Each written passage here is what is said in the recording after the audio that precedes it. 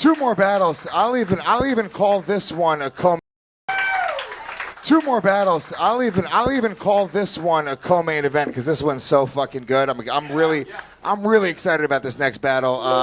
Both these girls have main evented, so it doesn't even matter. It's main event quality. It's your final undercard battle. First battle are coming to the stage.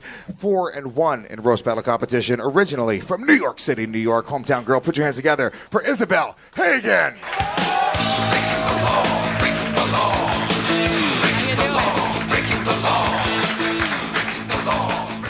Isabel, this is it. Big night here at the Huron Club underneath the Soho Playhouse here in New York City, where you're originally from. Yeah. All right, good. All right. A lot of chemistry between me and Isabel. It's pretty awesome. Right. Her competition coming to the stage. Can somebody kick him out and physically hurt him as they do it? I don't know, just the one guy that keeps on calling out shit. I hate him so much. It's not even distracting to anybody else but me. I can't stand it. Lewis, just chill out, dude. I don't want this guy to beat the shit out of you on a night we're having so much fun. Sir, don't even get... Honest to God, Lewis, he'll drop you before you say the next word. Please, God, don't make it happen. I'm gonna be honest with you, Isabel could probably drop me before I said my next word. I have a problem speaking. How do I do this? I don't know. Her competition. Keeps on calling out. Dude, don't let him get in your head, man. I swear to you, I seen him outside. He won't do anything if you don't do anything. He just like a bee, right? He just wants to have fun. He's dude. more afraid of me than I am of him. No. He's not afraid of you at all, man. He's itching to do something violent, okay. But you're my friend. I don't know. Well, come on. I don't even know if that's the same guy, but if he's not, kick them both out violently. Slam their heads together like Andre the Giant. Her competition, 4-4 in roast battle competition, originally from Kildare, Ireland. Put your hands together for Katie Boyle.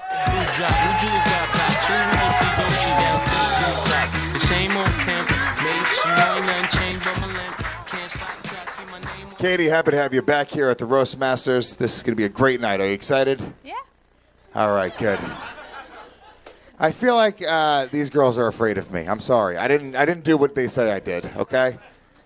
They're all just rumors on Facebook. Okay, Katie, I'm going to have you go out of the air. What?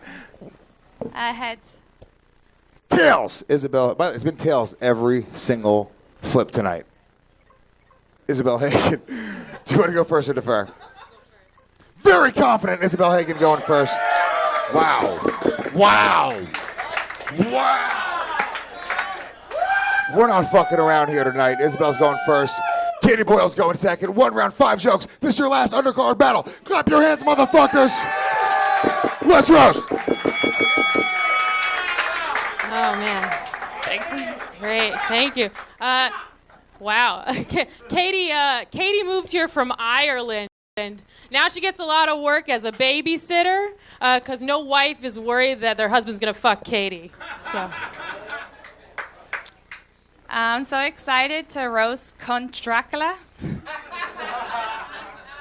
Isabel is so skinny because she's on a no-carbs diet. She only drinks blood. Katie is so annoying. She's so annoying. She's the only girl who gets roofied after sex. So, just go to sleep. Please. First blood. Okay, Casper, the friendly slut. Isabel's a musician. She plays the viola, and when she's finished, she uses the bow to cut herself.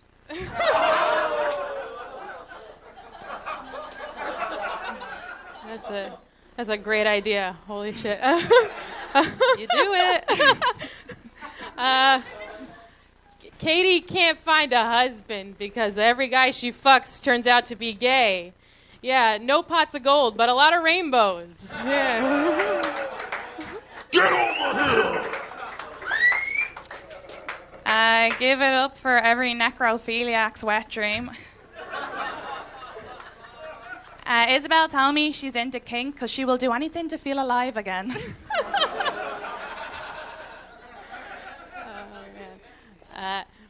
Some people say Katie looks like your basic white chick. I think she looks like Marlon Wayans from the movie White Chicks. I don't know who that is. Isabel, when you speak, it sounds like someone left the phone off the hook.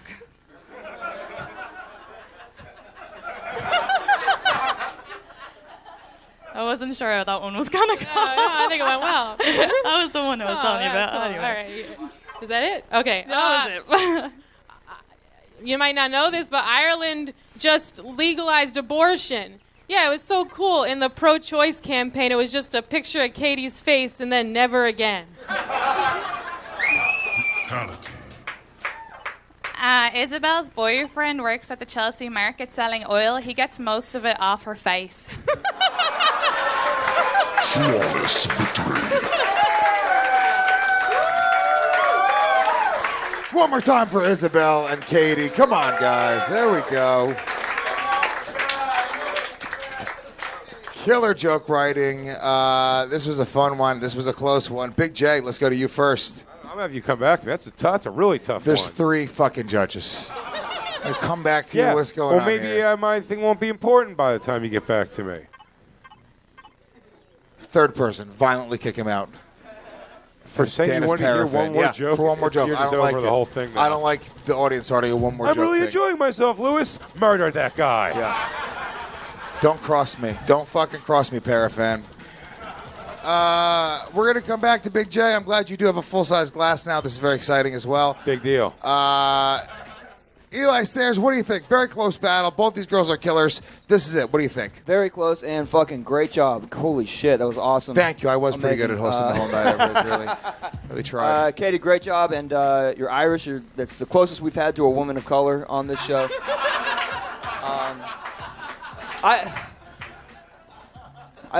Katie's last one slightly was stronger, but overall, and I think that the roofie joke was the best of this round and maybe the night, up there with Trumpty Dumpty. I think I'm gonna slightly give it to Isabel, just barely. Isabel Hagen gets 1 vote. Give her some love. Come on. This is not an easy task. Rich Voss, what do you think? Well, one, what I really loved is Isabel just laughing when she was getting smashed. It's so you could see that they're having a good time, and I thought it was so close, and I'm going to give this either one, but I'm going to give it to Katie so it falls on this fucking asshole.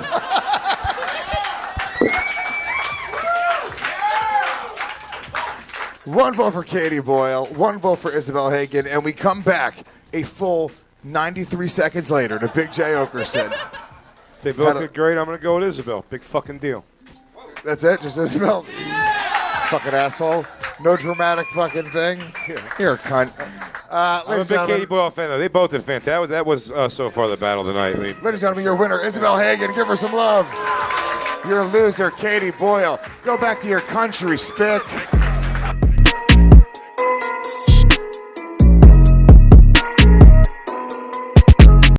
Next battler coming to the stage, originally from Charlotte, North Carolina. Put your hands together for Paul Hooper.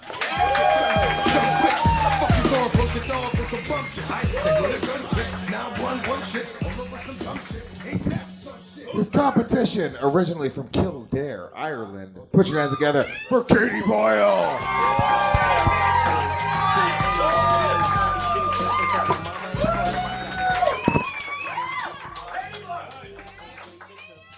Very excited for this battle. Paul Hooper, I'm going to have you call it on the air, my friend. All right. Tails. Heads it is. Katie, you want to go first or defer? I'll defer. Paul's going first. Katie's going second. It's 1 round. Clap your hands. Come on. Come on. Let's roll. I was excited when I found out we were doing the show together because I got to roast a foreigner named Susan Boyle. Katie Boyle, excuse me. They're nothing alike. All right? Susan Boyle's a homely Scottish cunt. Katie's Irish. Paul has OCD about locking doors, but it's gotten better since he's become obviously homeless.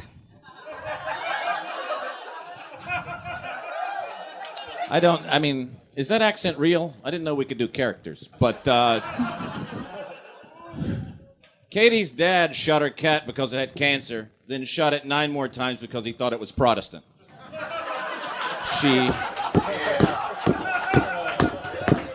She took what was left of the cat's fur and glued it to her receding hairline. Yes, my dad shot my cat, but he was putting him out of his misery. He can do the same for your comedy career. He dated a 20-year-old because Paul wanted to fuck the daughter he never had. I feel like I'm getting heckled at a Renaissance fair. I don't know what that is. I don't know what that is. Your people created it, I'm pretty sure. I okay. know how it works. Katie was conceived in a one-night stand. And you think, well, that sounds pretty noble of the parents to keep the baby. Until you read Ireland's abortion laws. Then you're like, oh, I get it. Just think. If your parents had a choice, I'd be standing on stage alone right now. Like God intended. Paul looks like a divorced dad, but the only kids he has are the ones in his basement. Oh, boy. Katie, you old bagpipe, you. Katie. Katie's pussy is like a fireman's funeral. It's made 300 Irishmen walk with their heads down. Oh, pussy joke. I love a pussy joke. Paul has been doing comedy for 20 years, and that's why he has those big bags under his eyes, because he's tired from going out every night and doing all that raping.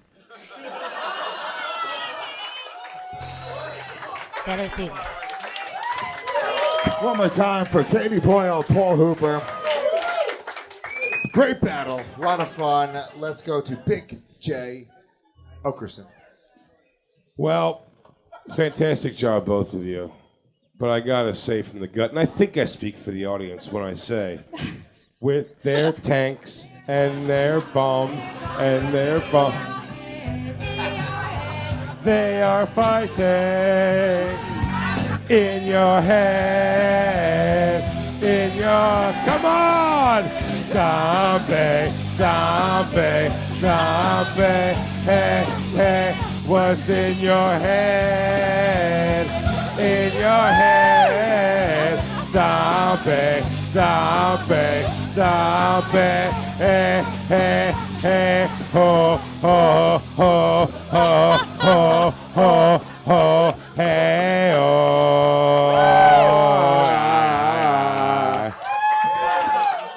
But Jay, who won this battle? Lewis, I gotta say, I think one more joke.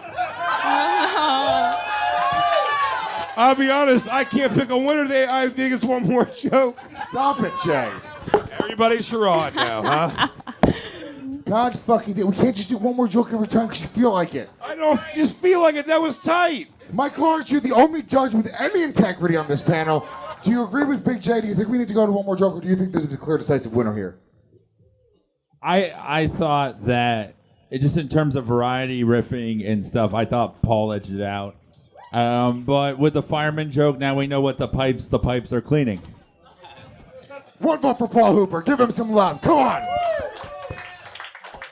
Big J calls it a draw. If the judges don't agree, the judges don't agree. I can't make them agree. Eli, Sayers, what do you think? Great stuff. Katie, you had some great jokes. Paul, you had some great short stories. I mean, dude, you have the word economy of the Vietnam Memorial Wall. A lot of consonants. I'm glad you made a reference he could get.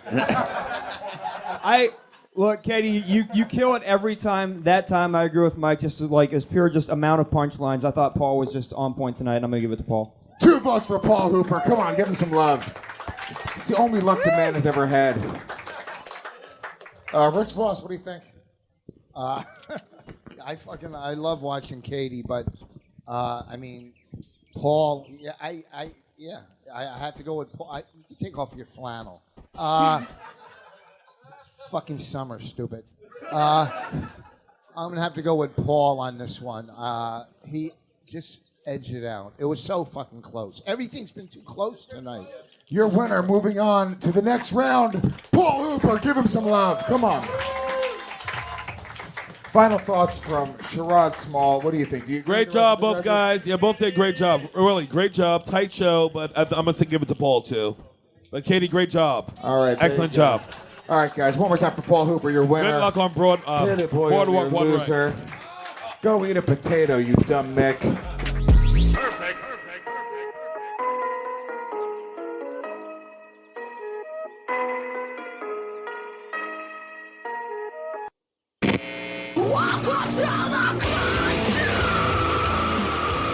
I brought my niece to Chuck E. Cheese for her 4th birthday yesterday. Yeah. And we went in Harlem, which is always a mistake. Yeah. So stop doing it. Yeah, but it's so Nobody close. wants fried cheese. Sorry. I tried to start the laugh for the rest of the room. Hey, it's a 1 out of 10. They all bailed on me, and it made me feel like the asshole. And it's like I didn't do anything. I just tried to help my friend Rich land a joke. Everybody just went, wow, Lewis just bombed. Yeah. So wait, you took her there on her birthday, and kids love that place. They fucking love we used it. to take my daughter But there. the one in Harlem, like the rats, like actually a rat, except when they bring one out from the kitchen. There was a bunch of black couples taking a selfie in front of a dead rat. No. And yeah, dude, it's all right. So this is maybe the lowest moment in 20 years of my life. Wow, this has got to be bad. This is Buckle up, ladies and gentlemen. Jesus. Yeah. I kidnapped a child from Chuck E. Cheese. Yeah, why? I just wanted her, physically and sexually. Yeah. No, there's one game at Chuck E. Cheese. I don't even know what the game is, but Called Find Your Father. It's a great game because no one ever wins. Yeah.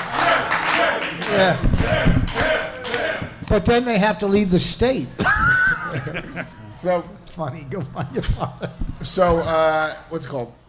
I'm playing this game, and whatever the game is, it's like you have to pump up and down on this fucking thing, okay? And Lewis, did you get raped at Chuck E. Cheese? you have to suck on this thing. It's really dark, and it's a game. Yeah. What's the address? I got 10 tickets. Yeah. So no, whatever it was, you have to, and the game was broken. It wasn't actually working. Like the game, I kept on pumping, and no tickets were coming out. They weren't allowing me to be victorious, and shut up. They weren't allowing me to be victorious. So, denying me my victory. I keep on pumping it harder and harder and harder, and then eventually, the bottom part of the machine just pops open and just kind of like hits me in the legs. Yeah. And then I look down and I see, all the tickets in the world. Yeah. Like it's feeding into the So machine. you're like a here. big, Hold on. So thick- it's you, your 6-year-old boy. Yeah, my son. Your sister and her baby niece. my niece who's 4, and my 82-year-old aunt. Okay. Now my aunt, I've been winning tickets the whole night. She's just sitting in the fucking chair. What was she doing? Just Santeria? Just sitting there cursing the machines? No, she's an old Italian lady, 82 years old, Anna Maria. So I've been giving her the tickets that have been winning the whole time. Anyway, I come over and I put them in her purse, like she's got a big bag. And I'm like, hold these. I don't want to fucking hold them. She's sitting there doing nothing, right? And I'm trying to win my kid tickets or my niece tickets while they're playing games so she could get a cool birthday prize. So this pops open because I'm trying to win tickets and they're all playing games over here. And I'm talking about like the tickets are like clumped together, like it's just a fucking stack of tickets. And I look around and there's nobody watching me Except the cameras. except the 4 security guards that they hire to be undercover because their kids are constantly being molested at Chuck E. Cheese apparently. Is that true? Yeah, dude. They have a number system where they put a number, like a neon number in your hand, and then they stamp the kid's hand as well. You have to check the. I love that like the rich pedophiles go to Jeffrey Epstein, the poor ones go to the Harlem Chuck E. Cheese. You know you are fucked as a pedophile when you were at the Harlem Chuck E. Cheese. Yeah. That is a rough. Well, Tim, inequality is a big problem in It this is. country. It is. And a lot of pedophiles don't have the same opportunities other pedophiles have. White privilege across the board. Yeah. You know what it's like to be a black pedophile in this racist society? Very tough. You got to go to Chuck E. Cheese to try to rape a kid? Even black kids don't trust you. So I look around and I feel like nobody's watching me, and I just grab a fucking hunk of tickets out of the machine. Well, it hit you in the leg, so they owe you. Excuse me, your machine assaulted me, and I'm collecting reparations.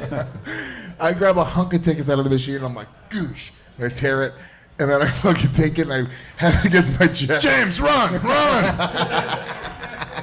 I couldn't look any shadier. I'm looking around. I am so obviously doing something weird. Was there a moment when you saw all those tickets that any part of you went, business owner, father. You're not still the Puerto Rican kid on welfare. You don't need to steal these tickets. By the way, the total value of 100,000 tickets is like $3. They're half a penny each. There's nothing. You're not getting away with anything. Nothing. The toys aren't worth anything. Yeah, no. Like the most expensive toy, there's like $30. You have to win 5 billion tickets to get it. Yes. Okay? I could propose to James' mom with the ring pop I could win. So, but I want to get my niece a fucking dope prize, and I want to make it also look like I won all these awesome tickets. Right. But also, in order to get the tickets the way they're like perfectly stacked, I would have had to be a serial killer and stack them together like that for like an hour. Like, it's so obvious that I stole these tickets. So I go over and I give them to my aunt. I give them to my 82-year-old aunt. Right. Like a fucking bloody gun to stash in the backyard. Yeah, like, Karen, hold this. Yeah. I mean, hide the tickets, Karen. You flushed the fucking tickets? Lewis's aunt goes, I got to admit, I was a little turned on. Dude, I fucking give her this big clump of tickets. And then I walk away for a minute, and then I come back, and I'm like, all right, let me get them. And I want to start, and I'm like, I'm going to feed them through. She's getting arrested. You go, Anna Marie, what did you do? Lock her up, boys. yes, again? So I come back, and I start feeding them into the crunch munch machine to count the tickets. Right. As soon as I put them in, I feel a hand on my shoulder. And I'm like, oh. And it's, what I guess he's pretending to be an undercover cop. Because there's not a real undercover cop that works at Chuck E. Cheese. He's got like fucking work boots on. He's got like a fake. A FUBU hat? Yeah, dude, no. He's a white guy, but he's got like a painted on beard and like a toupee. And he just fucking, he comes out and he's like, oh yeah, where'd you get those tickets? And I'm like, yeah, that machine right over there, which is not a lie. Right. It's not a lie. It's not a lie. No. Is there anything worse than being grilled by someby who works at Chuck E. Cheese? Infuriating. Like they're the guy, where'd you get that tickets? I'd like a lawyer. Yeah. I have Chuck E. Cheese rights. I have 10,000 tickets. He's in I'm a citizen of Chuck E. Cheese. He's in a lineup with a mouse.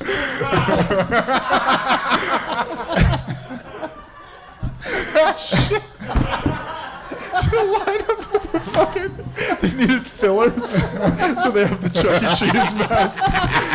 Will everybody step forward and say the following line? Give me those fucking tickets, you little cunt. Give me those tickets, you little cunt. No, that's not it. Next. Well, this is bullshit. I'm not gonna say it. All right, give me those tickets, you fucking cunt. It's him.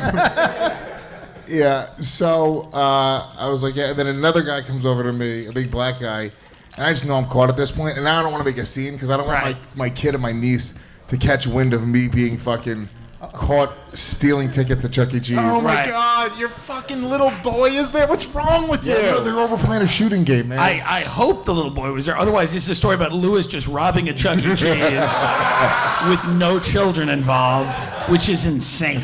Yes, And he's not even robbing money. Right. but it's a better story. It is honestly. a better story. It's a better story and a less damaging story to your child. So two people come over to accost you about the tickets. Both of them have probably convicted of rape multiple times. You know what I mean? I mean, these are two people on probation serving their community service right now. And they're mad they didn't steal the tickets. Yeah, dude, it's fucking. First of all, they didn't even. Did you try to bribe them with tickets? Get out of it. I love how like MS-13 is reprimanding Lewis. Chuck E. Cheese. Hey, you can't do it, man. I could get you into the stand free. Dude, they fucking so then they do this whole weird. So I was like, yeah, you know, man, the machine it broke open, and I just grabbed the tickets. What are you gonna do? It's not a big deal. They're just tickets, right? Yeah. And the guy goes, he's like, no, it's a crime. And then he pulls out a badge, and I'm like, it's not a fucking badge, man. I don't want to say this, but it's not a badge. I know you're not a cop. Yeah. I can get that same badge for 100 tickets in the fucking booth. Quit. He started his own chant. I needed one. I had a couple of big strikeouts in the beginning. All right. I'm nervous. The girl's coming, so I'm nervous. Sorry. Oh, shit. I can get that badge. Dude, I just know it's not a real badge, and I'm going like, it's a crime. Yeah, fine. Right. It's a crime. So then I was like, yeah, I mean, I'll pay for the tickets if you really want me to, but I mean, you know, it's just not really a big deal. So then he does this thing where they check the tickets, and it's making me furious because the guy's going like, oh, let me see these tickets. and he's looking at them, and he's like he's checking the numbers, and he's going, yep, these are stolen tickets. How would he know? He doesn't. Yeah. I'm literally going like, and I gotta just sit there and take it. I was like, all right, fine, you know. And then he goes like this. He was like, oh, where are your other tickets? And then I was like, oh, don't include my aunt. Please don't include my poor Aunt Anne-Marie. And I was like, they're over there. He's like, come on, let's go. And then we all have to go over to my poor Aunt Amber, who's 82, who's just sitting there going like, oh, what's happening? Has a machine gun under the table. Yeah. She got a machete. She hits him with fucking mace. You know, just a pepper spray. Dude, they come over, and then they check the tickets in her bag, and they did the same song and dance. And they're like, no, these are good. And I'm going like, you don't fucking know the difference between the tickets, whatever it is. Yeah. So luckily my son didn't see, and my niece didn't see, but my aunt, she saw. Did she say anything? Was she like that? Was Lewis looks at his hand. He's like, "Listen, you're gonna have to suck this guy's dick right now. Listen, take your teeth out and let's get those gums working. Get on your knee now. Get on your knee. You have one prosthetic. You get on that good one right now, and you suck this guy off. Okay? We got to get out of here alive." Now, did you get your token back for the broken machine? No, I didn't. But it was a broken machine. I actually said that to them, and then I ratted out everybody else because I was. You tried to fucking I was trying to give get up out of other it. people to get a lenient sentence. Well, I told them where the machine was. I turned slowly. Lewis said the funniest. Lewis said the funniest thing ever. We were eating lunch in this place called Amy Ruth's in Harlem, and the waitress really sucked. She disappeared for most of the meal, and Lewis turned around to the manager and he was like, "Listen, I know the waitress is probably getting a tattoo of a money sign on her stomach, but when she's done with that, can we get some fucking water?" It was literally the funniest thing ever. I think it was Easter Sunday. It was like, I think it was. I'm pretty sure it was Easter Sunday. It was maybe the funniest thing I've ever seen in my life.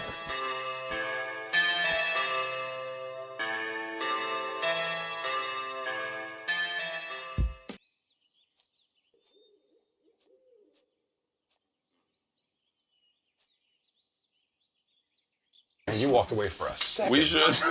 We should. Jesus Christ. It was like sweet potato pie. Oh, God. Looks like the end of Outsiders. Welcome to the...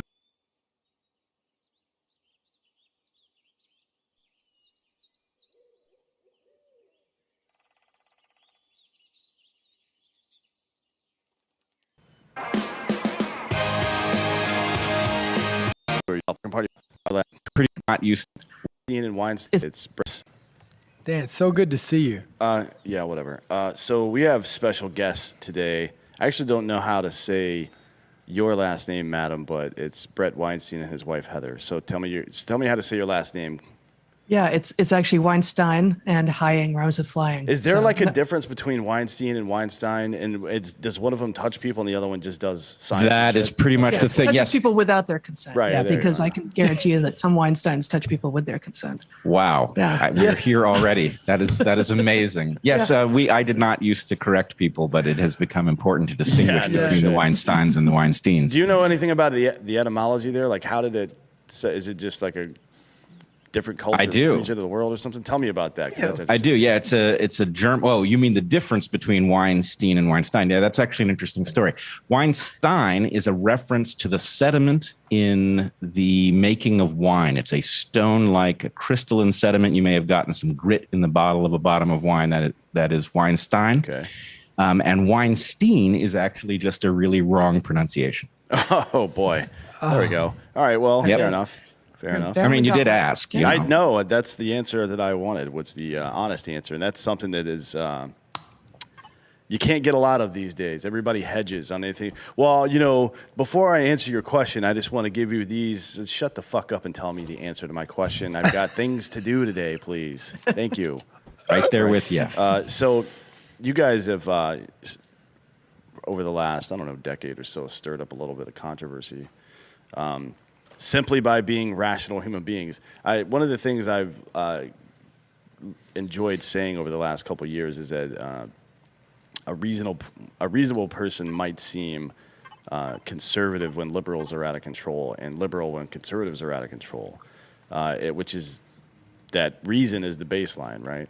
We seem to have forgotten how to live life. That's an awesome way of framing it. Well, Yeah. it's weird to me because you see people like, I mean, you guys might often get associated with what might be the alt-right. Same thing with Russell Brand right now, which is fucking laughable. Both of those are the two dumbest versions of that example, in my opinion. You two guys and Russell Brand, because you couldn't be farther away from right at all, much less alt-right. So I'm sure a lot of our audience knows about you guys, but for those who don't, give us a little bit of background on your guys' journey through the I don't know, the American Outrage Olympics, for lack of a better phrase. Excellent. All right. Sure. Well, people became aware of us when the Evergreen State College, where we both taught, melted down. Heather was literally Evergreen's most popular professor. I wasn't too far behind. We taught there for 15 years, and we taught evolutionary biology, which is our core subject. And Actually, can I interrupt for a second to say Sure. that Evergreen is not your usual liberal arts college. It's a public liberal arts college that accepted almost everyone who applied, and it meant that our students were incredibly diverse. We had veterans, we had grandmothers, we had first in family to go to college. We had a tremendous number of Pell Grant recipients, and so we really had incredible, like actual diversity of people in our classrooms. yes, from veterans to aspiring veterinarians, we had it all. Had it all. And actual diversity comes by function of liberty and choice, right? Like if you look at some of Peterson's studies about Northern Europe, especially Scandinavia, the more choice that has been given to people, the more they tend to fall in line with like their biological norms, which is kind of obvious, right? Of course they do that. Why would they not? Because people don't feel so there's no social currency involved in being a contrarian at that point. You know what I mean? Like you don't win anything for going against the grain because there is no grain. Yeah. Right. You don't win anything. And also, it is often the case, this is an evolutionary principle that I don't know that has a name, but if you attempt to do something in some new and better way, you often find out why it was done the original way, something that may have been forgotten or maybe never even was codified. But I think the point is freedom gives you the experience of discovering that actually there was some logic to the original system, and you may have spotted something that wasn't perfect about it, but you didn't spot all the things that were working because they did work. Right. Indeed. I've got some more to say on that, because I was listening to your book earlier today, and actually that kind of came up in my brain. But I want to hear more about your backstory first, and we'll get into that. Sure. So we were teaching at Evergreen. Evergreen was a very unusual place. I must say it was perfect for us because the way Evergreen was structured, basically the founders threw out every normal piece of a college and replaced it with something. And some of it was crazy, but some of it was absolutely brilliant. And among the most brilliant things about it was that professors taught one class full-time, students took one class full-time, and those classes could go on for a full year. And what that meant was that you knew every student in the room, not only by name, but you knew who they were and how they thought and where they had come from. And it allowed for a kind of teaching that, as far as we know, just isn't possible in any other system. So we were having an excellent time. Oh, the other thing that Evergreen did that was so special was it liberated professors to teach literally in any way they wanted, any subject matter they wanted, as long as students showed up. And students had a comparable freedom too. They were free to take anything that they wanted. So we were basically pushing the outside of the envelope, figuring out what was possible to do in a classroom where you were literally entitled to teach in any way that made sense. And this was great for 12 or 13 years. And then something started to move through the university. People will have seen various bits, if not from Evergreen, then from other colleges and universities, where diversity and equity proposals began to shift the way we talked to each other, treated each other, and the way the college functioned. We hired a new president. He impaneled a committee to generate diversity, equity, and inclusion proposals. And when they began to produce these proposals, Heather and I became extremely alarmed because these things were an existential threat to the college. And that meant not only were they going to be bad for the people that these proposals targeted, but they were going to be a disaster for the populations that these proposals were ostensibly designed to help. Right. Yeah, we weren't going to be able to continue to engage with people like human beings and individuals. We were going to be forced to engage with them by their demographic markers. Of course, yeah. Which was incredibly regressive. Anytime, it is regressive indeed. And anytime you interject into a situation like that, when you bring division back into it, right? It always, that's the wrong answer, especially if the desired outcome is for whatever outgroup or minority group to become self-sufficient in society and equally treated.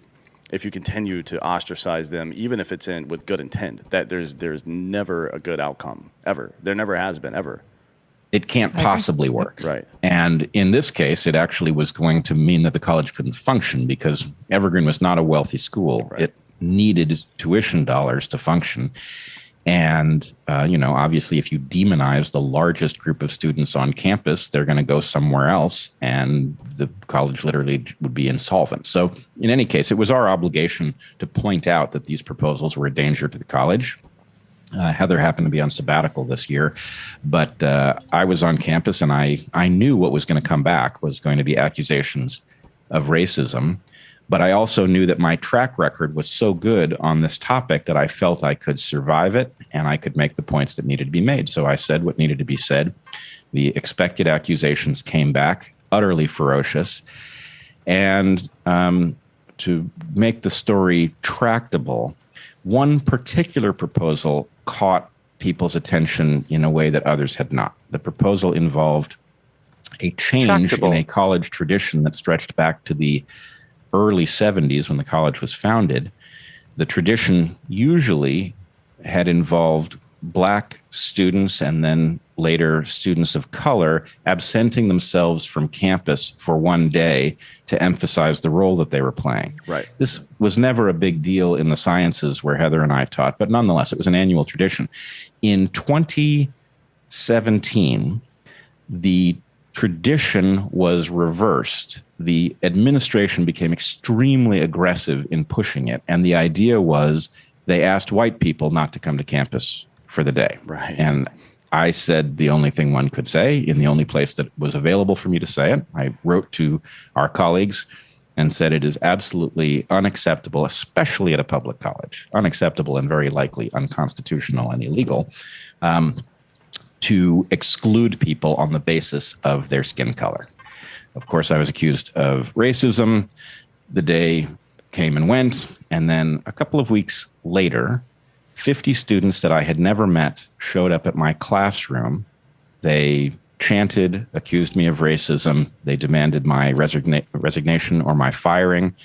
My students stood by me, stood up on my behalf.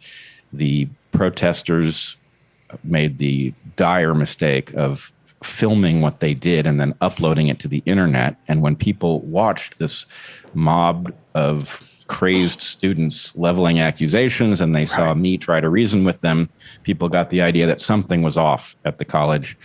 I'm sorry, but that's an indication of the derangement that we're experiencing, right? That they were so confused about what they had done that they were fiercely proud and thought that by posting it on the internet, they would reveal themselves as the heroes. Well, it's fundamentalism, right? It lacks irony. Ultimately, there's no mirror in fundamentalism. You only see outbound. You know what I mean? You can't see. That's a good way of putting it. That's really good. They had no sense of humor, no sense of irony, and they simply assumed that the adulation they got from their immediate peers would be mirrored by the world, which it wasn't. Right. Imagine an echo chamber being a problem. You know what I mean? How could imagine that? What if such things were true? So the protests quickly became riots. The president of the college literally withdrew the police. It was a real police force, but it was a campus police force which reported to the president. He ordered them to stand down, to lock themselves in their police station, to not intervene. The protesters began intimidating other students on the campus. They literally hunted me. I was told I was not safe on campus. I was told I was not safe anywhere in town on my bicycle, that they might catch up to me, and there was nothing that could be done to protect me. Told by the police chief who was unable to help you. Right, the police chief who very much wanted to do what she had been trained to do. She actually was an Evergreen alum, a wonderful person who was, I mean, this is a hate crime. This is a hate crime. It is a hate crime. This is considered. I mean, this is a hate. I mean, this is as simple as it gets. Like I'm listening, and I'm even trying to read up more on this, and I don't understand how it could possibly be acceptable. I'm literally reading more up on this as you're talking, trying to figure out how this is not as simple as it gets.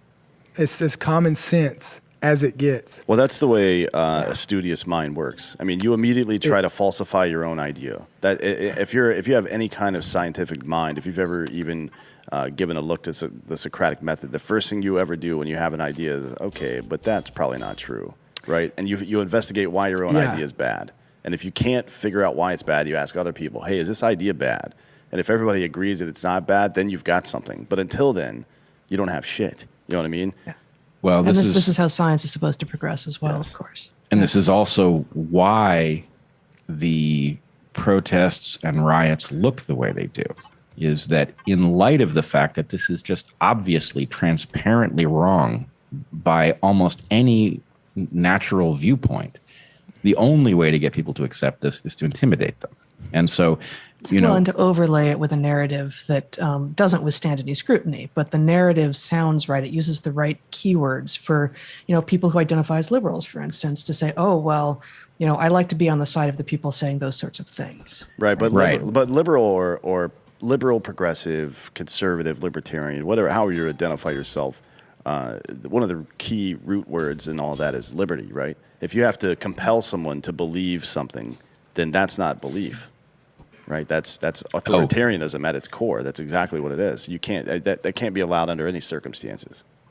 That's what this is. And in fact, in the aftermath of this increasingly famous event, Heather and I were invited to speak really across the globe on what we had seen, but it was very frequently framed in the context of the free speech crisis on college campuses. And I kept trying to tell people, literally every time I was invited anywhere, I told them, it's not a free speech crisis, and this isn't about college campuses. College campuses are the first battleground, and this is about power, right? This is not about speech. Speech is corralled as a last resort.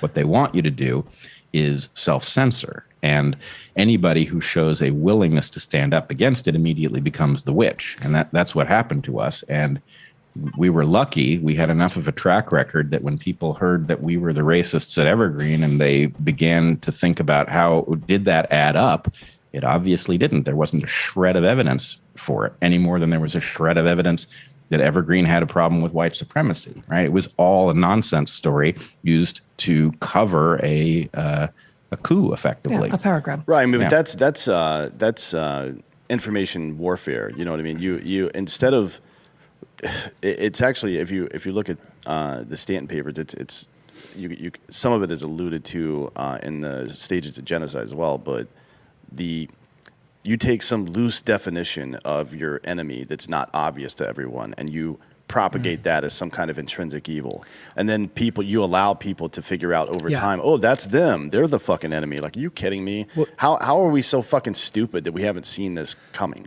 Well, that's the benefit. Like that, yeah. I mean, that's a tactic that we've seen used so many times, especially with politicians, with sparking all this. Is that they won't come out and say this group is bad. This is exactly what wrong looks like. No, this is the Southern strategy. Ideological subversion. That is a phrase that I'm afraid some Americans don't fully understand.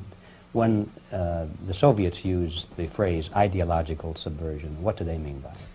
Ideological subversion is the process which is legitimate, overt, and open. You can see it with your own eyes. All you have to do, all American mass media has to do, is to unplug their bananas from their ears, open up their eyes, and they can see it. There is no mystery. There is nothing to do with espionage. I know that espionage intelligence gathering looks more romantic. It sells more deodorants through the advertising, probably. That's why your Hollywood producers are so crazy about James Bond type of thrillers. But in reality, the main emphasis of the KGB is not in the area of intelligence at all. According to my opinion and opinion of many defectors of my caliber, only about 15% of time, money, and manpower is spent on espionage as such. The other 85% is a slow process which we call either ideological subversion or active measures, активные мероприятия in the language of the KGB, or psychological warfare. What it basically means is to change the perception of reality of every American to such an extent that despite of the abundance of information, no one is able to come to sensible conclusions in the interests of defending themselves, their families, their community, and their country. It's a great brainwashing process which goes very slow, and it's divided in 4 basic stages. The first one being demoralization. It takes from 15 to 20 years to demoralize a nation. Why that many years? Because this is the minimum number of years which requires to educate one generation of students in the country of your enemy, exposed to the ideology of the enemy. In other words, Marxism-Leninism ideology is being pumped into the soft heads of at least 3 generations of American students without being challenged or counterbalanced by the basic values of Americanism, American patriotism. The result you can see. Most of the people who graduated in the 60s. This is the Southern strategy. If you know anything about American politics, this is the Southern strategy is, well, we can't just call people the N-word anymore, so let's call white people hardworking Americans, and everybody else is whatever they are, right? You use the positive and the presumption as everything else is negative. You know what I mean? And that worked in American politics for a good 45 years before people kind of figured it out. So, well, and you know, as you point out, it's everywhere, and basically the idea is that you can swap in the particular topic, but the game theory is well, it's evergreen, to use an unfortunate term in this case. But the fact is that game theory is alive and well in 2021 also, right? We are watching the literal demonization of people on the basis of their analytical beliefs, and this couldn't be more dangerous because, well, what we've realized in the aftermath of watching what happened at Evergreen and on other related topics is that the first thing that happens is you're confronted with a choice. You can stand up and say what you really think, in which case they will ruin you, or you can pretend you think something else and they'll move on to another target. And then you have to live with yourself. And so what most people do, I think the thing that surprised us, is most people rationalize that they must really have believed the thing they said. And so this actually causes a change in belief that then becomes extremely dangerous because people who should know better suddenly don't, and they start engaging in witch Where are hunt. you in a dominance hierarchy? Because one of the things your brain is trying to understand is, how should you regard yourself as an active and competent organism when you're facing problems that you can't compute? And the answer to that is, we're not going to solve that. We're going to distribute the problem into the social network, and we're going to let everyone else solve it. And so if you rise up in the dominance hierarchy, your brain reacts as if the dominance hierarchy structure, which is composed of many, many brains, has run its computations and decided that you're pretty damn competent. And so the way your brain responds to that is it cranks up your serotonin production and it decreases your neuroticism.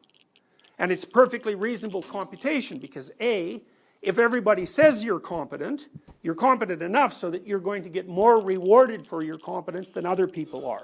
And that's going to make you more secure in your job. It's going to make you more desirable and in demand among other people. And that's going to give you access to resources you wouldn't otherwise have. So, and then there's a correlated element to that, which is sort of your level of self-esteem, although that's very much associated with neuroticism.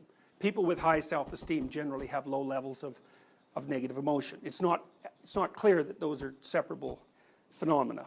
Well, let's say you want to have the first question is, can you have a meaningful life, right? Because we're going to start from the proposition that unvarnished life is very dismal and dreadful, right? So if you're not prepared for it, it'll just grind you up, and that will be very painful. Okay, so we're going to use that as a baseline. The baseline isn't that you're going to be secure and happy. The baseline is there isn't much of you, you're very fragile, and things will grind you into nothing. That's a Buddhist stance, right? Because the Buddhists say, first dictum of Buddhism is life is suffering. The first dictum isn't that life is happy. So the Buddhists basically say chaos is the normative condition. Okay, so fine. So how do you do that? How do you deal with that? It's not how you fight against it or defend against it. I don't think those are appropriate conceptualizations. It's not positive illusions, it's not defense mechanisms, it's none of that, although you may also use that. What it is, do you have an intimate relationship that works? Do you have a family that's networked well together and strong?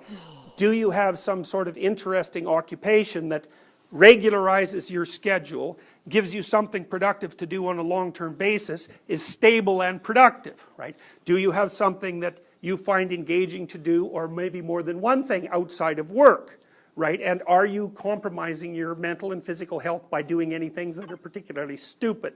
And, you know, one of those I would, like the top one of those I would say is probably alcoholism.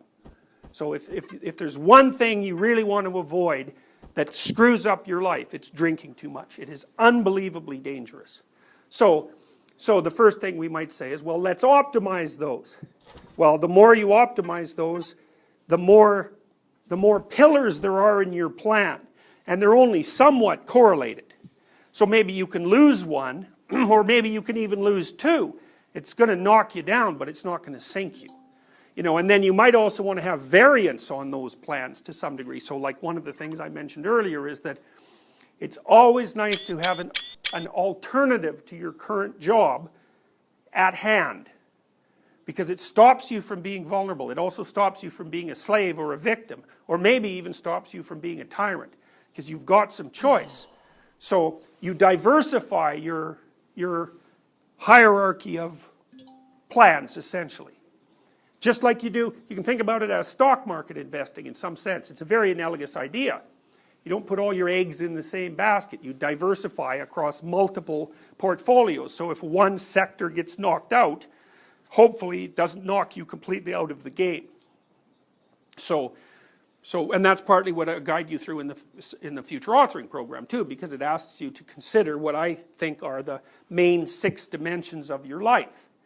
You know, and so one of the things I do when a client comes is I just do a rough walkthrough of those dimensions. It's like, does anybody care if you're alive or dead? You know, so do you have any friends? Do you have anybody that loves you? Do you have an intimate relationship? How are things going with your family? Do you have a job? Are you as educated as you are intelligent? Do you have any room for advancement in the future? Do you do anything interesting outside of your job? And if the answer to all those is no, it's like, you're not depressed, my friend. You just are screwed.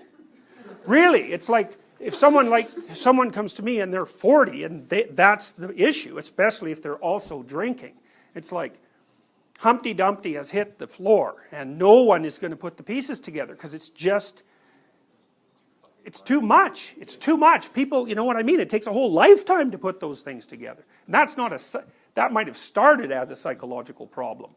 But by the time it's fully manifest and you're 40, that's not a psychological problem. It's just a complete catastrophe. So, someone in that situation at 40, what is the best thing for them to do? Well, I think sometimes antidepressants help. And the reason they help is because they actually buffer the stress response. So, you know, you're being ground down by the world. Because essentially what you are is you're not even in a dominance hierarchy. You're so low in the dominance hierarchy that you're not even in it, right? You're an outcast, fundamentally. So maybe buffering the stress response will help the person just not die from that. And then you start with one thing. You know, it's like you lay out the potential areas for improvement on the table and you say, well, can we think of some small steps that you might take in one or more of those domains to start putting something solid underneath your feet. But what happens, I think, is that as you lose those pillars, the way that problems manifest themselves in your life becomes networked. And so you might make progress here, but some other catastrophe that's looming over here is going to knock you down. You know, so, yeah. So if you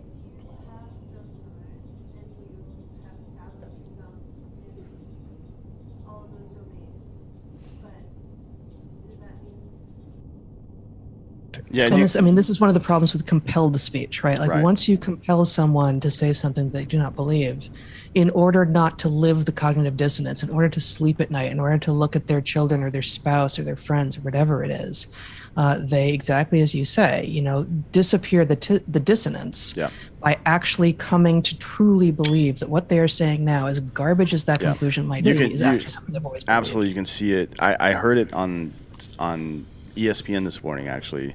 Stephen A. Smith was talking about Kyrie Irving, I don't know if you're familiar with that guy. He's a basketball player that thinks the Earth is flat. So anything else he thinks is weird. He's been.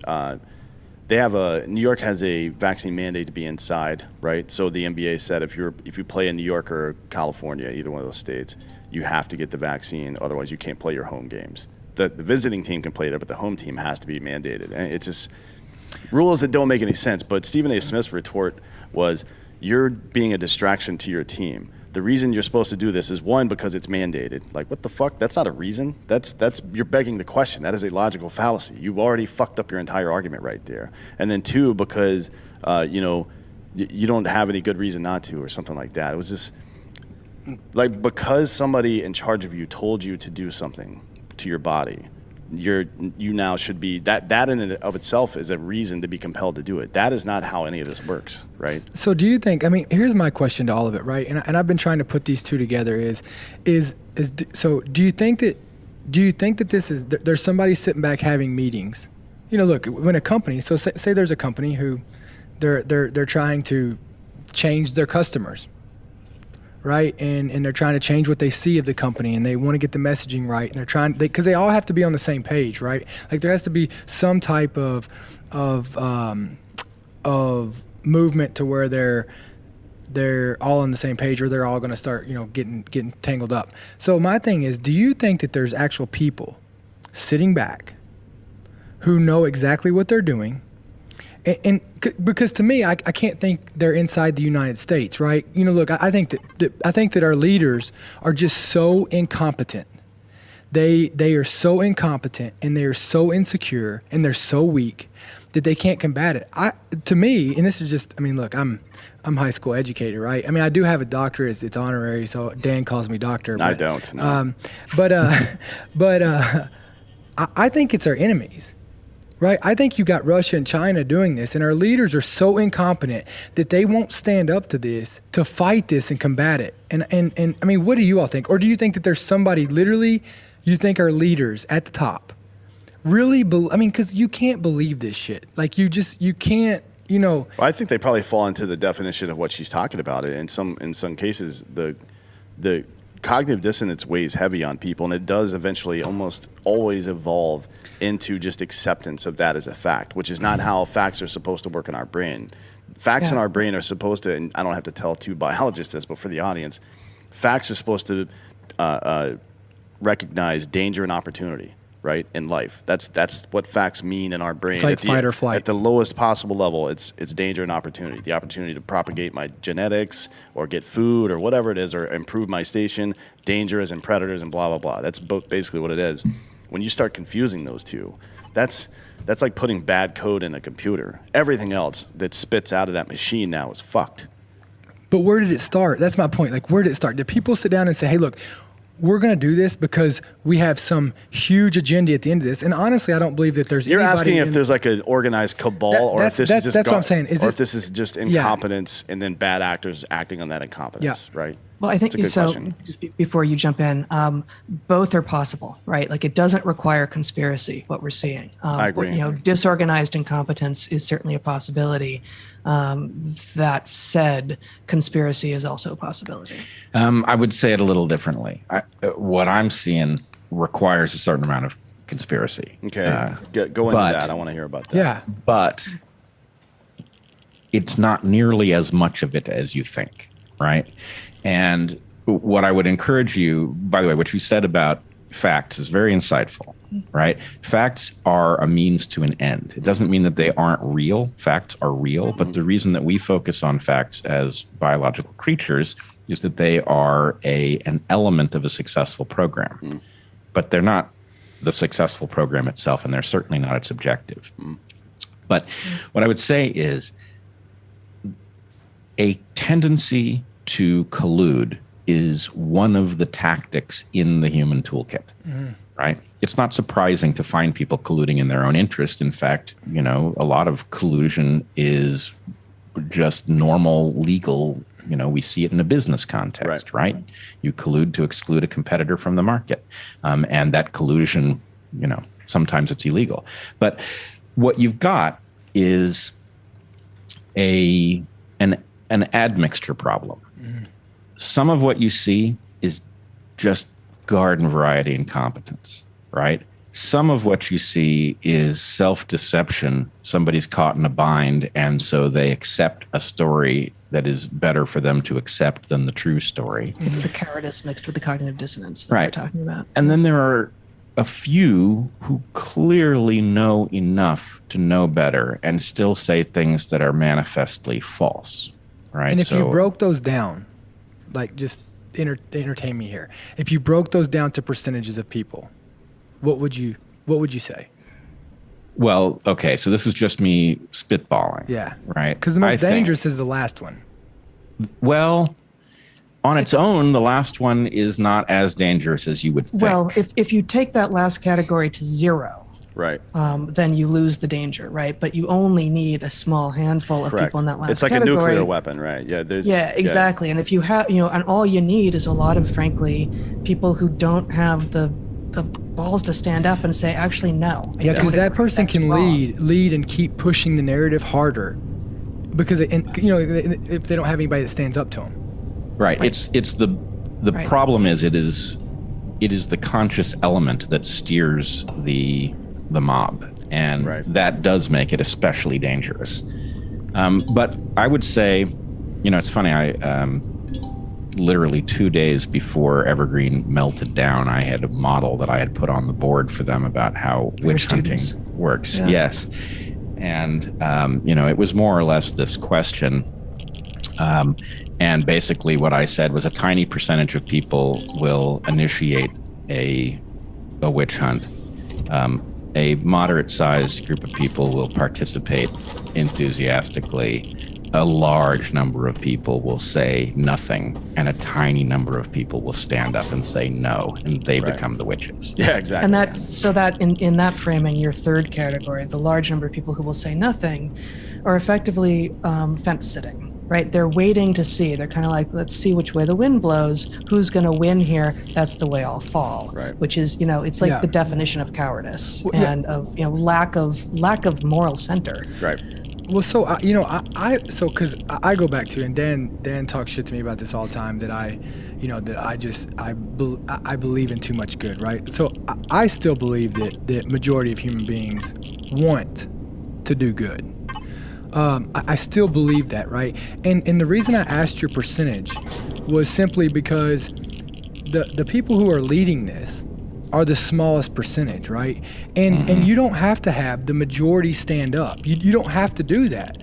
If you can just go get someone to come in who does the right thing, who can be trusted, that can change that mob to being a mob towards good, you just combated the issue of, and that's why, America's, it's truly fucked right now. Like, let's just be honest. Like it's truly fucked because you're combating, until we get social media down, until we get all these things down that can shove information out so fast, negative information, individuals can't combat that, right? Well, yeah, it's like censorship. If the bad actor is a very small portion, the antidote to that used to be that it took a while to mobilize a mob. A mob is it's a big organism, and it takes a while for it to move. It's like a battleship or something like that. And now the mob moves very, very quickly. But the problem is that when the people come out to try to combat it, the leaders that do want to stand up, that's where the issue comes in right now, right? And we've seen this more than ever with this COVID stuff. The people who want to stand up and give the facts to re-get the mob going the right way,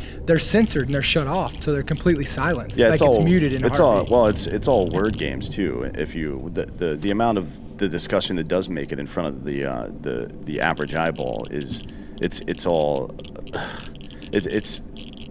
just fucking word games. The horse dewormer bullshit. that CNN would shut the fuck up about. And these very well-educated people at CNN and MSNBC and various other organizations attacking things that doctors are prescribing to people that have been prescribed to human beings for 45 years or 80 years if you look at some of the other medications. But think about this isn't new. Think about this. We used to say, like you all said, like we used to say that well-educated meant they have credibility, right? And where did you state just a minute ago that the first battleground was? Right? The college. The colleges, right? No. And this is exactly what I was going to pick up on. What does well-educated mean? What is it supposed to be? Yeah, there you go. What are you supposed to be if you're well-educated? Is able to look at the world and make some sense of it and figure out what questions you now need to ask to make more sense of it. Yeah. And that may involve knowing what other people to ask, what other texts to refer to, what experiments to run, maybe. Yeah. But that's not inherently what an educated person should have. I think So how what to you have think is the biggest thing. Right? Yeah, how to think, not what to think, is like one of the taglines now. But the schools of education have had a hostile takeover that's a few decades on now, which means the K through 12 schools are mostly broken, and not because most people who go into education themselves, who become teachers, don't fundamentally care about students and learning and children. They do, but they get dragged and they get captured, and most people now who can claim something like highly educated don't actually know very much about how. Well, I always bring it back to being a generalist. Like Altucher talks about and Skip the Line. You guys mentioned it a couple times in your book as well. That we'll get to your book here in a few. But being a generalist in today's world, it made sense when the flow of information was narrow in every subject to be a specialist. Now, when everybody has access to all information, you need to be a generalist if you're going to be speaking in public about anything in particular, because every single piece of information, whether it's scientific, political, financial, has one of the other elements contextually ascribed to it in some way. And if you don't understand those things, if you don't understand how finances, game theory is all good and well, but if you don't understand the sociology behind it, particular to that geographical location, then that game theory is not gonna. You're missing data at that point, right? And I agree with Brett on the collusion thing. I think this is what I believe. I think aristocracies are doing now what they've always done, which is protect the aristocracy against anybody that's not in it. And it doesn't matter. It used to be like in Rome, all these assholes would fight each other. Pompey and Caesar would fight each other and blah, blah, blah. But they would never tear apart the aristocracy itself, right? Ever. Yeah. They would protect it against, even though Caesar was like apparently into, maybe there were rumors about him doing nefarious things with young men, things like that. Regardless, and we see it in Hollywood too with your the guy that doesn't pronounce his name right. People, because people want to take advantage of the institution, they will protect that institution. It is not just the aristocracy; it is people right now in America who are in the middle class, lower middle class, who are afraid of what happens if those people aren't keeping the lights on. That to me is why most of these people are just sitting at home. The 80% of people who just sit at home and say nothing because they're afraid of what happens if they do. So I want to go back.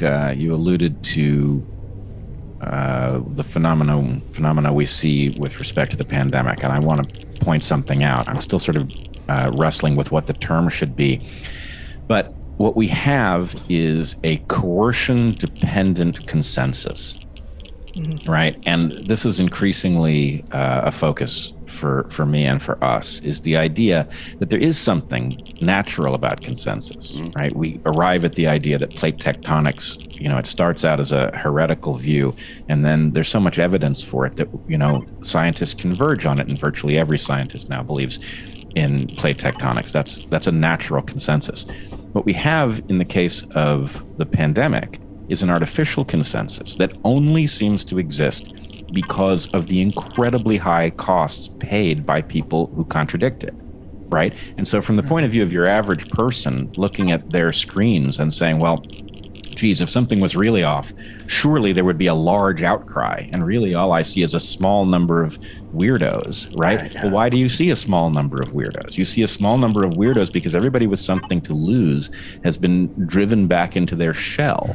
And anytime that's required, it tells you something is way off. And so to your point about generalism, you can't afford to be a specialist, right? Yeah. The tools in an environment that is this novel that work are all generalist tools. It doesn't mean you can't afford to have some specialist knowledge, but if you don't have the generalist toolkit to embed it within, you're not in a position to think. Well, I guess I would restate that slightly. I would say that all of us are better off if we are a few specialists. You know, if we can cross domains, if we have knowledge across multiple domains, but we have depth in a few places, including at least one, hopefully more than one, that has real physical instantiation in the world. Something where you're getting physical feedback, be it mountain biking or carpentry or cooking or gardening or whatever. Something that you teach to the next generation primarily would be the focus, right? Something that we can't do without, and you have to pass on at some point. I mean, I guess maybe that's that wasn't in what I said, but I think that's critical as well. So it was the physicality, it was like the physical feedback from the universe that was my focus. But yes, it needs to be something that the next generation should know and may be at risk of not knowing. Well, I want to talk about that then, because most species, at least in my understanding, and the reason I'm bringing this up is because we don't really have people like you on the show. We have plenty of great thinkers, but not biologists specifically. So I want to. Most species seem primarily concerned with propagating their own genetics, right? That seems to be the end goal for everybody. You can see even a larger version culturally in some ways when it comes to cultures like more so I would say China these days, but even Islam, where there's the 100-year plan or the 1,000-year plan, where I feel like most Westerners we seem to prioritize goals in our own lifetime. And that is something that you didn't see in Imperial Japan. You don't see that in China necessarily. And to some degree you do, but that's not what they enforce. Some of the more devout Islamic cultures are like that as well. And I guess Nazism talked about the 1,000-year plan all the time and blah, blah, blah. That seems to be a little bit more in line, in my opinion, with how our brains are designed to operate. And for some reason, it seems like Westerners have spent a little bit too much time looking in the mirror, and we're in danger of turning into tulips here, right? I mean, it's narcissists all over again, and it makes me wonder about that. So, for a West person in the West, it seems like the ultimate goal of their life is to reach some goal. Like, I want to make X amount of dollars, or I want to get a degree. I want to retire at this age and do this afterwards. But in reality, it shouldn't just be I want all of that stuff, but all that stuff to what end? And the end should ultimately be to propagate our genetics more, right? Mm-hmm. But do you think that like life got too easy too fast, right? Do you think that could be part of the problem, right? Like imagine if you took an animal that's out in the wild that literally has to focus on surviving, right? I mean, you take people back in the day, like they woke up every day and their day was filled with surviving, right? During the summer they were getting ready for the winter. You know what I mean? Like during the winter they were surviving through and they were literally focused on surviving and doing their basic needs. And like, look how fast things have gone, right? Like you don't have to worry. You just go get whatever you need. Everything's done for you, right? And so now we've got all this time to wonder. And, you know, do you think that has an effect on it? Well, you should DuckDuckGo mouse utopia. Okay, because you're definitely onto something. The mouse utopia experiments reflect this pattern. But look, you together have asked maybe the most important question. The problem is the answer. It's not tough. It's just subtle as hell. Okay, the answer is you're right that something about the way the West has freed itself from its close relationship to its genetic program has produced chaos. That is clear. It is also the case, though, that the original program is tremendously dangerous. Right. And so what we have to recognize is... And uninteresting, right? Well, let's put it this way. Every creature that has ever evolved on this planet, and presumably any other where evolution has taken place, has the same purpose, right? And the purpose isn't exactly reproduction. You've been misled in this regard. Okay. It is to lodge one's genes, or whatever the equivalent of genes is, as deeply into the future as possible. Right. Okay. That's what creatures are wired for. Every single creature, whether we're talking about a malaria, plasmodium, or an oak tree, or a person. So then But that's accomplished through reproduction. Reproduction is one of the teaching as well, right? contributing factors. If you think the first place my brain went when you said that, and the reason I asked that question is because I heard you mention the same thing in your book. So the reason I asked that question is, if to his point, we've grown out of this, utilitarian, hands-on, whatever. Now things are different. We're thinking more, and this happened in cultures. The culture itself and the way we think and the things we think now become part of our genetics, right? That's what we're passing down. It's not just the fact that I'm 6 foot tall and have a red beard. There's a lot of other stuff I'm passing on to people now, and that has to be taken into consideration in this world, right? It's better than that and much more stark. Okay. So every creature has the same purpose, which means it's a bullshit, not honorable, indecent purpose, right? If your purpose is the same as malaria, it's not a good purpose, okay? But everything about you that has been constructed by selection is a means to that end, right? How are we going to lodge your genes as deeply in the future as we can with the most amazing computer in the known universe, right? It's going to ride around on your shoulders and it's going to look out at the world in real time and it's going to make sense. And what's more, it's going to be loaded with the capacity to team up with other such computers and exchange abstract ideas in a very precise way and do some collective cognition, right? And to create joy and to experience grief and to make art and love and war as well and all of these all the best stuff about us and all the worst stuff about us are means to that mind-numbing end. But because we are what we are, right? Because one of the tools that allows us to lodge our genes deeply in the future is something like philosophy, right? We can look at that purpose and we can say, I'm not playing that game. I don't care if getting my genes into the future would be enhanced by my participating in genocide. The being that was created for the purpose of lodging my genes deeply in the future, I will resist that immoral genetic order, right? So if we are the creature that can do that, we can confront our genes and say, no, you screwed up. You gave us the ability to understand what kind of robot we were and what our mission was. And now we get to say, look, actually that mission sucks, right? Let's decide what mission we want to be on. And then let's agree to do it. Now that part actually isn't so tough. Most people will do it. A lot of them will create a mission that isn't so good. But if we come up with a collective mission that makes sense, a lot of people would be on board. The hard part is signing up for that mission in a way that does not give an advantage to everybody who refuses to sign up for it, right? So we don't want to coerce anybody into signing up for a new mission. We would like that new mission to be so awesome that people embrace it because it's actually better, right? Opt in rather than opt out. Yeah, you're describing why communism doesn't work, by the way. So I sure am. It's like she was speaking about earlier. The bad actor can be a very small portion of that system, but one bad actor nullifies the entire system, right? So are you?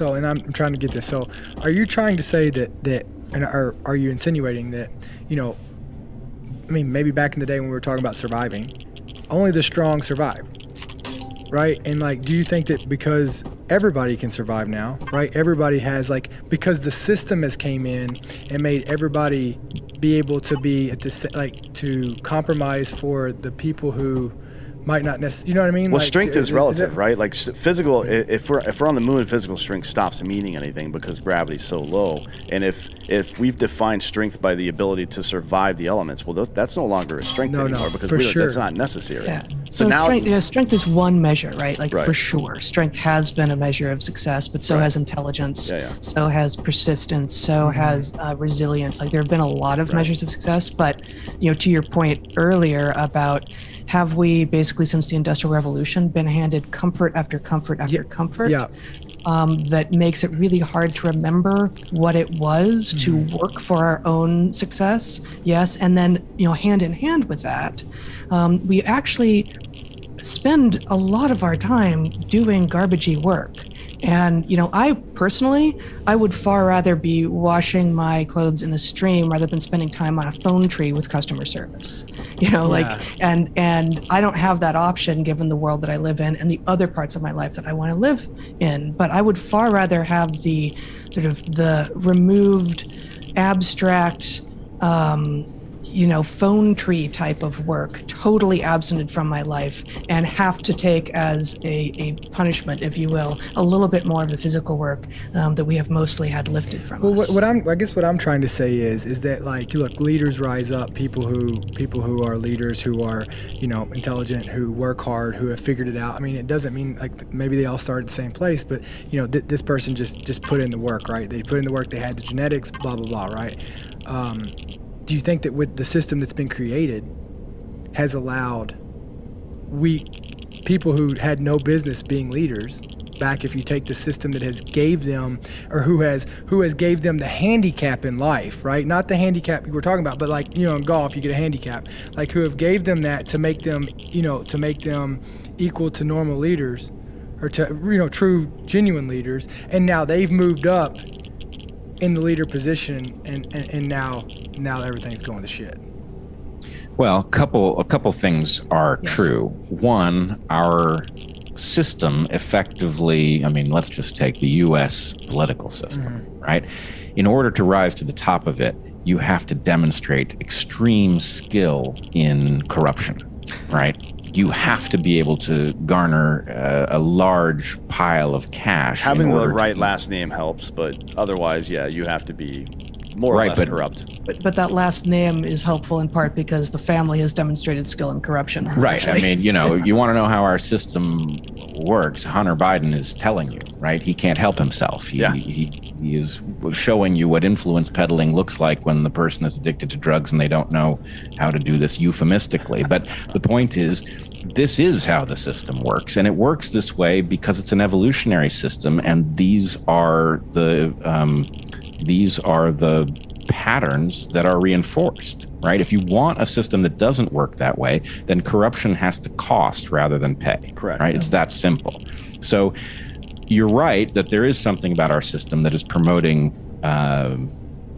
the wrong people, and wrong can, yes, it's not promoting physically strong people in general, and physically strong people probably are irrelevant to the modern question, except for the fact that somebody who has figured out how to become physically strong and adept is at least interacting with a real physical system rather than manipulating people.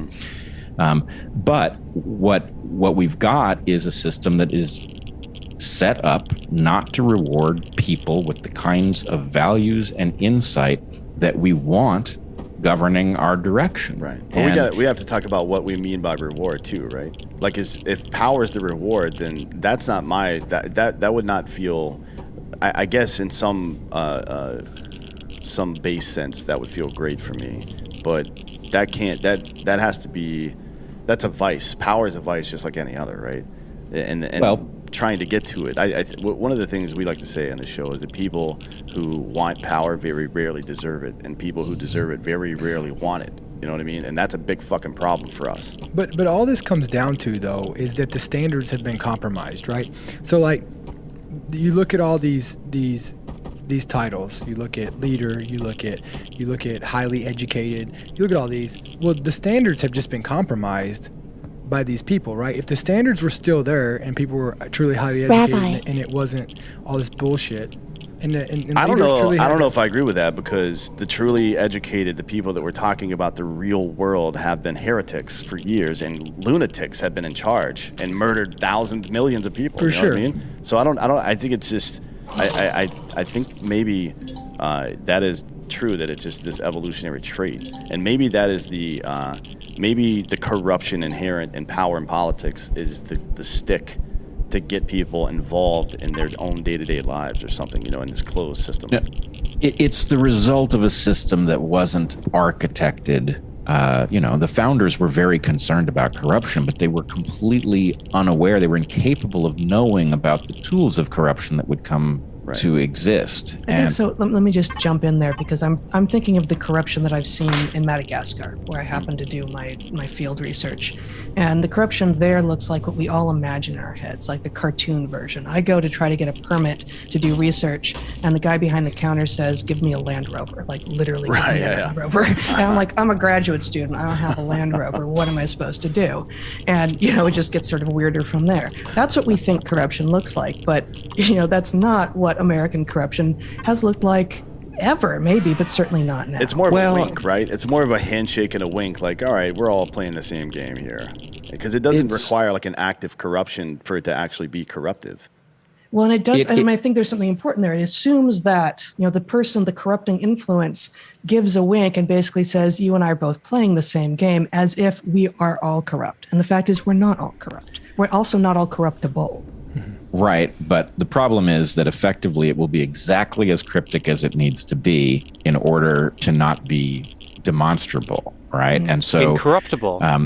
We don't know exactly how this game works, but it certainly seems that anybody who would actually confront the corrupt structure is gone in the primaries, right? That's an inherent rule of our system. Yeah, somehow. Tulsi Gabbard was out. I mean, she lambasted Kamala Harris, who people keep forgetting that she was the first person launched out of the DNC. Like, nobody on the left wanted her, and all of a sudden she's the VP. But Tulsi Gabbard lit her ass up, and she was done immediately after that. But so was Tulsi Gabbard, right? Like, there was a 1-for-1. They felt like, you took ours off the board, we're taking you out. We can't allow you to come after another one of our people. That's what it was. Tulsi had to go, as did Andrew Yang. Right? And so the point is, okay, they're going to rig the primaries in many different ways. It's not like a simple rigging of the primaries, but which is totally legal, by the way, because it's a private organization. Like, right, which is exactly the defense that they used in court. Yeah, it is. When they were confronted over what they did to Bernie in 2016. But when Tulsi stood up for him. Right. I mean, the fact is, this is just simply how it's done, is that there is a lot of shenanigans that keep anybody who would do good out of the running. And then, the general election is more or less fair with, thumbs on the scales in the form of news organizations that, color our view and all. But anyway, the corruption, yes, effectively we have two crime families, red and blue, right? Trump was like a third crime family, which was, frightening and refreshing at the same time, because at least it wasn't the same motherfuckers. It was a new motherfucker, right? And no surprise that red crime family and blue crime family were like, oh, no, you don't. Right. But the point is, hey, those of us who really actually know that we need good governance, right? That in fact, this is not going to be a long ride if we don't restore our capacity, have to somehow evict the crime families. And frankly, everything's riding on our doing it. This is not something. The danger in our system that comes from the level of technology that we now have, the number of people, the fragility of our system, which is incredible. You are beginning to get a hint of it with the supply chain issues we are seeing. But all of that has put us in incredible danger. You cannot afford to have corrupt people, looking out for themselves and sort of governing as an afterthought, right? That's way too dangerous. So, this is the central question of our time, I think. Well, we've lost. I think a big part of this too is we've lost the ability to endure any sort of short-term pressure or discomfort as an entire society. That's a problem. We've got to fix it. Well, you can't. That's not how life works, first of all. And most good things come on the other side of that short-term displeasure and discomfort. Working out makes your body more fit long-term. Eating the right food makes you not obese, right? I mean, these are decisions you make day to day, and we've done things like. So Big Pharma comes in and keeps you from having to feel, which on the backside of it keeps you from getting stronger, right? Keeps you from getting emotionally more mature. Well, that's why I wanted to talk about strength before, because when I say it, I'm not talking about physical strength. I don't know if when I say it, I guess it's more resilience, but like a broad scale resilience. And I just don't. I would like to hear your opinions based on the research you've done. I don't think there's any way to simulate the stress and hardship of the past. Like, a lot of people we need to get back to the old days where we're hunting our own food and stuff, and maybe to some degree, but even hunting our own food today looks so much different than it used to. I don't know if there's a way to do that. I think about it with kids a lot. How do I tell this child who will never face any kind of real oppression in their life, what real oppression looks like, how to spot it, what to do about it, and all this stuff, and how to process it mentally, because it's not easy, especially these days where there's social currency attached to that. And that's where you get, like, you guys are in the Pacific Northwest, right? That's how you get Antifa. These young white children in the Pacific Northwest who probably never met a black person in their life until relatively recently, and they have no idea what real oppression looks like. They're they're oppression FOMO is what I call it. They have fear of missing out on the currency of that. But had we prepared them for that, had they seen what real oppression looked like before, right, and understood what that came with, maybe they would have been able to prevent that shit. But I don't know if you can do that. I've never seen a way that you can take the hardship and the lessons from it of the past and apply it to the next generation. Yeah, I mean, think about this. Like, what we're seeing right now is going to be our generation's hardship. Yeah. Yeah. And yeah, I mean, you could take this to an absurd degree and recognize that actually war is hell, but having gone through the experience of war is a transformative developmental experience for which there is no replacement. Right. And to recognize that is not to say, therefore, we should encourage children to have to go to war, but it is a recognition that actually having survived that, those men mostly who survived that came away with something that was extraordinary and for which there is no replacement. Right. So, it's the Hemingway moment, right? That's what... Yeah. People misunderstand that man's writing so much that it's a warning against war, and maybe in some ways it is, but he wasn't a pacifist. He didn't have to go do what he did. He did it for a very specific reason, right? To your point. Anyways, continue. Yeah, well, so I mean, we absolutely need to recognize that childhood is the time when people are learning how to be human, and that the current model, you know, the sort of the perfect storm that we talk about in the book of snowplow and helicopter parenting, of drugging the children, of parking them in front of screens and letting inanimate objects babysit them and teach them how to be human. Well, of course they arrive at 18 with the bodies of adults and the minds of children, and of course they can't deal with anything that comes at them, and they mistake words for violence and, you know, all the usual garbage that we hear. So, you know, we need to not just encourage, but actually, you know, require at some level children experiencing risk, physical risk, mental risk, emotional risk. And when they get hurt a little bit, we don't stop everything and apply bandages, real or metaphorical. We let them figure out how to get better, how to heal themselves. But they figure that out by watching us too, right? Like when you... Absolutely. So we have to model it. Like a toddler falls down and skins their knee, and if you don't react, they won't react. It's really that simple. Right. So that's exactly right. The experiencing risk thing, though, how do you simulate that? Because there is no risk in modern life. I mean, you don't simulate it. Yeah. You expose them to it, and this is it's very easy to sign on to this, right? Except for the fact that there is no way to do the job correctly that actually leaves your child safe. Well, right? Yeah, but I mean, like parents in the 50s, 60s, and 70s, there is no more.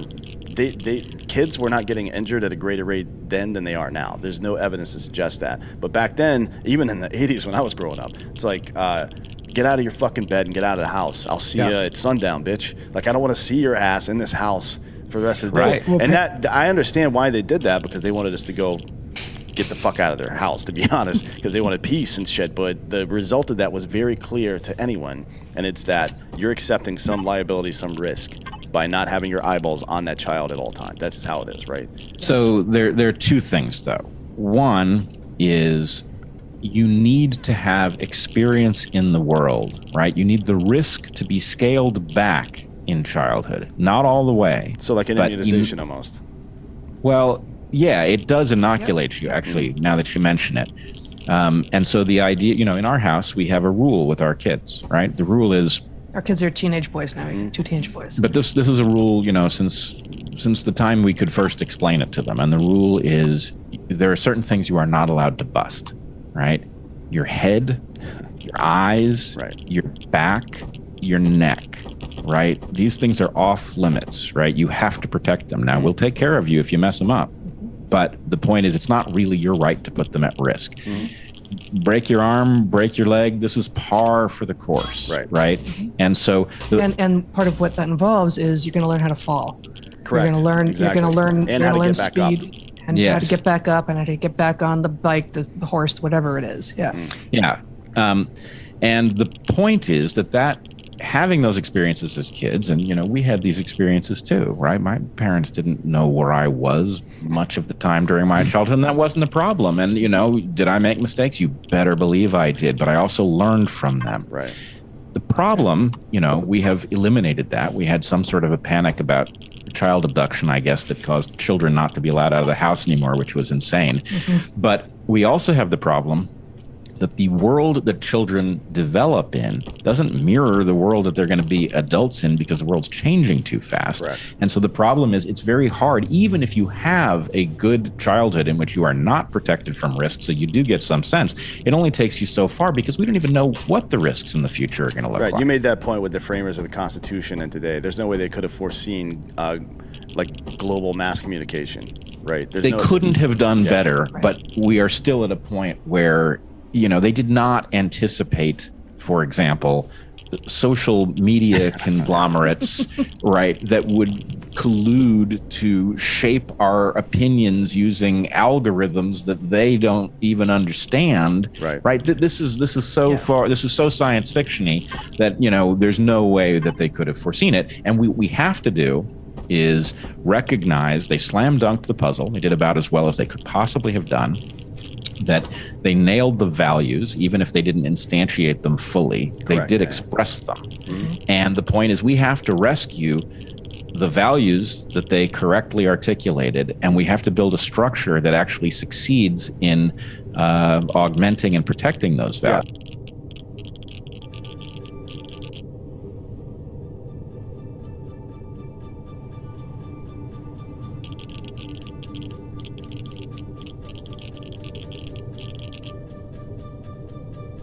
In Congress, July 4th, 1776, the unanimous declaration of the 13 United States of America.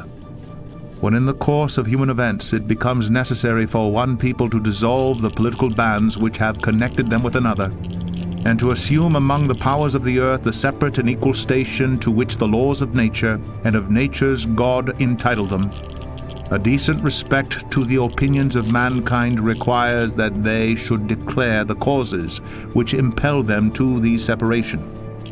We hold these truths to be self-evident, that all men are created equal, that they are endowed by their Creator.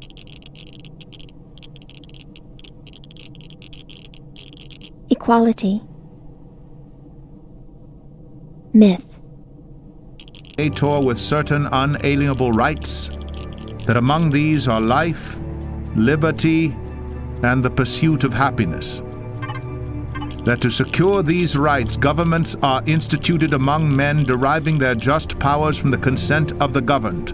That whenever any form of government becomes destructive of these ends, it is the right of the people to alter or to abolish it, and to institute new government, laying its foundation on such principles and organizing its powers in such forms as to them shall seem most likely to affect their safety and happiness.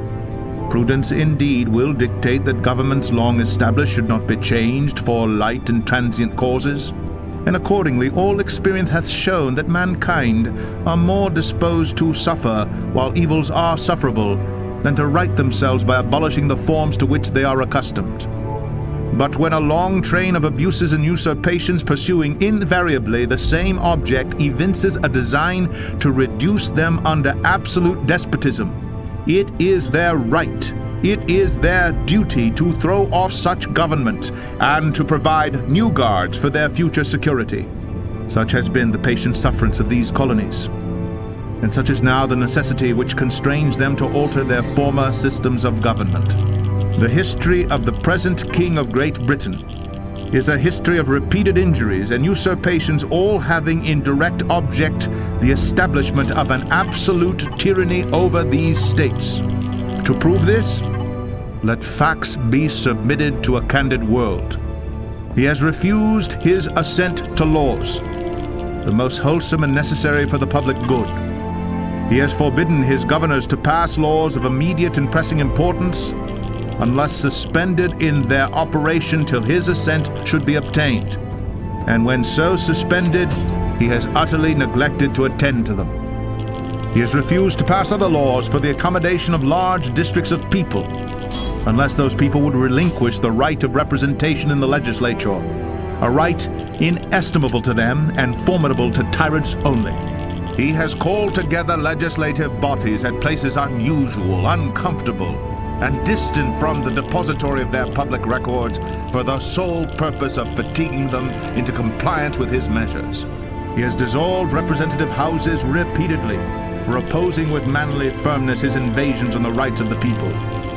He has refused for a long time after such dissolutions to cause others to be elected, whereby the legislative powers, incapable of annihilation, have returned to the people at large for their exercise, the state remaining in the meantime exposed to all the dangers of invasion from without and convulsions within.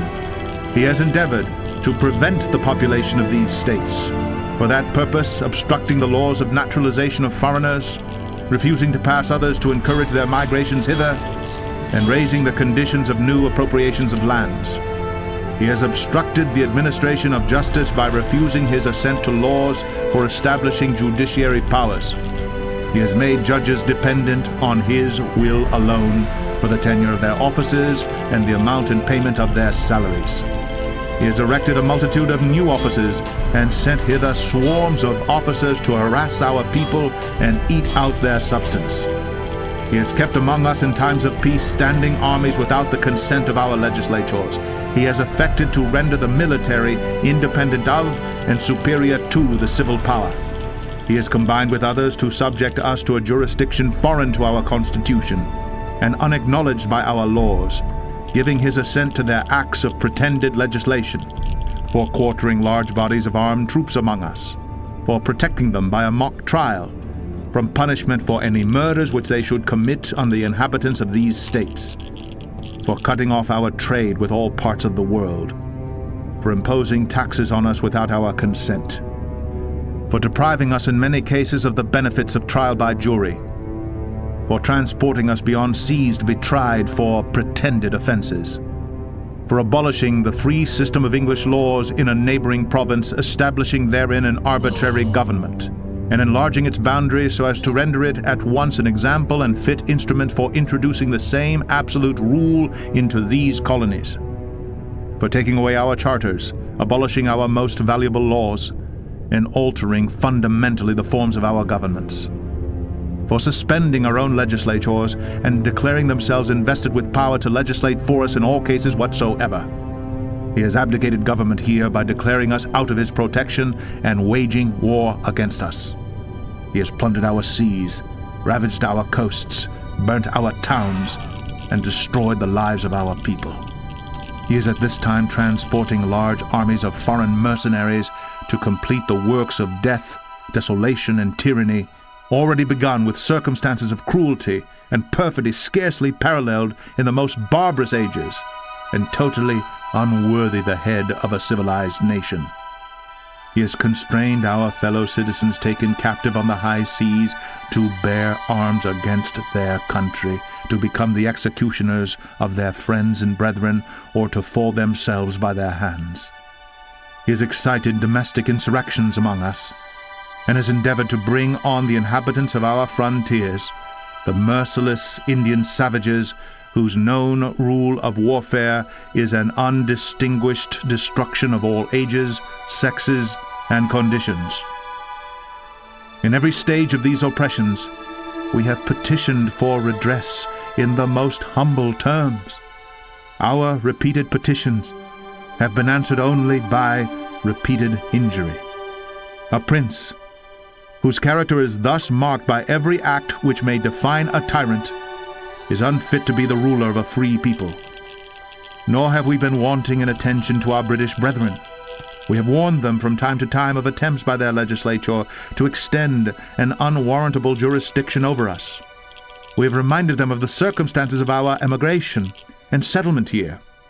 We have appealed to their native justice and magnanimity, and we have conjured them by the ties of our common kindred to disavow these usurpations, which would inevitably interrupt our connections and correspondence. They too have been deaf to the voice of justice and of consanguinity. We must, therefore, acquiesce in the necessity which denounces our separation and hold them as we hold the rest of mankind enemies in war, in peace, friends. We therefore, the representatives of the United States of America, in General Congress, assembled, appealing to the supreme judge of the world for the rectitude of our intentions, do, in the name and by the authority of the good people of these colonies, solemnly publish and declare that these united colonies are and of right ought to be free and independent states, that they are absolved from all allegiance to the British Crown, and that all political connection between them and the state of Great Britain is and ought to be totally dissolved, and that as free and independent states they have full power to levy war, conclude peace, contract alliances, establish commerce, and to do all other acts and things which independent states may of right do. And for the support of this declaration, with a firm reliance on the protection of divine providence, we mutually pledge to each other our lives, our fortunes, and our sacred honor.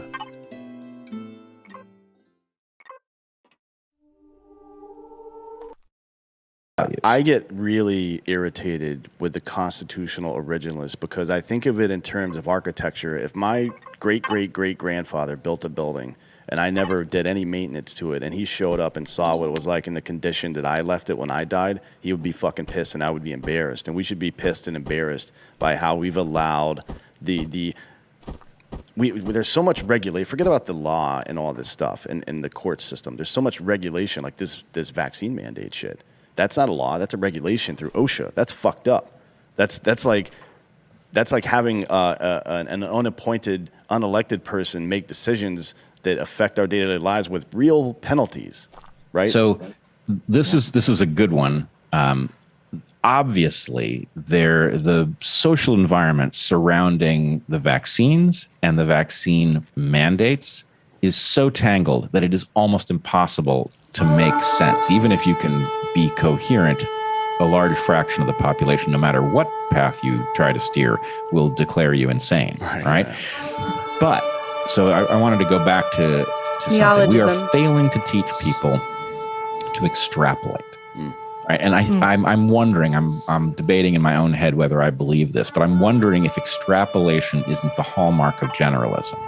Right. I think that you can be a special. Yeah. You see that? Yeah. And so, sure. Like if you understand baseball as a sport and you understand physics and you also understand data, right? You can do a lot of stuff in modern baseball with that information. That is basically what modern baseball has become, are those three things. So to your point about maybe being not so in-depth a specialist, but partially specialist in a lot of things, but understand how those things come together, right? Yeah, you need to have, I like how there's formulation. You need to have specialized in a few things enough that you get the sense of what depth looks like, but you need a generalist toolkit that can extrapolate to whatever you need to confront. And so I just want to point out, it's effectively hopeless to try to have a sober, uninflected conversation about vaccines or vaccine mandates, right? It's charged. However, you can look at something. Even we end up raising our voices at each other with love, but but just like, oh my God, can you believe what's happening? Right. It literally drives one crazy. On the other hand, over on the sideline, what we're not noticing is the fact that the very people who have decided what the policy ought to be and are telling us exactly why this is the obvious right thing have completely failed to recommend and distribute vitamin D. I know, right? Over the last 60 years, I believe, is the curve on that one, right? 60 years it's been going down. And then testosterone in men has been going down for 25 years to level 40%. We haven't addressed either one of those things. And the evidence is completely unambiguous with respect to COVID. And even if the evidence was somehow wrong about COVID, the collateral benefits for preventing other infectious disease are so good that you just have to ask yourself this question. Why would you listen to anybody who had failed to pick that low-hanging fruit? Whatever the explanation for their failure, why would you listen to anybody who didn't at least say, by the way, first thing, easiest thing, safest thing you can do to protect you and your family, supplement vitamin D, especially during the winter, because you're likely to be deficient and that's likely to make you vulnerable, right? Cheapest. Isn't it the Gell-Mann amnesia effect where you, it's was described to me as let's say you're reading the New York Times and you're reading the financial section, and on the front page, you see them having to apologize for some really stupid thing they said. And then you flip to page 6 and they give you advice, and you still take that advice. That doesn't make any fucking sense. Right. Well, let's put it this way. There are a bunch of ways in. Gelman amnesia is one, but the ability to, okay, so you've got some polluted conversational environment right over here, and then you've got something that's not being discussed that allows you to at least detect who's making sense. Right. Yeah. Right. Yeah. Vitamin D ought to be uncontroversial. They should have started with that. And the fact that it's not even on the table tells you, whoa, that this is one of the reasons that this conversation is untenable. Right. Is that a lot of the people who we're told are the authorities on, the people who claim to be absolutely obsessed with our safety are not doing the most obvious thing, right? The lowest hanging fruit on the safety tree is vitamin D, and they're not recommending it. So can we please replace them with people who can at least see that far? Right, yeah, but that's omission. I think to your point earlier with collusion, there's some active stuff going on as well. Just no matter what happens in history, it is going to be recorded, repeated, and understood in the language that we all agree upon. And Merriam-Webster over the past month has taken it upon themselves to change the definition of the word anti-vaxxer from whatever it was before, which is somebody that doesn't believe in the efficacy of vaccines, or they think they're dangerous or whatever, to that plus somebody who is against vaccine mandates. They've added that to the definition in Merriam-Webster. That to me is a little bit more than passive. That's not omission. Like, they're making a step towards changing the way we speak about things. And there's a book about this shit. You know what I mean? Right. There's a number of them actually, but that. See, I hear you extrapolating, and it's very dangerous stuff. But this is why I like the vitamin D point so much, right?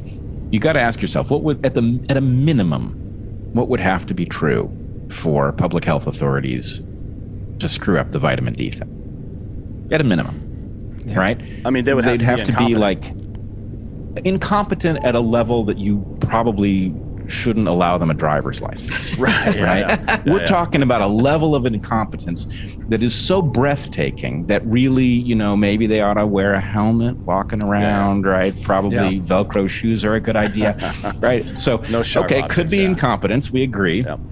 Could be something else. But the point is, look, if you had people that incompetent in charge of a dynamic pandemic situation where literally millions of lives are at stake, that would be like an important problem to solve. Well, it's all selective forces, right? Just like compulsory schooling is served by having a quiescent population that doesn't squirm in their seats and get up and run around and ask unruly questions, so too is a population that is afraid is easier to govern. And so, I don't know that the discovery that having a population that is afraid is an easier population to govern requires collusion. I think, as we've talked about here, it's likely that there's collusion involved. But once you get people afraid, you can control them, and you're just going to keep on going down that path if what you're interested in is control. That could be just the collective consciousness of the aristocracy, right? I mean, it's an unspoken agreement to continue, persist in what we're doing because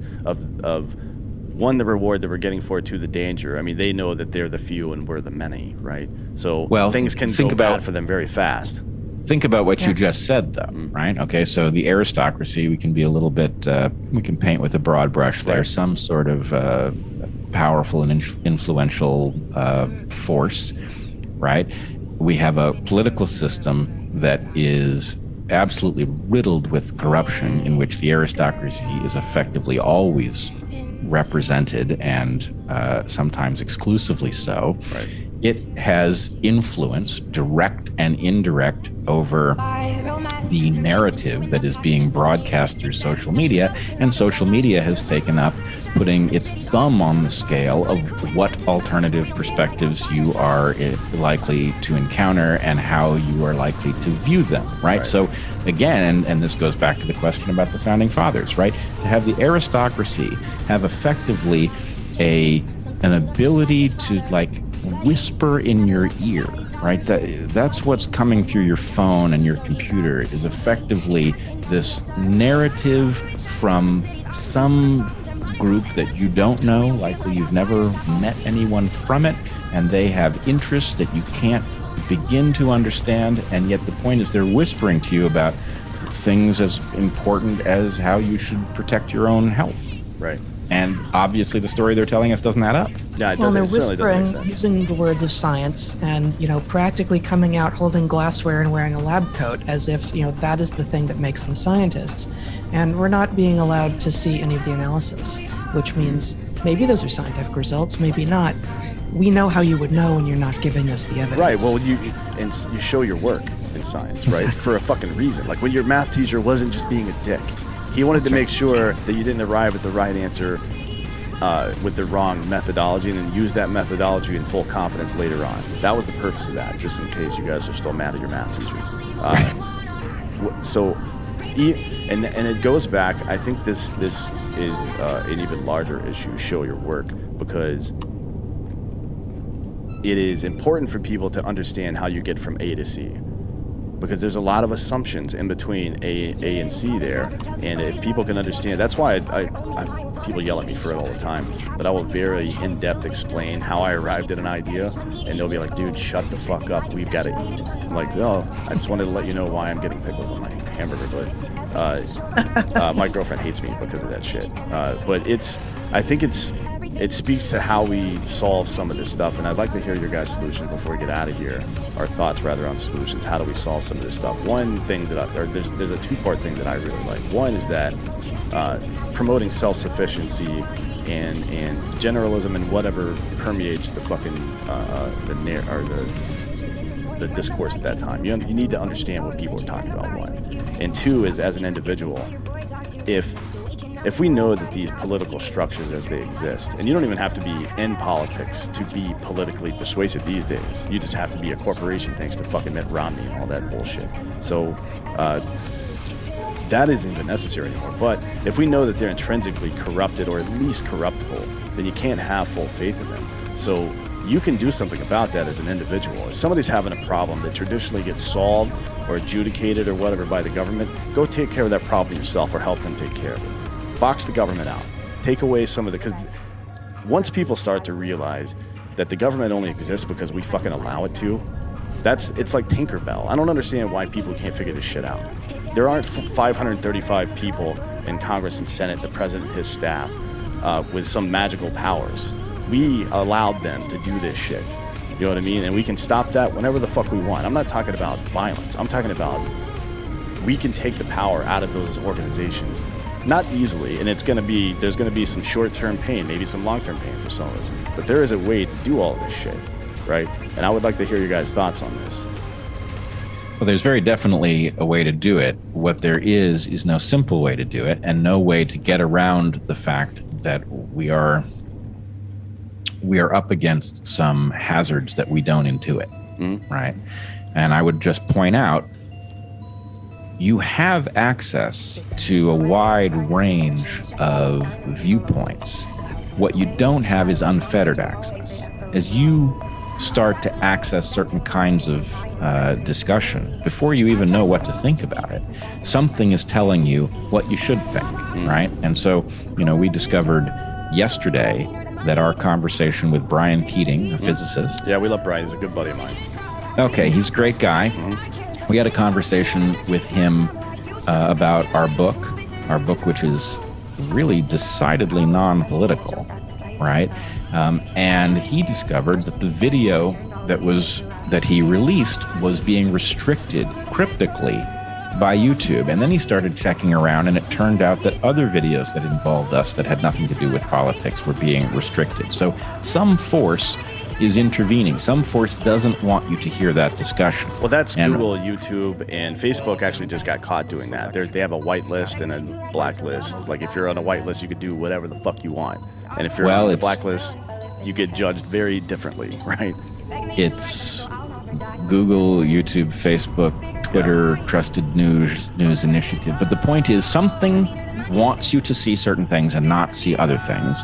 And my point would be, anytime somebody doesn't want me to see stuff, especially if it isn't somebody who has demonstrated that they actually have my best interest at heart, I want to know exactly what it is they don't want. Sacred cows make the best burgers, right? I'm not going to say that, but I appreciate the sentiment. So that's an individual level response, which I think that's terrific. The societal level response is tougher. Right. Well, there's a lot of pain there. There's a lot of pain. I mean, there's a lot of pain there, and I mean, it is the final chapter of our book. We start talking about how to get on that foothill. But you want to finish by saying a few words about Well, that? I think the one grades into the other. The first thing you have to do is free yourself. The number one thing you can do to free yourself from the thing that wants to feed you a narrative and force you to accept it is find somebody, at least one person, that you actually trust and that trusts you, that you can use as a reality check, right? You need somebody you can look in the eye, no matter how crazy the public narrative gets, and say, are you seeing the same thing I am? And if you're not, then let's figure out who's seen it correctly, or if either of us has. We, right? we do this in every other physical activity, by the way. When you play a guitar, you put your pinky on a certain part of the pick guard, so you know where all the strings are. This is not like insane, some kind of like fluffy Eastern whatever the fuck. This is just normal, basic science mapped onto sociology. That's all it is. Yeah. How do you check your work? Sometimes you need to check your work with the brain of another human being. Right. Yeah. Oh, that's a very good point. Very good. But okay, so the first thing you do is you find at least one person with whom you can have an honest conversation, no matter how much pressure you're both getting from the outside, right? That's by far the lowest hanging fruit on the how to free your mind chain, I would say. Not that there's fruit on a chain, but whatever. Metaphor fell right apart. Right. Yeah. And then the second thing is, once you figure out how to, free yourself a little bit, figuring out what channels are able to predict, right? It's funny how little in the public imagination the question of prediction is mentioned. And the fact is, in science, the way you know who's figured out something important is how much they can predict about stuff that we don't yet know. And anyway, what I would say is figure out what channels are telling you something ahead that then goes on to be understood by larger numbers of people. And the point is that you gather enough people who have some kind of predictive power about what takes place in the system, and you do begin to get the capacity to recapture power from the corrupt influences that own it. And I must say, Trump, for all his flaws, did demonstrate that the thing that holds a stranglehold on power is not invulnerable, right? He did come from the outside, and he did show that there was a way in. And, he was definitely a mixed bag. But for that, that's an indicator that there is a way to do this. And if we could get the right people, as you say, the people who aren't hungry for power, right? If you get those people into a position to actually steer, we might even have a shot. Right. I mean, so we need like a social Alan Turing almost. I mean, somebody that understands the way the Enigma machine works. That if you can put in something predictable and then observe on the other side, you can understand how the entire apparatus works at that point, and then predict everything that comes out of it. And I think that would be a really good starting point. I mean, you do have to get people that are unwilling to be engaged. I mean, the free-thinking mind, the first impulse, I think, when shit gets like this is like, fuck this, I'm just going to move into the woods, man. I don't have, like, I've got things to do, and I don't have time for this horse shit. And it is, every couple of generations we see where, people get dragged into shit that they probably didn't want to be in and turn out being pretty good at it. I don't know what that looks like today, though. I mean, the gears of American politics especially are so large, but yet so small at the same time. And it's hard to narrow in on one point that would make a real difference. One thing that you prompted me to think just then, and certainly we've both had the sense of like, let's just move to the rainforest. Let's just go back to the Amazon and stay there. But one of the characteristics, and we mentioned this in the book as well, of people whom you absolutely want on your team and would that more people were like this, is what we call Ash negative. So a reference to Solomon Ash's experiments from the, late 50s, early 60s, in which he had someone come into a room with a bunch of Confederates, they didn't know they were Confederates, and look at 3 lines and say which of these lines is shortest. And the Confederates would give the wrong answer. It was just an obvious, simple, observable, factual question. Which of these 3 lines is shorter? And the majority of the time, the person who was the unwitting subject of an experiment, he thought he was, a subject of some different experiment, would conform to the wrong answer. Most people did not conform. What do you think they did? Did they call into question what shortest meant, maybe? No, what it really is an indication that for very good evolutionary reasons, human beings are very sensitive to being out of step, right? So imagine, an ancestor who suddenly says, "Hey, those gods in the sky that you are appealing to aren't real. Let's talk about physics." And the point is, the person may be right, but they are also in danger of upending their position in society. So the point is, being out of step for an ancestor is close kin to starving. So the point is, people are, what Solomon Asch discovered was that people are very sensitive to being out of step. And so it's super interesting, though. So there have been a lot of repeats of this experiment. And what I've never seen, though, is that question asked. Do the Confederates get interviewed afterwards? What were you doing? Well, what were you thinking? The first place my weird ass brain went was maybe they meant shorter, like height wise or something like that. Because I'm just trying to figure out why somebody would think that. Yeah, no, I think you're doing them. You're doing them too much. You're giving them too much credit.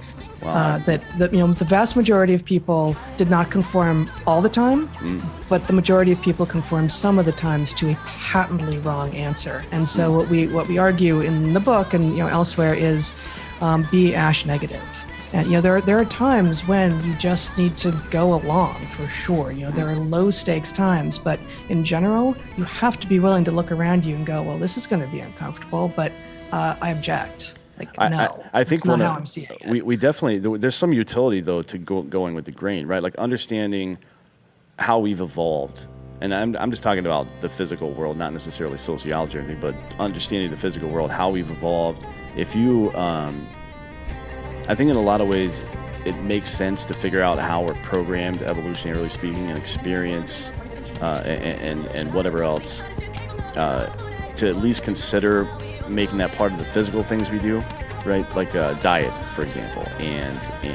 So, for example, if you picked up a new machine, I guess it's the blind watchmaker thing, but if you picked up a new machine and had no idea where it came from, but it clearly was designed for some purpose, you might be able to get some utility out of it just by guessing. But the peak utility you'll get out of it is using it for its intended purpose, right? Or unless you define some new purpose that was unforeseen before, but that would be, you would be using that thing to its optimal level. Now, the thing that the human mind is best at is pattern recognition, right? I think if I'm asking rhetorically almost, but I think that's the thing that the human mind is best at. But we seem to be, that seems to have changed from spotting colors on snakes that are venomous, and now it went to seeing stuff in the clouds that isn't really there, and now it's seeing a lot of other stuff. It's like a broad spectrum cognitive dissonance at this point. The information is. Who has heard the poem called The Snake? So I have it. Does anybody want to hear it again? You sure? Are you sure?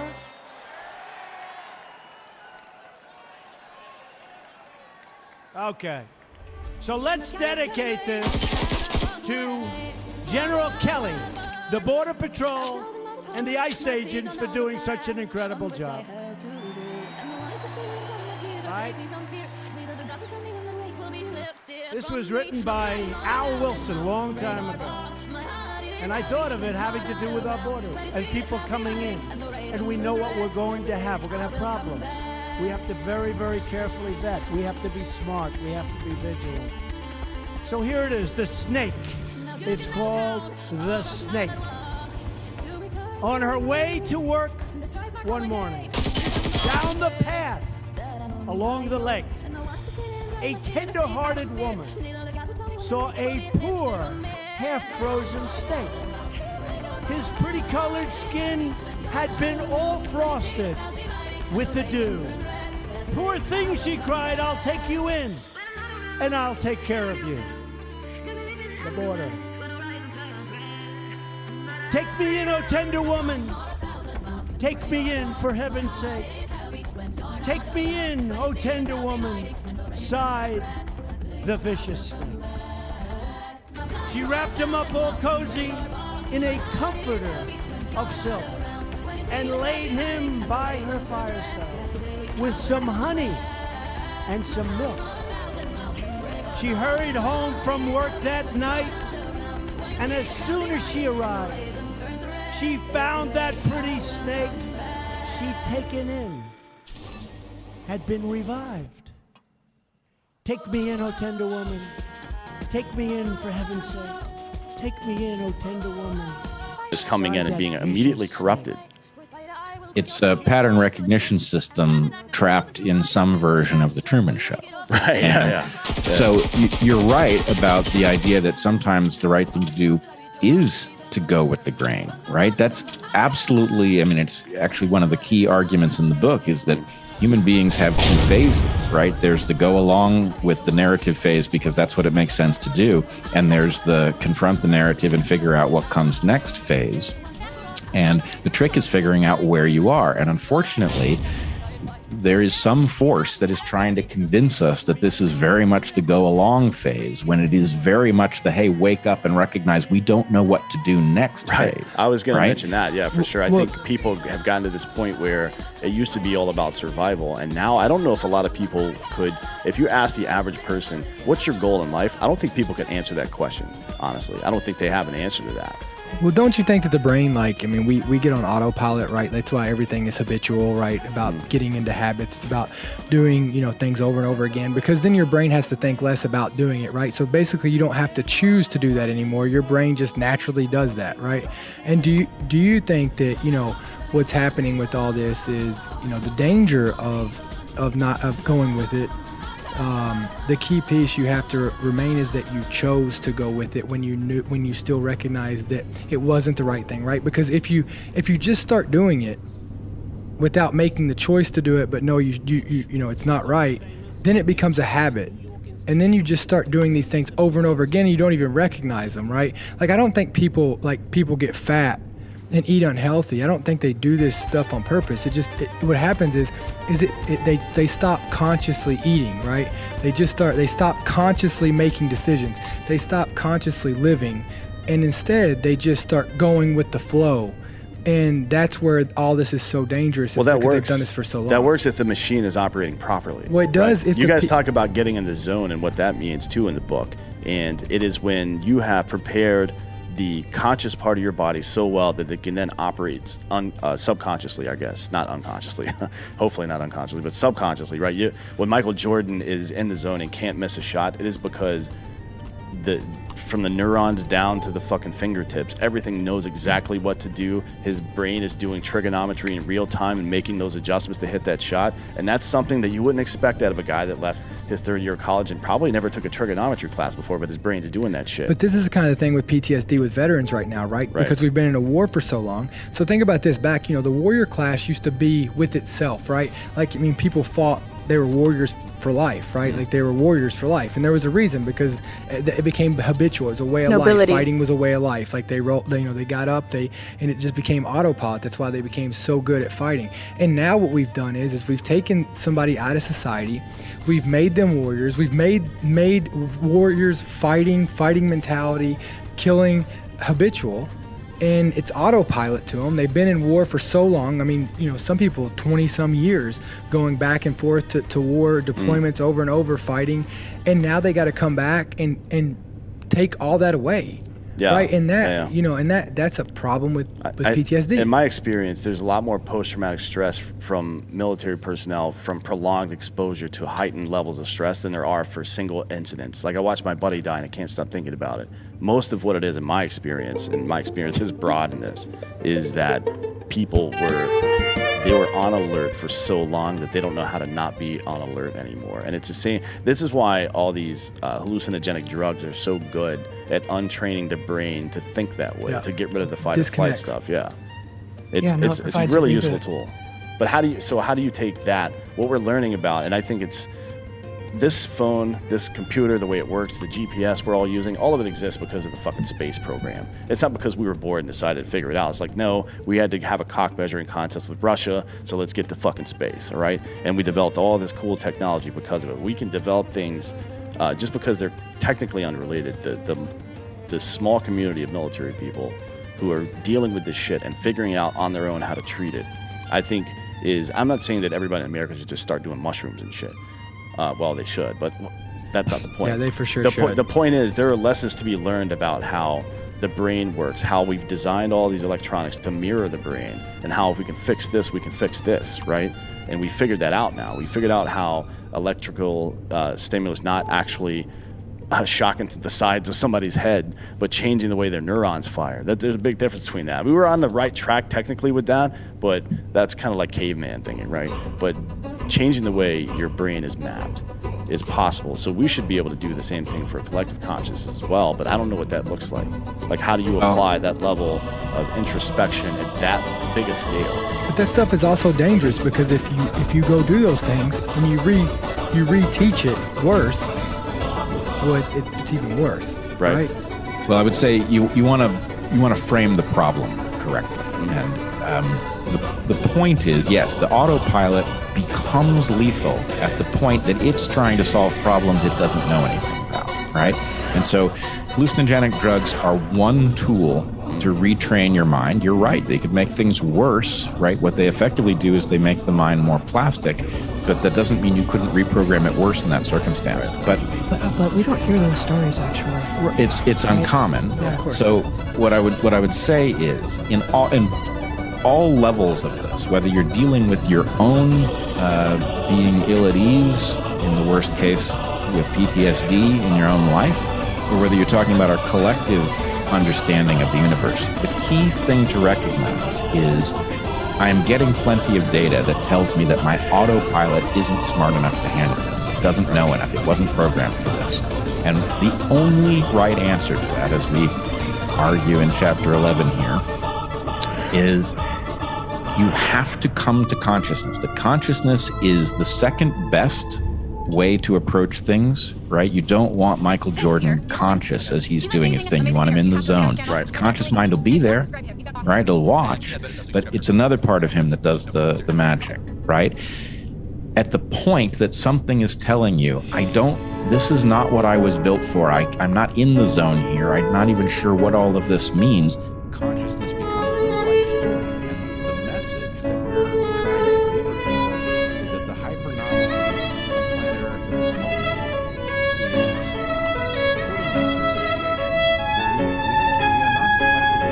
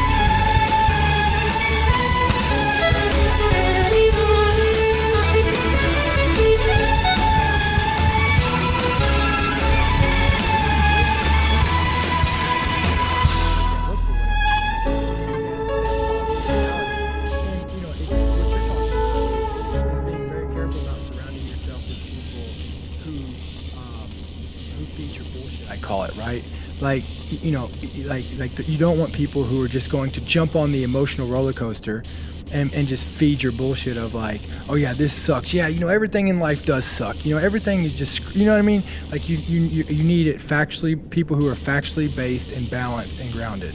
Right. You need someone who you trust and trust completely, such that you know that they will call you out on your bullshit. Yeah, for sure. When And you have it, or not even just your bullshit, but just when you're wrong, or when you're just seeing something differently. And also seek out voices, whether or not you know them well as human beings or not, with whom you know you disagree. Because it's not and just, listen to them. It's not just somebody you trust, right? Because you could trust somebody who is going to tell you the easy way, who's going to sit here and lead you the wrong way, and that might be why you trust them to always have your back and push you that way, right? Right. Well, there are different kinds. There are different kinds of trust, right? Yep. So there's a question about ethical trust, right? There are people, quite a number of them actually, that I trust completely at an ethical level. There is nobody I trust completely at a judgment level, not even me, right?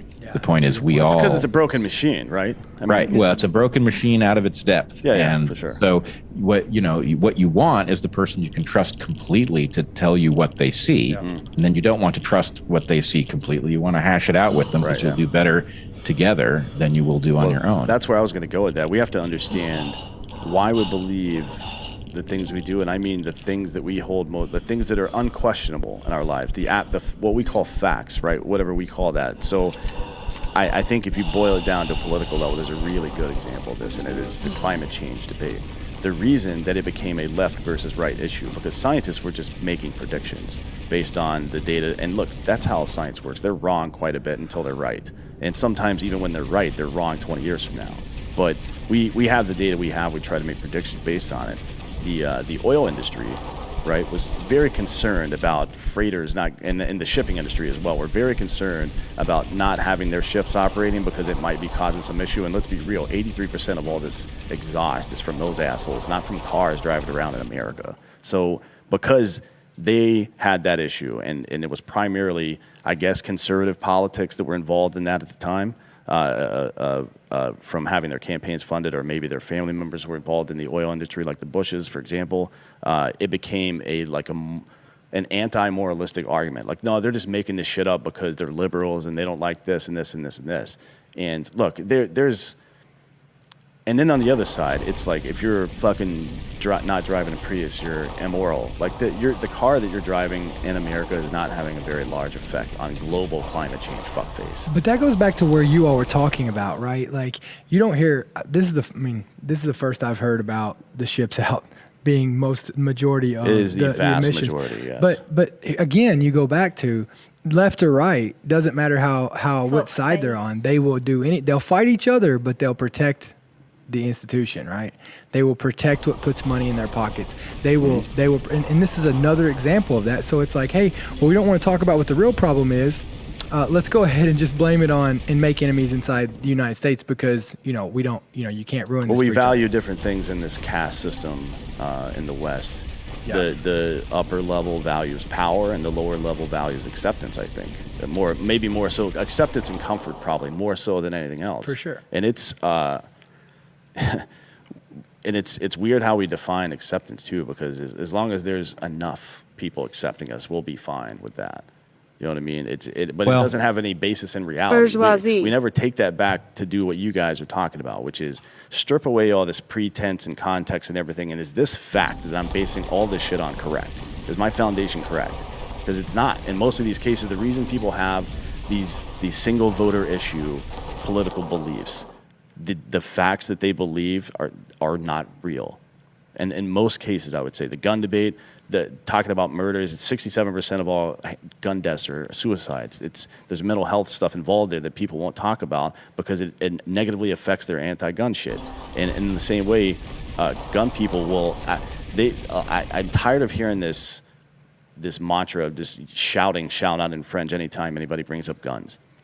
Every motherfucker out there listening to my voice right now knows at least one person in your life that should not own a fucking gun, and certainly should not be walking around with that thing, right? So it's not that there should be laws or not. It's that we know that there is an issue here that needs to be addressed, and let's figure out a way to address it that doesn't give this intrinsically corruptible institution, government, power over us. Let's figure that out. It's a multi-point issues, and everybody involved in the conversation is wrong. So Have you encountered the Hidden Tribes report? I've not, no, but I'd love to see it. I probably have to DuckDuckGo that one too, huh? Yeah, you have to DuckDuckGo that one. It says it's reflective of exactly what you're talking about. Okay. And so, if we go back to the idea that extrapolation is the key to figuring out where you really are, the Hidden Tribes report reveals that most Americans, what they call the exhausted middle, right? Some overwhelming majority of Americans are in basic agreement on all of these. Right? Yeah, right. It's huge agreement. And, you're right. Most Americans are not zealots about guns either way, right? Is this like the 80-20 rule? Is that where we're going here? 20% of assholes are causing problems, or what? No, it's not like that. This is empirical. Like they went out and actually assessed where people fall, and you've got this tiny, tiny fringe on the so-called alt-right, and this slightly larger fringe on the so-called left, who are sort of maybe Nazis and Antifa, but the vast majority of us, whether or not we call ourselves progressives, as we do, or conservatives or whatever, are actually in the middle, aligned, agree on values, agree on so much about where we think we should be going. But the point is, okay, how in a country where basically, for example, let's take the most contentious of issues, right? Abortion. Right. Well, actually, most Americans believe there is some right to terminate a pregnancy, but it doesn't continue up through the moment before birth, right? We're all pretty much in agreement about that, and there are a few people who don't agree. But the point is, why are we so fiercely divided over issues that we actually don't disagree over? That has to be about somebody needing us divided. We're divided over effectively I'm not for the abortion. color of our jersey. Yeah. Right? Oh, shut up, nigga. If I'm on the blue team,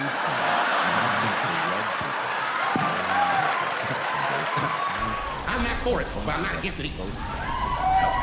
It all depends on who I get pregnant.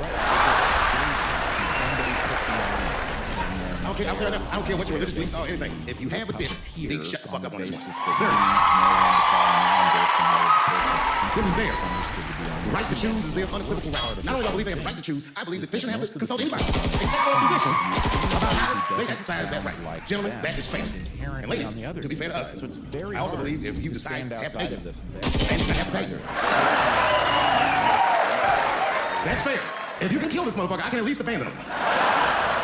It's my money, my choice. And if I'm wrong, then perhaps we're wrong. Figure that shit out for yourselves. Yep, the 6,000-year-old phrase. We've known this for. People trying to figure me out with my act. Tell jokes. I told an abortion joke recently, and a woman approached me. She was like, "Hey, that's very insensitive. I've had an abortion. You shouldn't tell jokes like that." I was like, "Whoa, hey, sorry, I told a joke. I think what you did was much worse." But either way, I'll see you at home later, honey. And again, all jokes. I love abortions. I paid for 2 last week. I'm a fan, right? You remember? Come on. It's all jokes. A friend of mine, she works at Planned Parenthood. She loves that joke. And I was like, I might have to get rid of it. People don't like it. She's like, no, you gotta keep it. I was like, I might get rid of it. She's like, no, you gotta keep it. I was like, I might get rid of it. I was like, don't tell me to do with my body of work. She's like, every joke's a miracle. I don't want to upset anybody, jeez. I don't want to upset anybody. App, Spotify, Apple, whatever. Our book is A Hunter-Gatherer's Guide to the 21st Century. Amazon will tell you it's out of stock, as they have said from day 3 of its being on sale. The recommendation is either find it somewhere else or order it, and it will come probably sooner than they let you think it will. I got it on Audible, so. Excellent. Yeah. Yes, it's hard to argue that there are supply chain issues with Audible. So yeah, exactly. Yes, the audiobook is read by us. We're enjoying that. Yeah, you have to read your own audiobook these days. We had McConaughey on earlier this year, and I was like, when we first booked it, I'm like, all right, I'll get the audiobook, but it better be Matthew McConaughey talking. Otherwise, I'm throwing my phone out into the river somewhere. I think people do enjoy it. I was just filling out keywords, and Google was completing them. And it was one of the key ones was Heather Hang ASMR. So people really enjoy your voice. They do a little hilarious. Too much. That's hilarious. All right. Well, thanks a lot for coming on the show today. We really appreciate it. Love to have you back sometime to have more of these conversations. We usually end the show by telling the audience that we'll see them in hell. So we'll see you in hell. See you in hell. All right.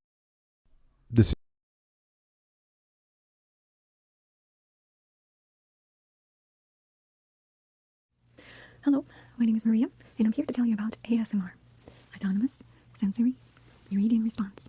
It's a pleasant, tingling feeling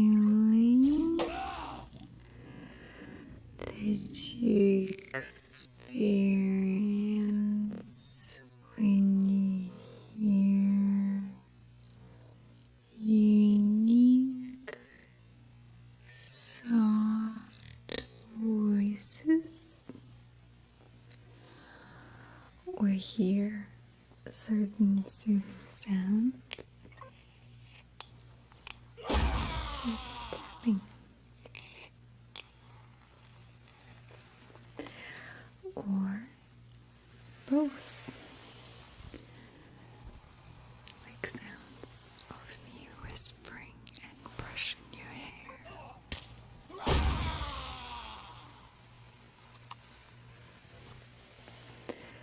Or giving you a scalp massage.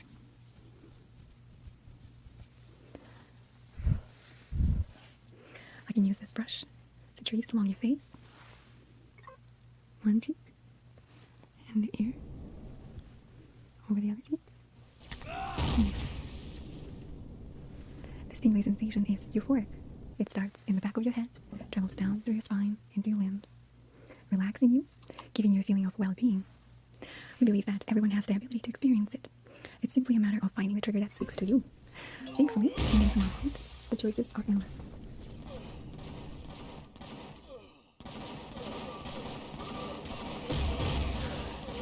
Welcome to my hair salon. I'm going to be taking care of you. Is this the first time in my salon? Okay, that's fine. I promise that I'll be careful and I will listen to your wishes and only create the style that is going to be flattering. So, first, if you don't mind, take a look at the type of the hair that you have.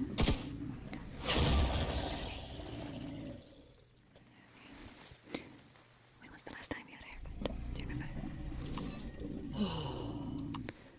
That's not bad at all. Yes, that's pretty good.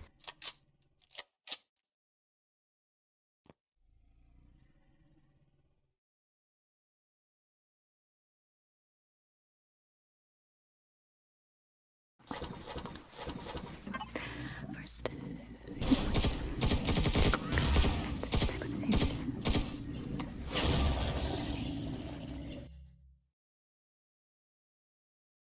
Now, tensions continue to rise across the Taiwan Straits between Beijing and Taipei. Almost 150 Chinese aircraft have entered Taiwan's airspace, their air defence zone, since Friday. Its defence minister believes a full-scale invasion could be possible by 2025. China, of course, has always said that Taiwan should be taken by force if necessary. A clueless Joe Biden, meanwhile, was asked about the issue overnight, referring to an agreement that actually doesn't exist.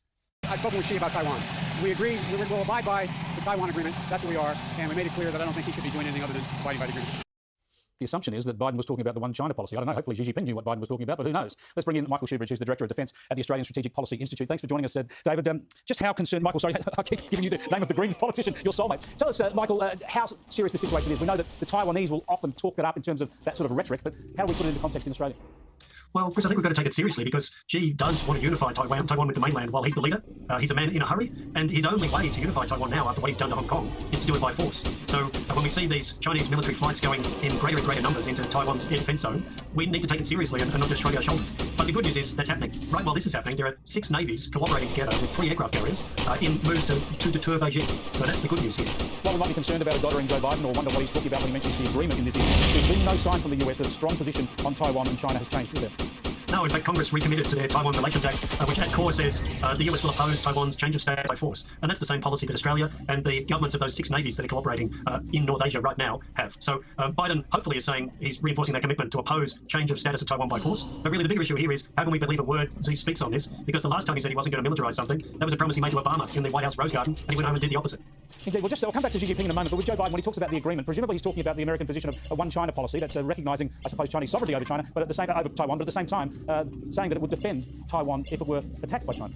Well, it's not even recognising their sovereignty. It's acknowledging that Beijing thinks it has sovereignty over Taiwan, but just acknowledging it, which is the Australian policy too. We acknowledge that's Beijing's view, but we oppose the change of Taiwan's status by force. So there's an important but subtle difference between us recognising their claim to sovereignty and us acknowledging that that's what Beijing thinks. Indeed, and it's been that delicate balance that's actually operated reasonably well in recent decades, and you talk about the reunification by force, because in previous years there's been a whole lot of economic and people-to-people integration between Taiwan and China, and people thought this might happen gradually over time. Now, there are many, many reasons that Xi Jinping might think now would be the time to look at a forceful act. One of those could be his problems domestically. There's been a lot of speculation about that of late. Also, his view of America and how strong the president is there. What's your view on those two aspects?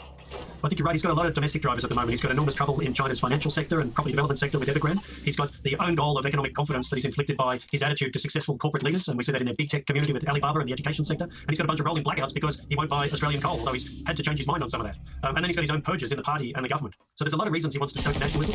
With Biden, I think he would, if he centred that Biden didn't have the political will to oppose his use of force, he would act. But it's hard to really see that when 2 American aircraft carriers are exercising right now in that part of the world. And of course, the domestic politics give every indication that whenever Joe Biden is tough on China, as did with his predecessors, that's good for him in the domestic political setting as well. Just one other question out of left field there, Michael. This is an issue that was raised with me today. We know that China's so bellicose. When someone says or does something that upsets them in the current phase, especially, they go out with very, very strong rhetoric and sometimes following through with action. Australia's experienced that with what this country has said about investigations into the origins of the virus. Now, our own Sherry Markson, of course, has done a lot of reporting on this. She's published a book now that's got a lot of attention globally. She's wrote a documentary series on this. Now, the documentary even included an interview with the former President Donald Trump. But we've not heard anything from China on this. Is this because they don't want to outright deny what's going on in Wuhan, or do you think we can expect to hear something from them soon? Why wouldn't they be responding to this new focus on Wuhan? Well, Chris, I think it's a bit like their reaction on the Australia-UK-US deal that has nuclear submarines and high technology in the middle of it. I think a big part of the explanation is their old words of reaction don't work anymore. You know, it's empty now for them to come out with it's a Cold War mentality and why aren't we all of a win-win mindset. So I think they know what they feel able to say just isn't landing well in the rest of the world. And think about, their force majeure. Has that stopped Tony Abbott from visiting or a group of French senators from visiting right now? So they're actually creating the opposite effect. They're bringing people together to deter them. They might be learning. Thanks so much for joining us, Michael. I appreciate it. Thanks, Chris. Great to talk to you. When Europeans turn on their radiators or hit the light switch, they expect reliable and affordable energy to bring them heat and light. That confidence is flickering as energy prices soar. Faced with calls for a bold response, the European Union says it will examine the way its power market is run and will consider calls to revamp regulations. However, the EU insists its plans to tackle climate change must stay on track. Winter is coming. Fears of the impending temperature drop in the Northern Hemisphere have driven gas prices to record highs. Since the start of the year, prices have surged a chilling 670%. Spaniards are struggling to pay utility bills, and Madrid wants the EU to make group purchases of gas, much as it did for vaccinations for COVID. Greece wants an EU fund to help governments weather the crisis. However, other countries led by Germany and the Netherlands urge caution. They argue the energy crunch is short-term and related to the unprecedented supply shock following the coronavirus pandemic. Some members fear the energy crisis could lead to social unrest and should take priority over combating climate change. But the EU's climate chief, Frans Timmermans, says there's no alternative. The levels of social unrest, if we leave the climate crisis untackled, are going to be unsupportable. Our children will wage wars over water and food if we don't tackle the climate crisis. And of course, tackling the climate crisis also leads to a number of difficult decisions, a number of big changes, but let's keep our eye on the ball. The problem here is a climate crisis, and we need to act quickly, and Europe needs to lead so that the rest of the world understands where we need to go. Next week, the European Commission will propose measures aimed at easing the price surge for consumers. And leads to a number of difficult decisions, a number of big changes, but let's keep our eye on the ball. The problem here is a climate crisis, and we need to act quickly, and Europe needs to lead so that the rest of the world understands where we need to go.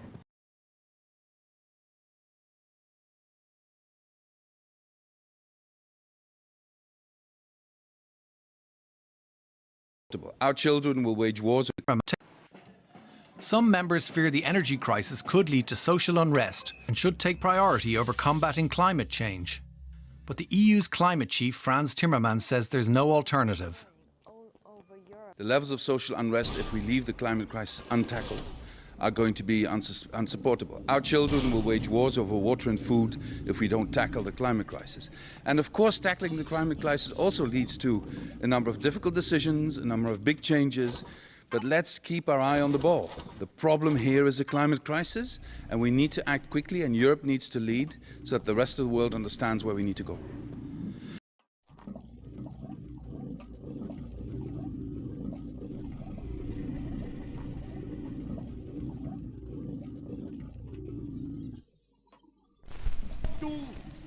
Meine Arbeit für richtig Geld.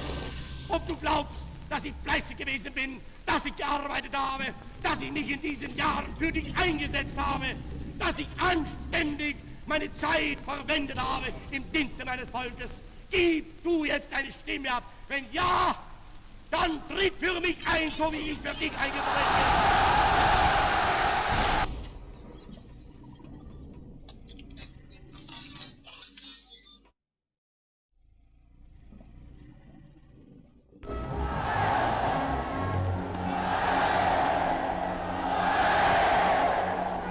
Berlin's great day dawns with the arrival of the Olympic flame at the end of its 2,000-mile journey from Greece. And meanwhile, a packed stadium and flag-draped cheering streets greet Chancellor Hitler on his way to perform the opening ceremony.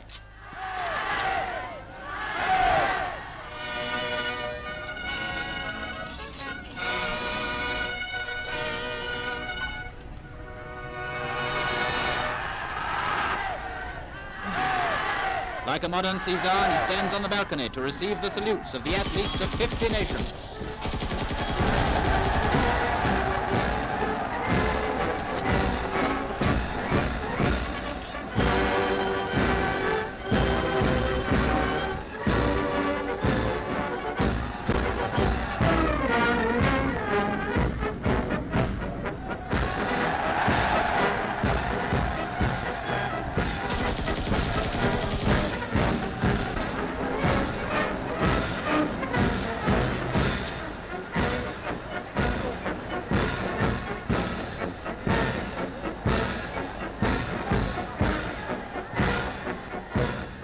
German team as hosts come last. And then Germany's Führer declares the 11th Olympiad officially open. Ich verkünde die Spiele von Berlin zur Feier der 11. Olympiade neuer Zeitrechnung als eröffnet.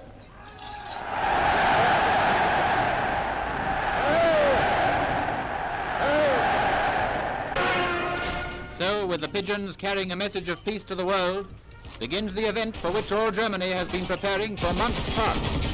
For 14 days, Berlin will be the scene of the fiercest battles between 50 nations, battles of peace. For 14 days, the eyes of the world will be on Berlin, and Germany wants to send away every one of her millions of visitors as a friend. Meanwhile, the last torchbearer has reached the stadium after the final run out from Berlin to light the Olympic beacon with fire carried from the scene of the old Olympic Games in Greece. And veteran German athlete Rudolf Ismail takes the Olympic oath on behalf of all the competitors. Wir schwören, bei den Olympischen Spielen ehrenhafte Kämpfer zu sein und die Regeln der Spiele zu achten.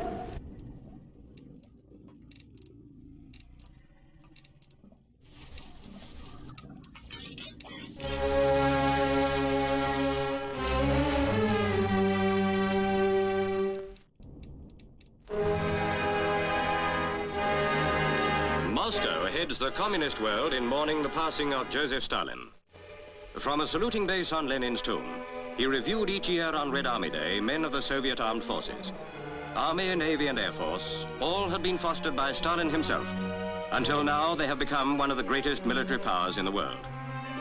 His people regarded as a god this man who was born the son of a shoemaker, for above all, he became a star to guide them to a more prosperous way of life. In return, they gave him their undying devotion and accepted his every word as law. But one thing Stalin did not give them, their freedom. And that, to countries outside the Iron Curtain, means all. Over the years, Soviet propaganda built up a picture of Stalin as a kindly man who loved his people.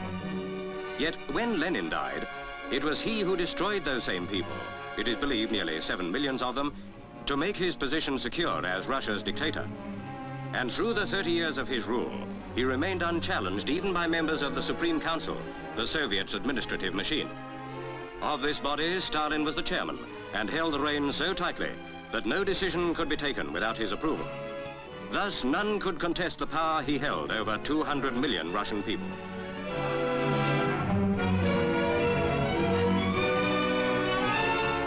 Then, in the last war, Russia took arms against Nazi Germany and the Grand Alliance was formed.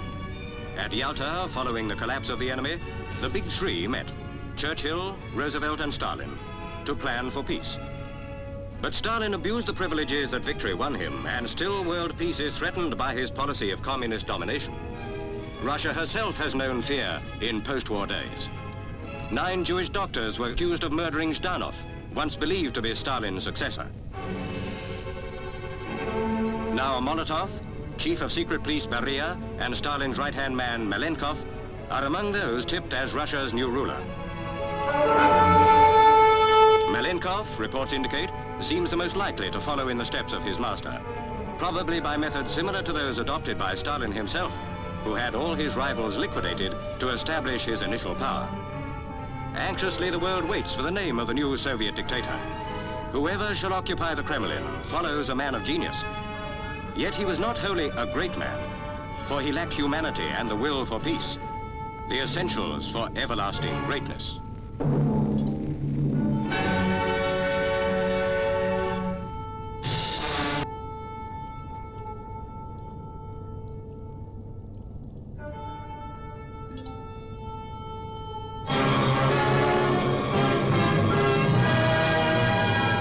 On April the 4th, an epoch in British history ended with the resignation of Sir Winston Churchill as Prime Minister. That morning, crowds gathered in Downing Street to try to catch a glimpse of the great Englishman. For the last time, the cabinet is summoned by the man who had led us to victory in the war.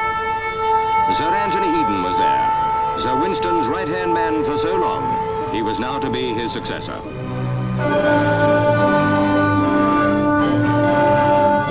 Colleagues he had inspired in office not been born when he first entered Parliament. Many were in swaddling clothes when he first became a cabinet minister.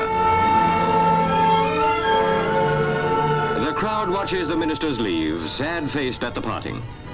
It is 15 years since Sir Winston first came to number 10. Now he relinquishes the role of Her Majesty's First Minister.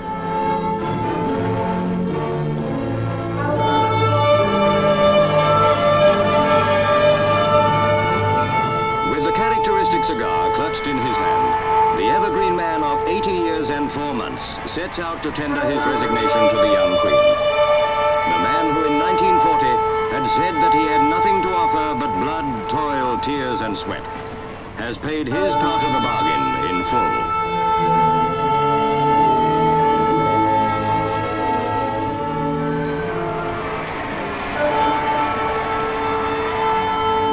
It has always been Sir Winston's habit when Prime Minister to have an audience of the Queen on Tuesday night at Buckingham Palace.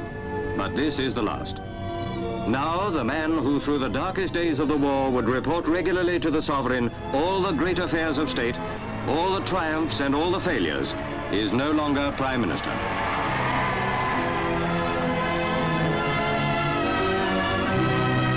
The night before, he had been host to the Queen and the Duke of Edinburgh at number 10 Downing Street. He wears the sash of the Garter. When he was made a Knight of the Order in 1953, he became only the 6th commoner this century to be so honored. King George VI had offered it to him in 1945, but he had then asked leave to decline it.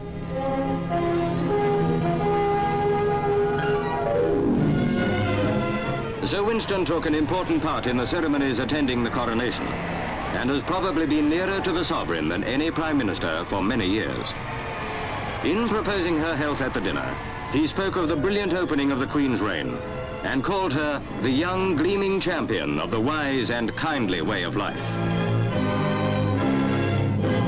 Over 30 guests attended the dinner, many of them colleagues who had served with him in the war. The statesman who had served as a subaltern in the reign of the Queen's great-great-grandmother, and who had served in political office or Parliament in the 5 reigns since, has his last public leave-taking of the Queen as Prime Minister.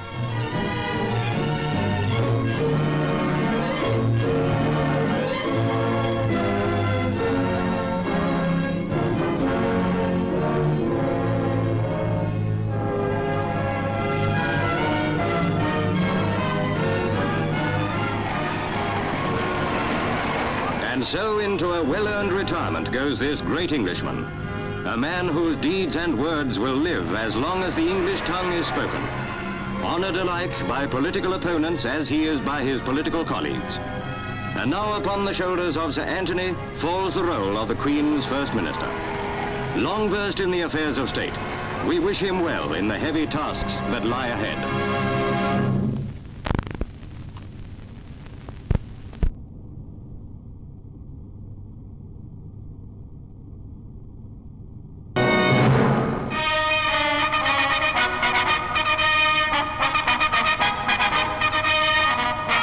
The Palace of Westminster awaited the arrival of Her Majesty the Queen.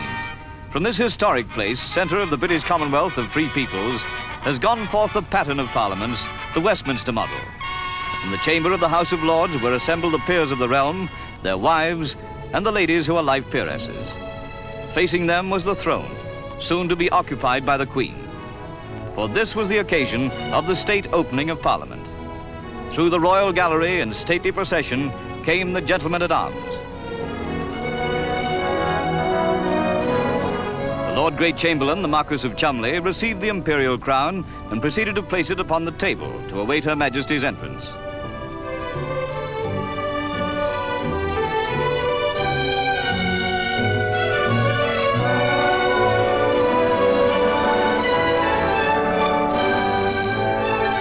That great servant of Queen and country in war and peace, Viscount Slim, received the sword of state.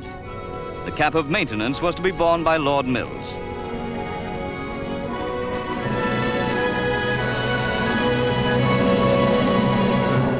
Though we were privileged to film the state opening of Parliament 2 years ago, this is the first time it has been filmed in colour. Now, through the Royal Gallery came the Duke and Duchess of Gloucester and the Duchess of Kent, proceeding to their places in the House of Lords. In a few moments, Her Majesty would arrive at the Palace of Westminster, awaited by the Earl Marshal, the Duke of Norfolk, and the Lord Great Chamberlain.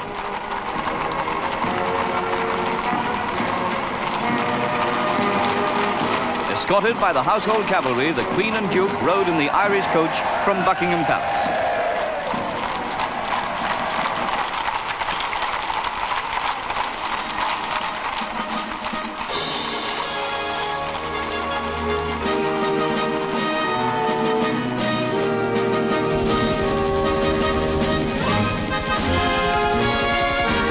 This is the established pattern of the royal arrival on this state occasion. Centuries have passed since the monarch rode to Westminster to give instructions to his legislators.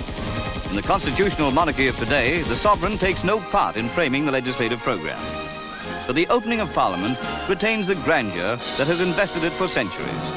Anomalously, by withdrawing from all controversial affairs of government, the monarchy has strengthened its hold upon the affections of the people.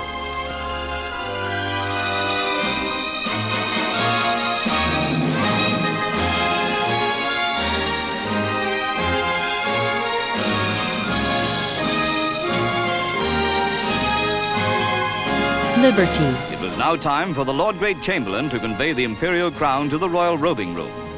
The whole ceremonial of the state opening is performed with measured dignity, befitting its long and honored tradition.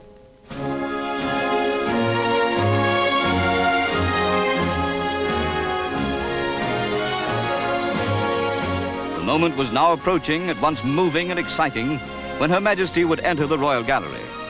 The Lord Great Chamberlain gave the signal for the doors to be opened as the Queen and Duke approached.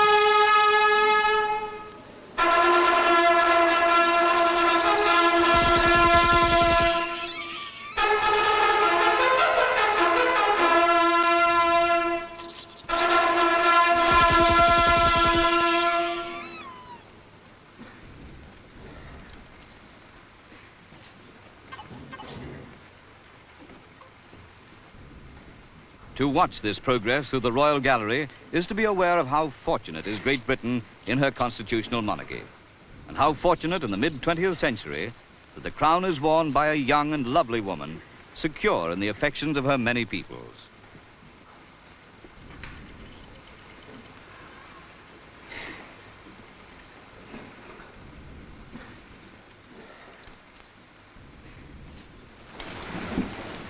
The distinguished company in the chamber of the House of Lords rose as the Queen entered, slowly proceeding towards the throne from which, for the 7th time in her reign, she was to deliver the royal speech.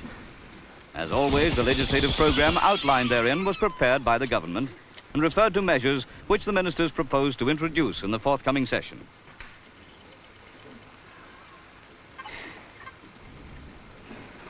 My lords, pray be seated.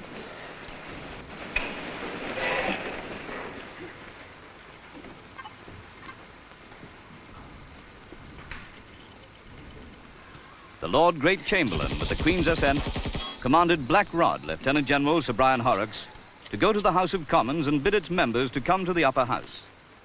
The state opening of Parliament is the one occasion in the year when the Queen, Lords and Commons meet together in person. Black Rod returned, having conveyed the summons to members of the lower house.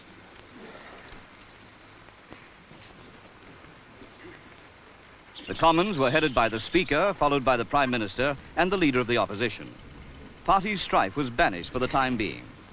All eyes in the now crowded assembly were directed towards the Lord Chancellor, Lord Kilmuir, as he placed the copy of the Queen's speech in Her Majesty's hand.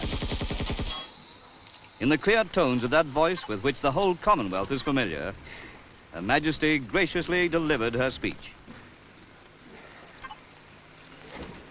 My lords and members of the House of Commons, my husband and I look forward eagerly to the series of visits we shall make next year in the Commonwealth. where we shall renew and extend the friendships which we value so very highly. In the early part of the year, we shall visit India and Pakistan on the invitation of the presidents of those countries. And I welcome especially this opportunity of seeing for the first time something of these two great nations of the Commonwealth. My government will play their full part in maintaining the North Atlantic Alliance and the other regional pacts to which they belong.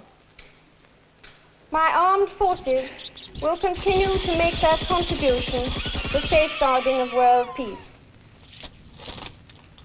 The friendship which links us to our great ally, the United States of America, is a powerful element in the defense of peace.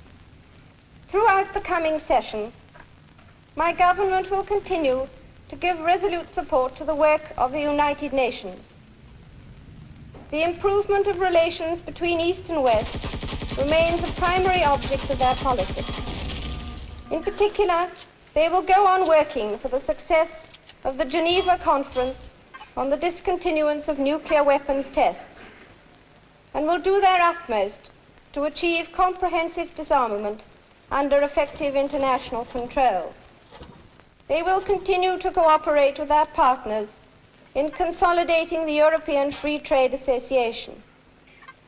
At the same time, they will work towards the political and economic unity of Western Europe on a basis satisfactory to all the governments concerned. My lords and members of the House of Commons, I pray that the blessing of Almighty God may rest upon your councils. The ceremony was now completed. The distinguished company had witnessed one more state opening, the beginning of the second session of the present Parliament. The continuity of democratic government is preserved. It is the privilege of this nation to enjoy the freedom of constitutional monarchy. Effective parliamentary government began at Westminster. It has survived the numerous changes of history and is still a model to the world. And how splendidly Her Majesty becomes her royal office.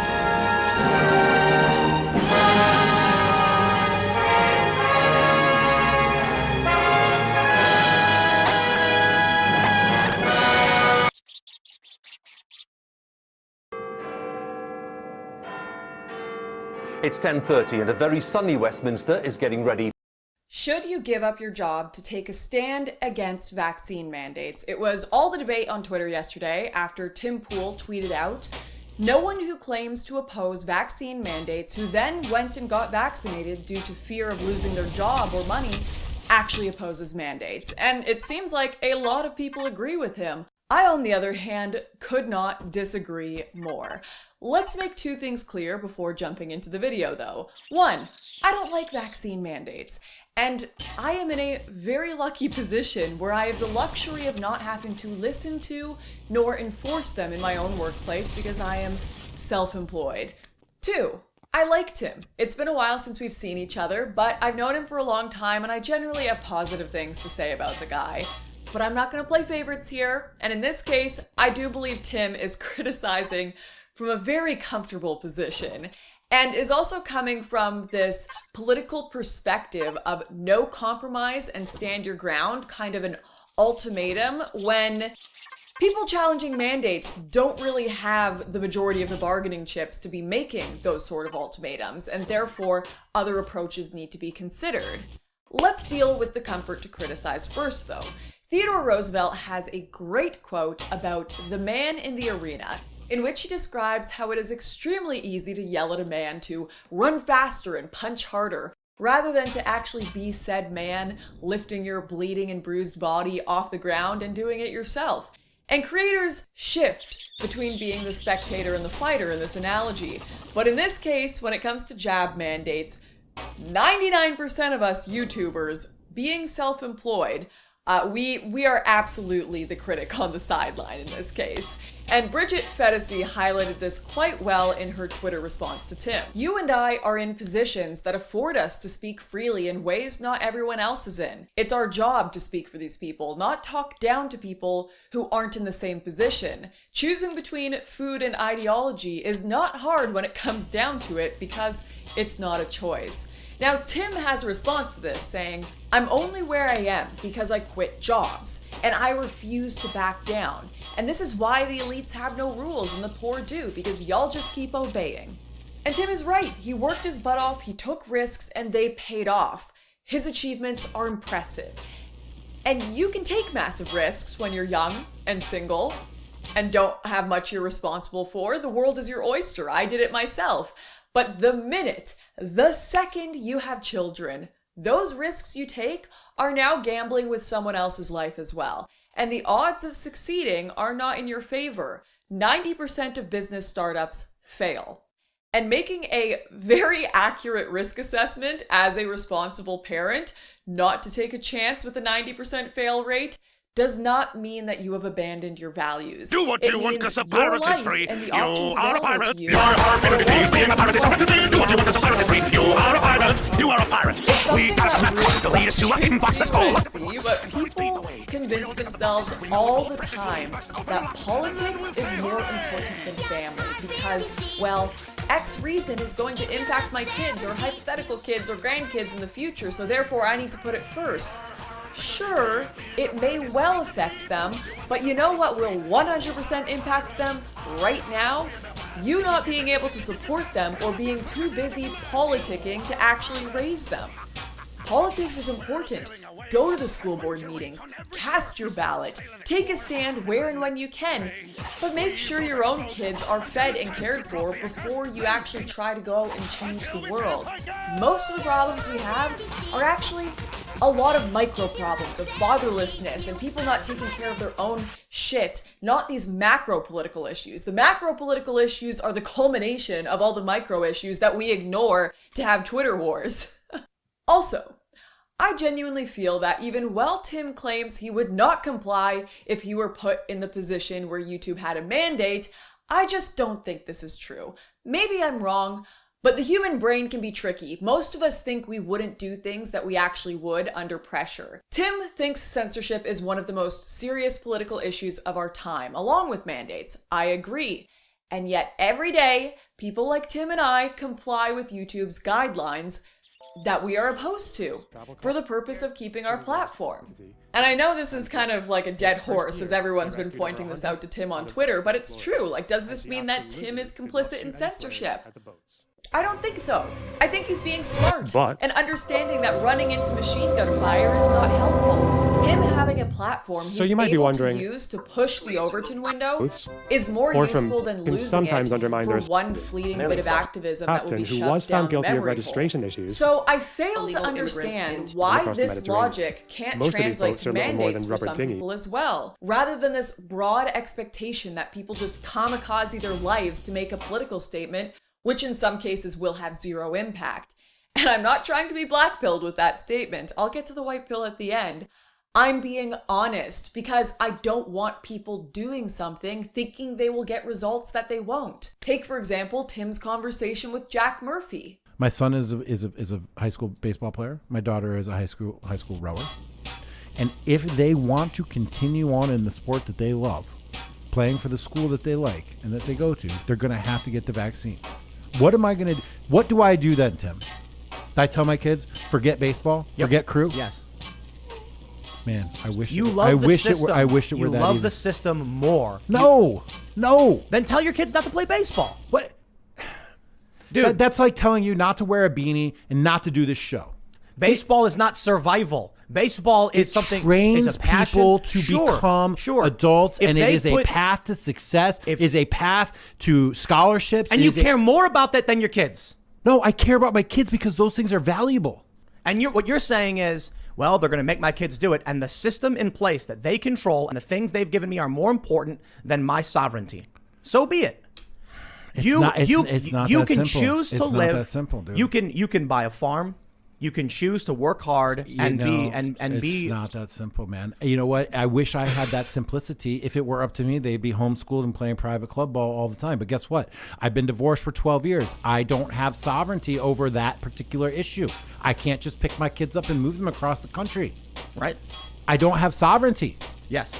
So what am I supposed to do? Your issue is that the decision over your kids and the school they go to isn't yours. Correct. It's the state's due to a conflict with an Yes. ex-wife. Yes. So the whole system has got me down, man. And so what am I supposed to do? Is my line in the sand going to be taking away from my children the thing that they love the most? If it was me, yeah, I'd do it in 2 seconds. You would tell your kid that you have been coaching in baseball your whole life, that you have taught how to throw, how to pitch, how to bat, and you've talked your whole life about them being on a varsity sport and going into college to play Division I baseball, and you would look them in the eye and be like, just throw that away because daddy's got a political position? Firstly, Jack points out quite accurately that he, like most people, is simply not in a position where he can buy a farm and start a private club team for his kids. That's like the, build your own bank, build your own nation, build your own Facebook solution. Secondly, well, for example, healthcare workers not complying with the mandate may put pressure on the system.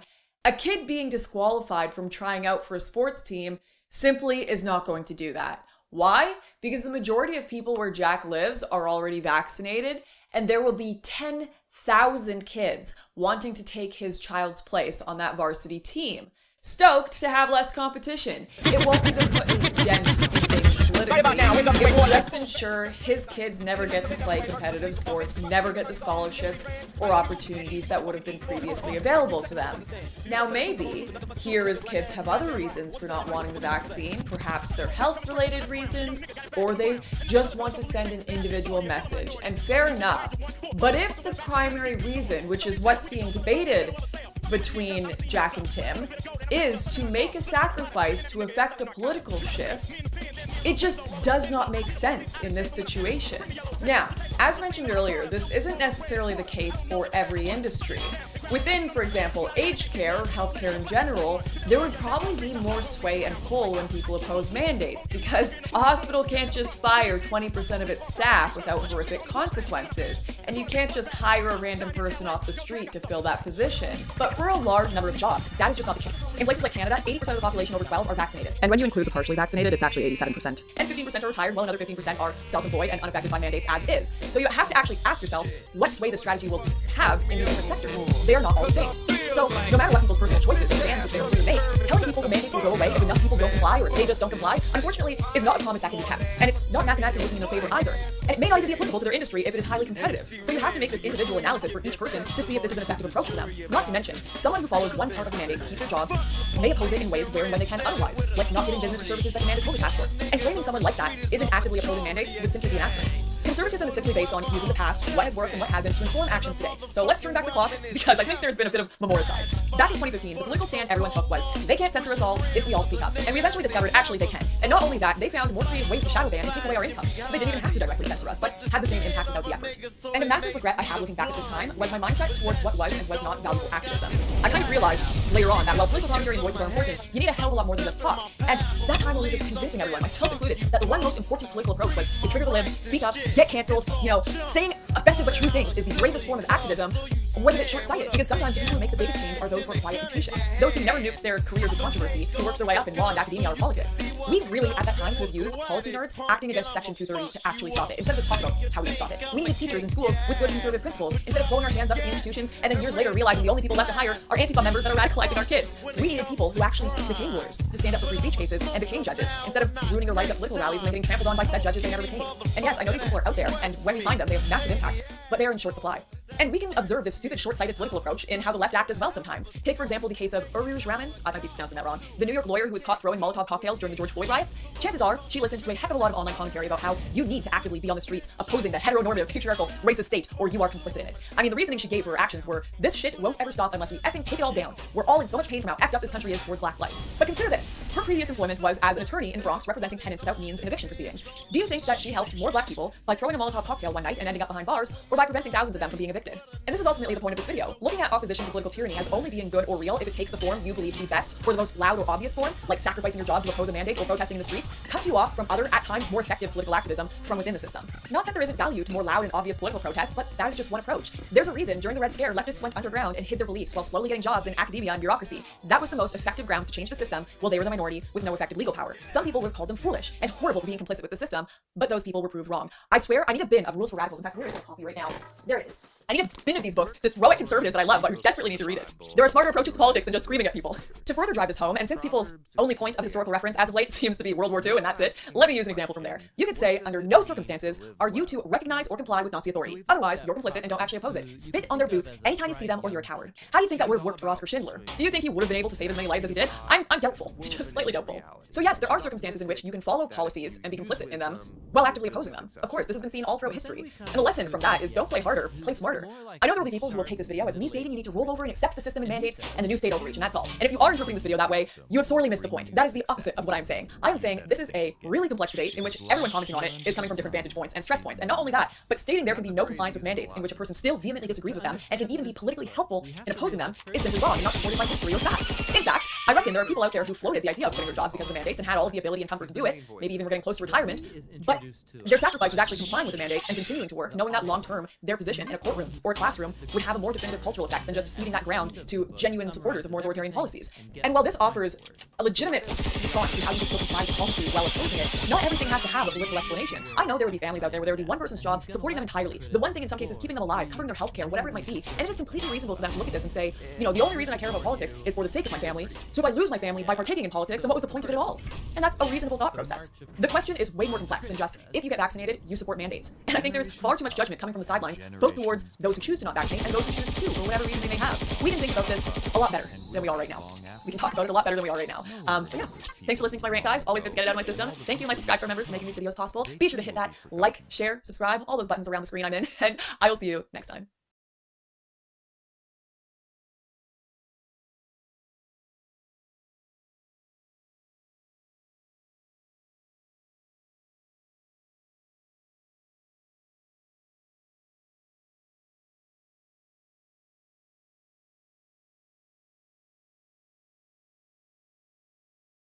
We're gonna have our main event. This is gonna be fucking dope, guys. Main event's a little bit different. Let me explain how this work. Main eventers are both fucking dope. Main eventers have done it before. They've been here before. Best of the best. Once again, keep the fucking energy alive. You guys having a good time tonight? Come on. Come on. First round's gonna be tit for tat. Second round, they go 45 seconds straight through each uninterrupted. If they have to go to a third round, we go tit for tat one more time. This is it, main event. One more time, clap it up. You guys ready for this shit? Come on, main event, let's do this shit. Blah, blah. I'm excited about the main event because both of these battlers are fucking tough as fucking nails, and nobody wants to battle these guys. They're both guys that are difficult to fucking write jokes for, and I'm going to tell you right now, I'm excited for it. Your first battler, originally from Louisville, Kentucky. Ladies and gentlemen, clap it up for Jacob Williams. Come on.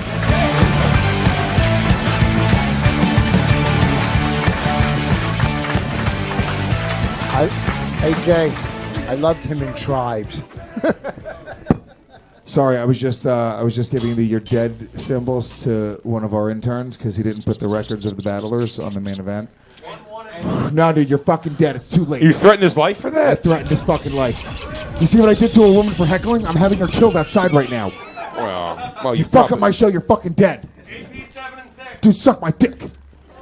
Dildo head. Stats. And his competition, he is 7-6 in roast battles. He's originally from Binghamton, Connecticut. No, I'm sorry, Newtown, Connecticut. That's sad. That's way sadder. Oh, skiing. Oh, child murder. What a mistake. He's from Camden, New Jersey. One more time for Big J.P. McCain.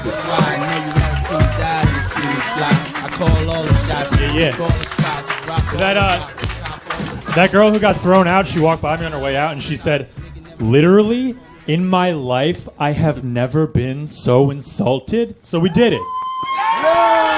We did it. Fuck that bitch! Fuck that bitch! Fuck that bitch! God, I love this show. Lewis, literally fuck her. Literally. She wishes. I mean, I do it, but whatever. That girl looked like Susan Powder. Yeah. That was my boss impression of an old reference. Yeah. Stop the insanity. Remember? JP has battled for the title before. He's been to the top of the mountain before. He's beaten the best of the best. Jacob, I'm gonna have you call it in the air, my friend. This is it. You're the underdog. Heads. Tails it is. First bad decision of the night. Holy shit. The pressure is on. JP, do you want to go first or defer in the first round? I'll go first. Ooh, very confident. JP McDade. Whoa! Confidence. First round, JP is going first. Jacob's going second. Ladies and gentlemen, let's roast. Round 1. Fight. Give it up for Jacob Williams right now. Make some noise for my opponent here. Jacob Williams, you Buick LeSabre of a person. I know you don't really get into heavy metal, but you do remind me of Tom Petty. Because no one is really sure if you're alive. All right. I was going to compare you to a car, but you can't really fit into one, so... No, it's good. I've never had an insult yawned at me before. But, First blood.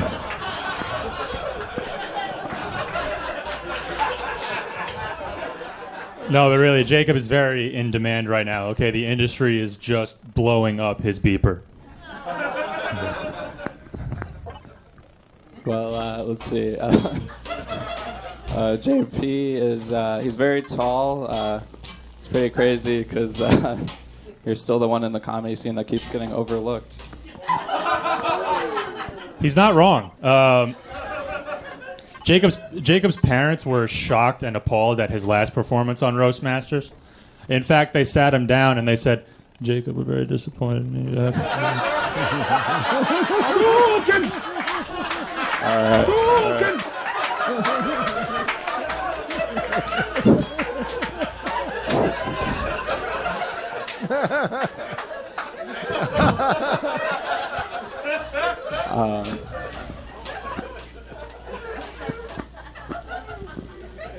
Let's see, JP, you.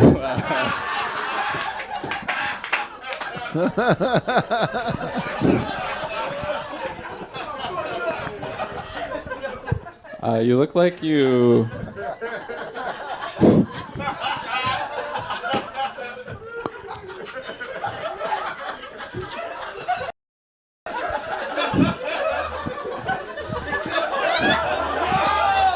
All right.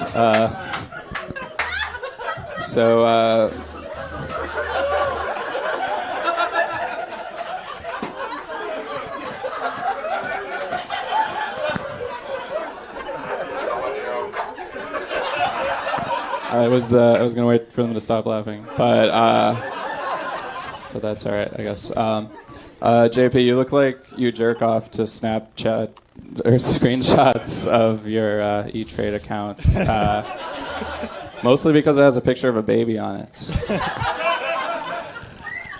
Good one, Mike Big Lobotomy. Jacob, I looked at Jacob's website to prepare for this battle, and it looked like one of those websites for like when a little kid starts a business. I was looking at your pictures. I've never seen someone practice smiling before.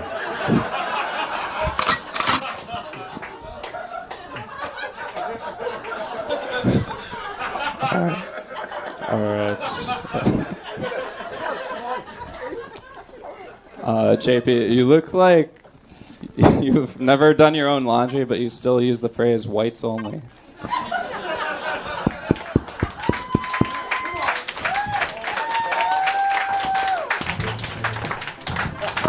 One more time for JP and Jacob. Let's go. Come on.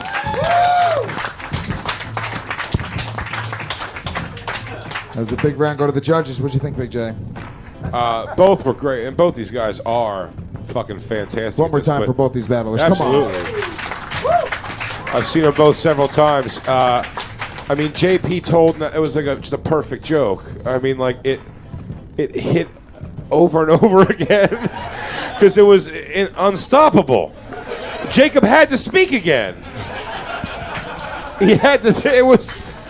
It may change how roasting is done. That you got to think of a joke that's going to make the own person dig their own grave. Every joke he told or he had to change the way he spoke. Yeah, it goes. Which means that I'll tell you a thing about JP right now. Tall ass motherfucker. And then we would have been like, that's weird too. Then It was nothing to We do. would have known that he got into his head. Yeah. Oh, JP. But I mean, someone should. Lewis, you were. No, he should have thrown in the towel because Jacob's got such funny shit. But man, save those for the next round. Yeah, I don't know. That's fucking JP for sure. Yeah, obviously. JP, one vote for JP. That was incredible. Champion Eli Sayers, you've gone against this man one time, two times? Twice. Yeah. Twice now. Well, I mean, yeah, this is good. This is what happens when a fight breaks out at a Dave Matthews concert.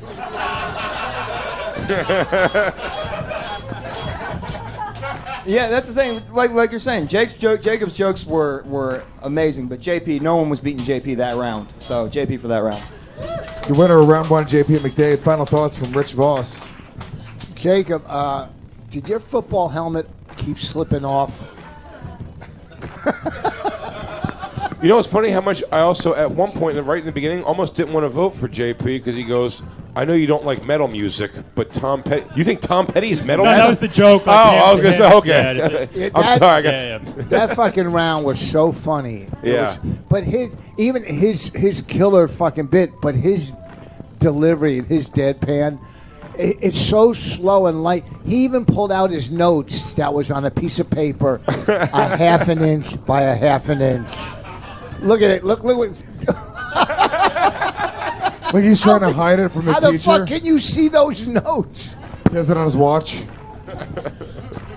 Very funny. Very funny. All right, well, listen, we got one. Round one goes to JP McDade, guys. One more time. Come on. Give him some love. Give him some love. Let's do this shit. The slate is cleared now. This is it, man. We're going into round two. It's 45 seconds straight through. Rapid fire. These guys get to just go straight on. Jacob's going first this time. JP's going second. Ladies and gentlemen, this is it. Round two. Let's go. Main event. Come on. Put your hands together. Let's roast. All right. So JP is from Newtown, Connecticut, where the Sandy Hook shooting happened. And so I'd like to read an excerpt from the shooter's blog. So today I met this guy on my blog. He's a very troubled guy. He should probably see a therapist. He's the creepiest and most mentally disturbed person I've ever met. He's the least funny person I've ever met, and the worst part is he's going to start doing stand-up comedy. I don't want to live in a world where that's happening. And I don't want any children to have to live in that world either. This is going to be my last post.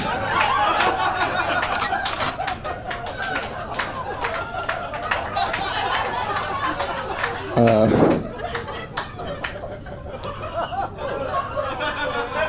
right. All right. JP, he's from an Irish Catholic family. The only thing stiffer than your delivery is the drink that your dad pours after beating up your mom.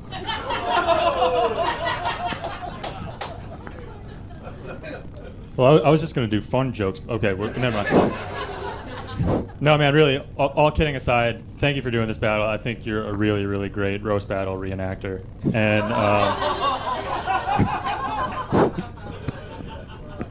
Jacob is on MTV's Wild 'N Out, which is a show for slow 11-year-olds.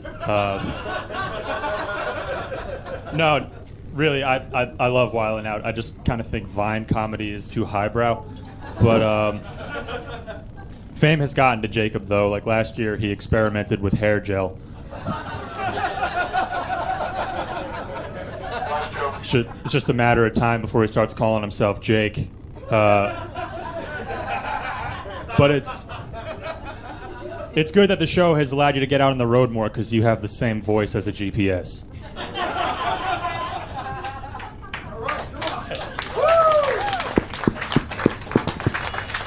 One more time for JP and Jacob. Come on, round two.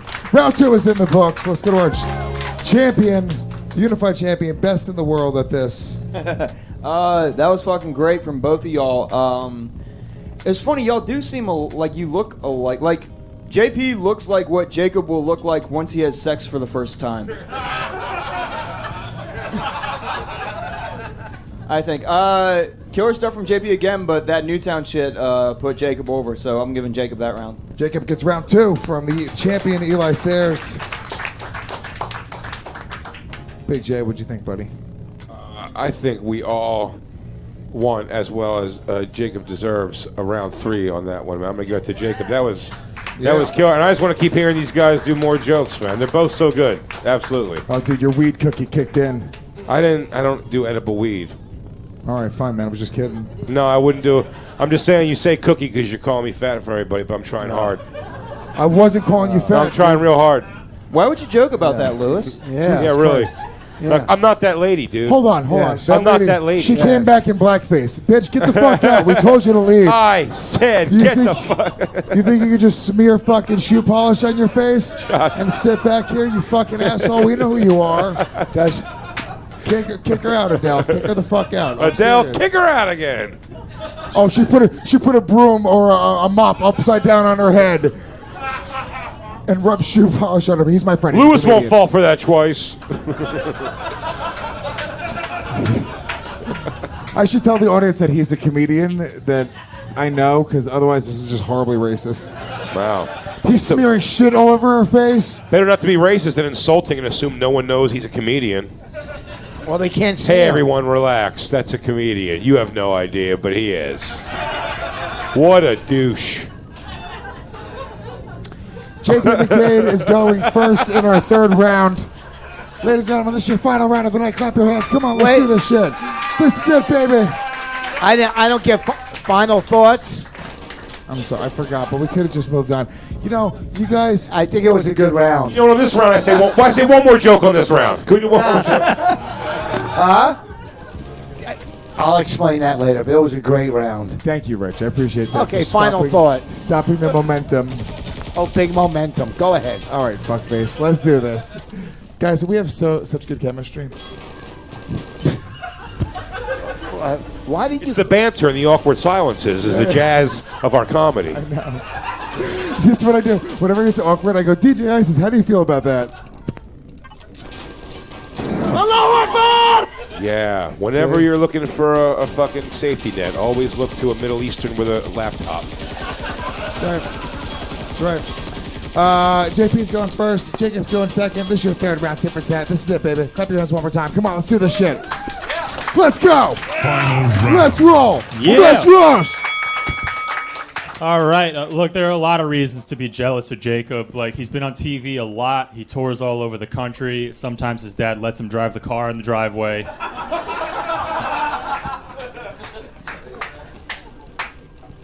Okay, that was good. That was very clever. You can tell that JP reads books for show, but can't get booked for shows. Anyway, JP's super white. JP, you're so white, your blood type is khaki. Jacob is a fucking wiener.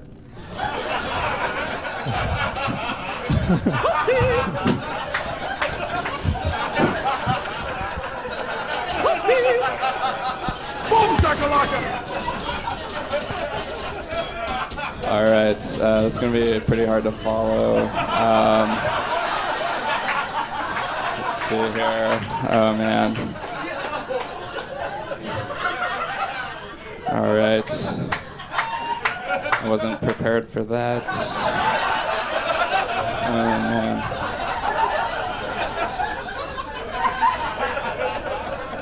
All right. Well, JP, you can kind of tell by looking at him that JP is pretty racist. Like you would definitely be in a movie about lynching black people as the tree. Okay. Thank you, Jacob Valiums. Think about it for a second. It's very clever. Jacob was throwing up in the bathroom before this battle happened. Not because he was nervous. He just made eye contact with a girl.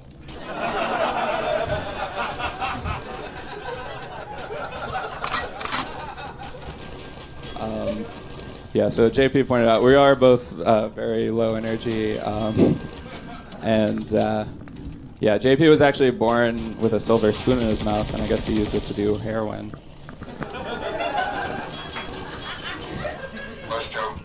Jacob, we should probably wrap this up. I know you have to get back to haunting that Genius bar. Fatality. No, but really, I can't knock his career. Like, he travels a lot for comedy, and, you know, flight attendants treat you really well when they think you're an unaccompanied minor.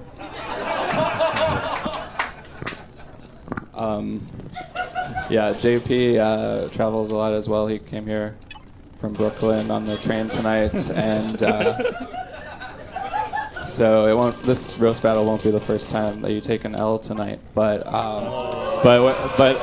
look, bars. I just have to say, in conclusion, this has been JP's. I find JP very funny, and I think that the last thing I'll say. I know he's from Okay, look. Okay, so this. Okay, I know you're from Newtown, Connecticut. I think it's great that you honor those kids every time you do stand up with a moment of silence after all of your jokes.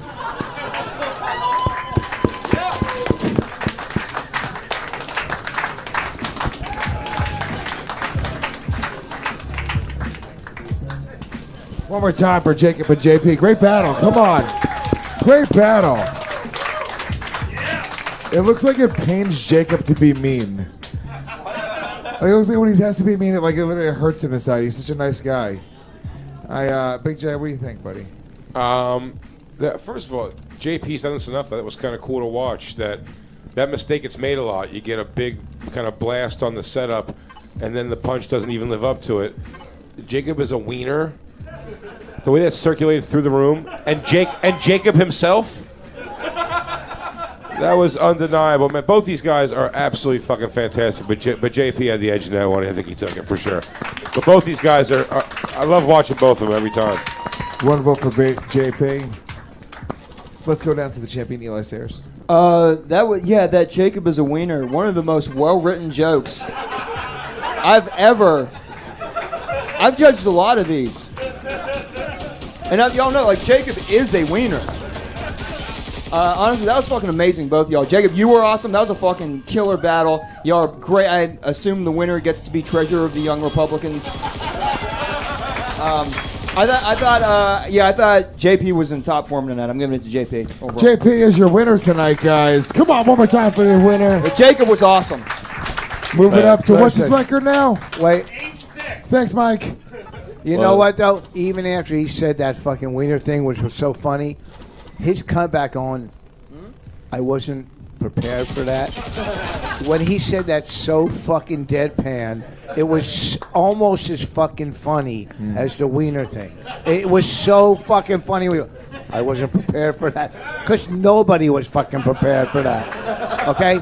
And the fact that you chased a comic out of the room with your racism is unbelievable. It made us all feel like simpletons. He's a wiener. We went, I know, he is a wiener. We don't even know why we laughed. Oh, fuck. That was really funny, man. You guys are fucking funny, man. Yeah. Great job, both of you guys. One more time for JP McCade. Jacob Williamson. Thanks. Williams. Yeah. Sorry. I also got to say, the way it's part of the show as well, the way you handle it and fucking, him fucking, that was funny. That was great. So I just said that, stupid. Well, fuck, I'm articulating it so they can hear me because you fucking spit everywhere. Okay. You fucking mushmouth jerk off. I also hope you get hit by a bus tonight. Really? No. Okay. I love you. Okay, me too. All right.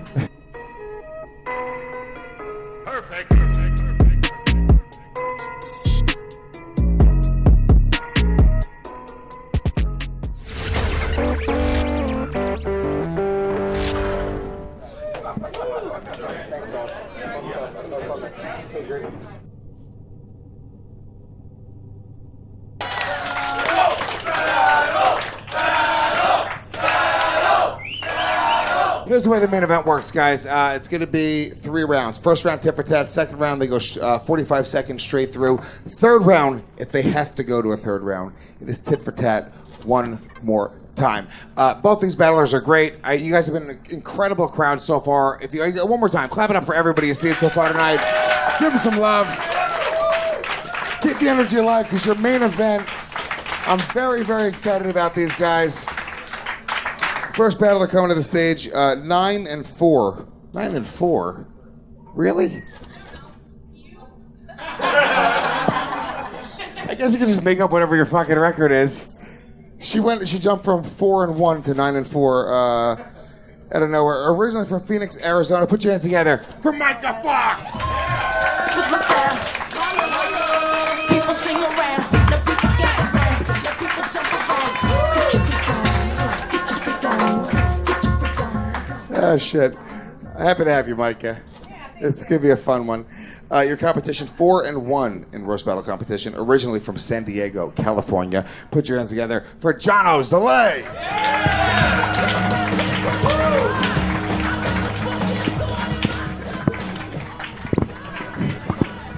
Hey, Lewis.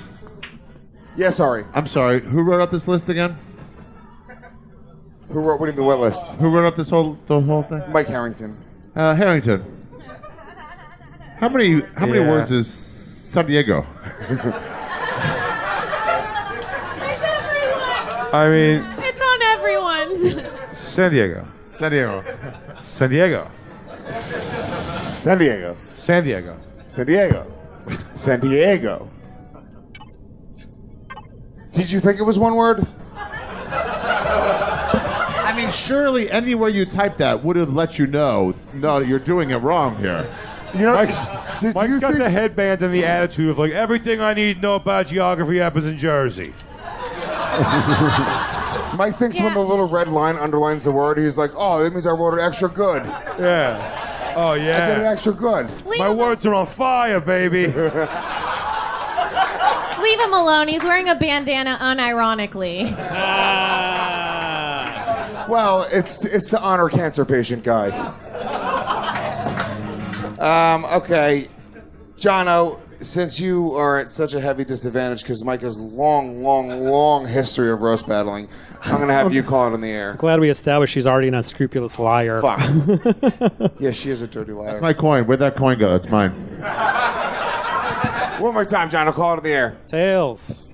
Heads it is. Mike, do you want to go first or defer? Jono's going first in round 1. Mike is going second. Ladies and gentlemen, clap your hands. Come on, motherfuckers. It's your main event. Main event. Let's roast. Round 1. Fight.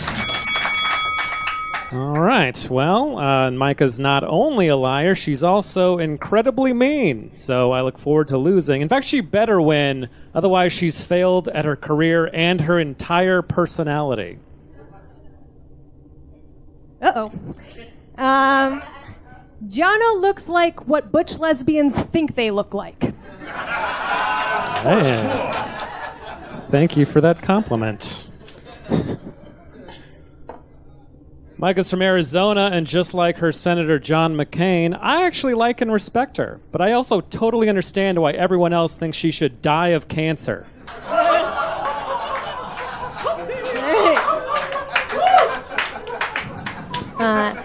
Jono looks like the brawny paper towel roll guy if you can only use those paper towels to soak up cum.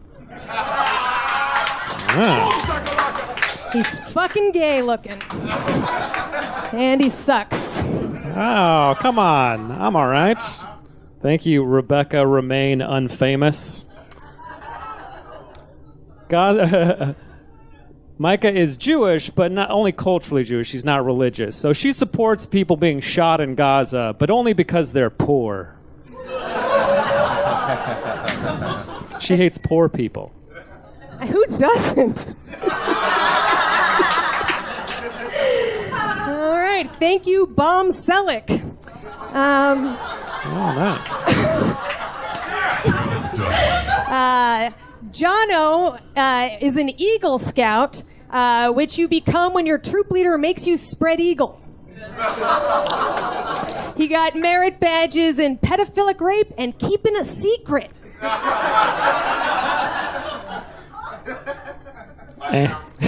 Nice memory. And, yeah, no, it's great. I mean, I had to sew them on too.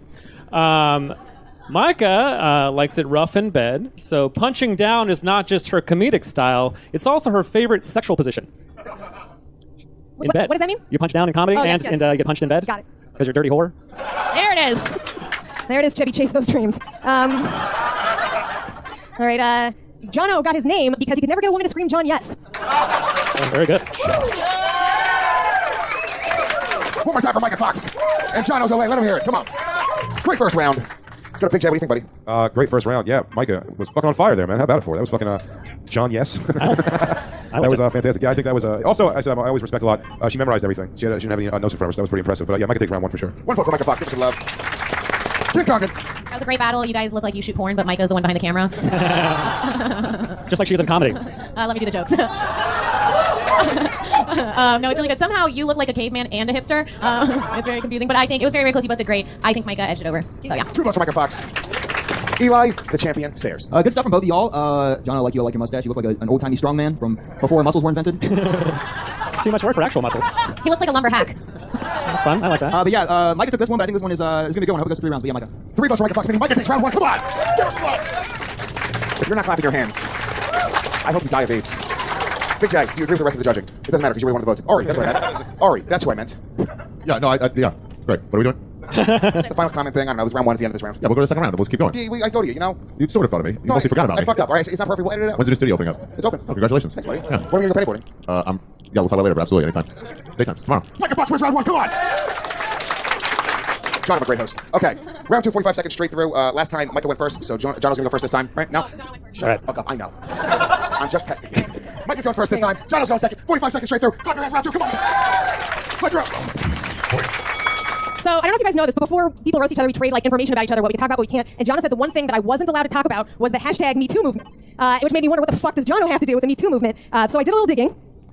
And it turns out there is something on the books. I found an old subpoena record of a social worker and a child, and I'm just going to play this for you guys now. You guys be the judge. Oh no, technical difficulties. Did you? Is this an audio The world sketch? needs to know the truth. I want to hear the audio sketch.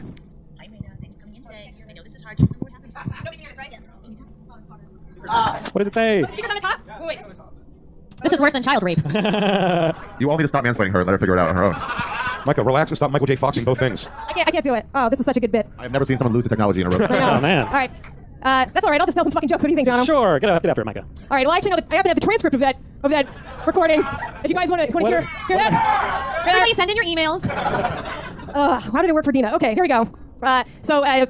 Jono, why did I do this? Okay. I tried against Paul Hooper, didn't work either. Really? Yeah. That makes me feel not good anyway, because you lost. No, I won. I'm a winner, time baby. up. All right, okay. So they brought a girl in. Apparently, Jono brought a girl into a green room, and he wasn't even performing on it. And she said he tried to touch her, but then he kept drinking and just kept talking about his SAT scores. I'm ready to vote. I know. This is the saddest thing. Man. Are you single, Jono? Yes, technically. Ugh. I mean, I did miss one math problem. You did? All right, Jono, just go ahead. I'll be in the third round. Yeah, let's look forward to that. So that was weird. But yes. So, Micah Fox, what a waste of a perfect hot girl name. Should I just save the rest of it for round 3? Yeah, you won, dude.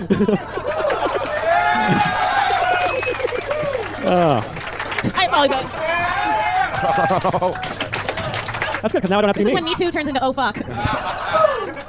Ari Shafir, what do you think of that round? What the fuck? Oh man, I mean, well, that performance alone qualifies you for a late night spot on. Honestly, this battle, as I was looking at it, because I was thinking of something else to do, as you were struggling so fucking hard. The way you kept trying to pull out of this hole and were unable to was both beautiful and sad. Between the two of you, I think it's interesting because Jono, you have this really well-defined lip that's accentuated by a mustache, and Micah, you look like someone drew on your smile too big and didn't leave room enough for your lip. Let's see round 3. So Jono won round 2, is that what you're saying? Yeah, all right, fine. Eli, what do you I didn't tell you fucking jokes. I mean, at first, with the phone, it seemed like Jono had assaulted the phone and was afraid to speak up. Is that the new R2 Me Too? I just realized where the speaker is. Yeah, look, this one's really tough to call, but I think Jono barely edged that one out. 2 votes for Jono's LA. Give him some love. Big J. That was puzzling. Watching a woman go, the speaker's on top? It was like watching your grandmother try to figure out like a Tesla or something. She was so good. I mean, all 45 seconds we're going, is it? No one, I know. Shit. Can I? And then you went, hey, everyone, want me to explain it to you? Want me to describe a movie? And then blah, blah, blah. And then Bruce Willis was dead the whole time. Isn't that awesome? You're going to come back, Micah. I know you will. You'll come back and it'll be good. Great job, Jono. You fucking nailed it, dude. That joke was through the roof. Anything back in? One line. I'm just shocked that we're not getting more into this testimony she was trying to out. I'm trying to know these details. All right. Her justice will never be served. He's gonna technical malfunction. This poor girl is out there like, Yeah, were you getting real public record there? Were you about to just... yeah, Jono's a rapist. Jono's a rapist. Obviously, look at his mustache. I don't think one rape makes someone a rapist. I think that's just someone who has raped. It's like rape-ish. Yeah, are you a fucking crackhead if you try crack once? God, I hope not. Jono, you're going first this time. Micah, you're going second. Please, get it together. I'm sorry, dude. I apologize on behalf of Jono for raping that girl. Yeah. Well, you know what? This girl, her story will never be heard. And Jono might win tonight. I know. That's so fucked up. He might get a woman once again. Jono, call in there. Wait, I'm sorry, you're going first. Yeah. That's what I meant. I just wanted to show my flipping skills. You're a bigger tease than her phone. Jono's going first in round 3. Micah's going second. It's your final round. Come on, motherfuckers. Get this in. Let's go. So Mike has been teeing off on my mustache all night, and I get it. Look, she's a cokehead with daddy issues. This is the first mustache that didn't come with a slap in the face. Still liked it. Jono has a doctorate in neuroscience and a master's in Bayesian. How can someone who spends so much time with brains never get any head? Yeah. It's true. I earned my PhD studying cocaine addiction, so I knew all the horrible side effects that come with it. For instance, you guys know that before Micah started doing coke, she had a normal human nose? I'm going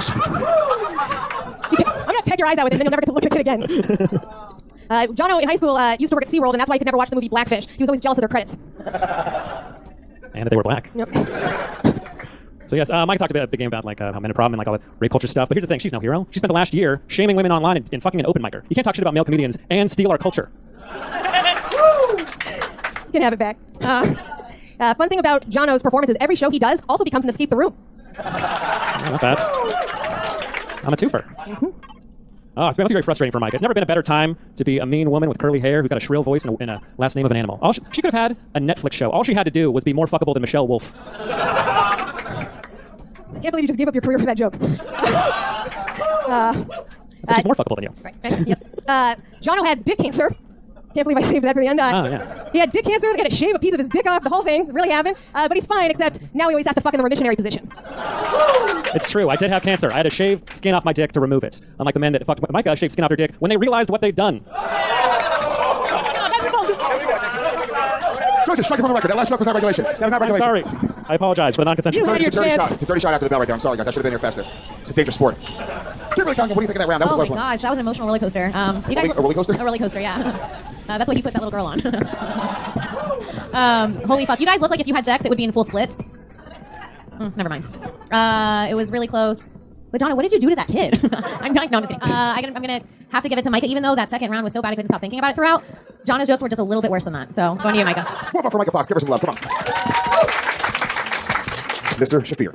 Yeah, good battle, good recovery, Micah, for sure. Yeah, that was pretty good. I'm gonna give it to Jono on that one. Thanks, Ari. Well, I'm not doing a sympathy, fuckface. That's fucking, I don't know. I just thought overall your jokes were better. Just trying to get pizza over here. All right, shut the fuck up, man. He's still thinking about it. Yeah, all right, I'll give that to Jono, but I'll give this pizza from Lunetta's to whoever wins. Oh, wow. Ari Shafir throws a wrench into the mix. The winner walks away with a slice of pizza. Miss, how was that nice fat shit you took? Oh, she came back. She looked like she literally was going to load off. She was like, I can get it later. One vote for Jono, one vote for Micah. Let's go to Eli Stairs, the champ. Yeah, this one's tough. I like you both. Great stuff. I thought your brain head joke might have deserved a lot more. Jono, like, your mustache. I'll try to make this quick so you can get back to defending someone's honor in a duel. This was so close. I would almost go for another joke, but we already did that, and I know, like, you don't want to wear that shit out. I think I give a slight edge to Micah, just barely. It's super close though. It's almost crazy close. 2 votes for Micah Fox. 1 vote for Jono's LA. It comes down to Big J Okerson, our house judge. Yeah, that was fucking, I don't know, the dirty shot at the end. I like the passion behind it. Hey, look, as a fight fan, I love watching it. Yeah, because she was like, yeah, they had to shave some of his dick off. He's like, oh, shave some of my dick off. I'll tell you who shaves their dick, you slut. And but Jono had some clever stuff. And if I give it to Jono, was it coming out of the crowd? I think it's a tough close one. I think it's a very close one. So I'd like to see one more joke, which could go haywire. Or I'll tell you this much, Jay. If you want to call it for Jono, yeah. I'll make an executive decision that I think you'll like. Hey, I have an idea about this. If he does call for Jono, why don't we all go over to Lunetta's Pizza, get a slice of pizza, and have it around over there? I can't. I would if I could, Ari, but I can't. I'm going to go make them pay me $500. Walking like, I need $500. Can I'm not going to be standing right next to you, but can I watch you do that? 100%. Thank you. Jono, let's go, Jono. Jono's only gets 2 votes. What's the executive call? Micah Fox has 2 votes. Here's the thing. Sometimes I go to the crowd, but this crowd is retarded. Ooh. You should let your ex-wife decide. I call her, but she blocked my number. Oh, that sucks. I want to see another joke out of these guys. And I'll tell you why. Micah figured out how to work the phone on the second round. And Jono saved like 3 jokes from the rest. I know they have more jokes. And it's been a great fucking battle so far. This crowd's fucking unbelievable. One more joke, guys. Clap it up. Come on. Micah's going first. Jono's going second. One more joke. Let's roast. Jono looks like he actuallys women when he can't make them come. Should have saved my cancer one for this round. Should not have cancer. Hindsight. So yeah, Micah, when she was younger, got a breast reduction because she took a long look in the mirror and thought, yeah, that's what needs changing.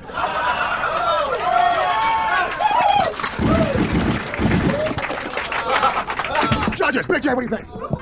I think at 3:30 this morning, at some point, Mike is going to be at a bar and look at somebody and go, and then the fucking phone doesn't even work. I got the whole fucking thing lined up for a week. Fucking phone. What are you going to do? Water under the bridge.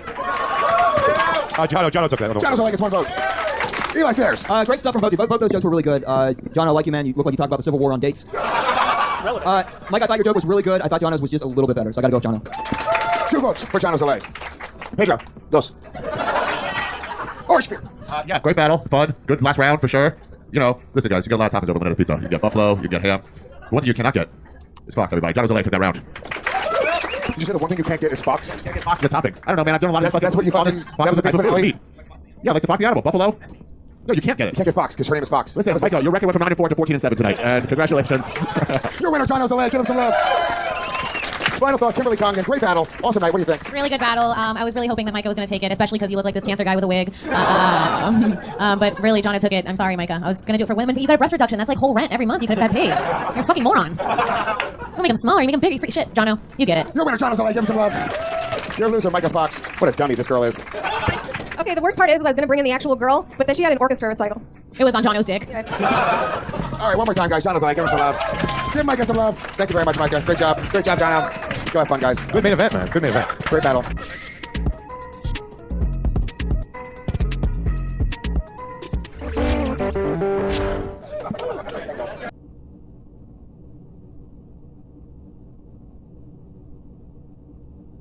Final battle. Very excited to have these guys battling. It's going to be a New York versus Los Angeles battle. Holy shit. Come on, put your hands together. Let's do this shit.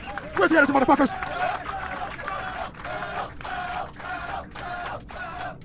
Representing Los Angeles, California, originally from Dallas, Texas, 14-11-1 in roast battle competition. Put your hands together for Jay Light. Hello. What's going on, Jay? How are you, my friend? I am great. It's an honor to be performing the last roast match. This is it. Your last battle here at this club. In fact, I remember the last time you were here. Oh, we're having a moment. Last time you were here, you battled somebody on your cell phone from the airport. FaceTime. One of the worst battles we've ever had. It was atrocious. It was a really goddamn bad. nightmare. We vowed that you would never be back on the stage after that battle. It wasn't even your fault. Yeah. But you know what? We said yes.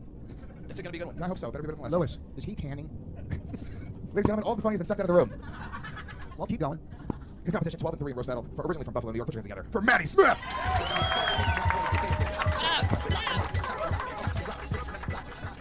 It's going to be a 3-round battle. First round, they go tit for tat. Second round, they go 45 seconds straight through it. They have to go to a third round, tit for tat one more time. This is it. Best of the best, guys. Put your hands together one final time. Come on, motherfuckers.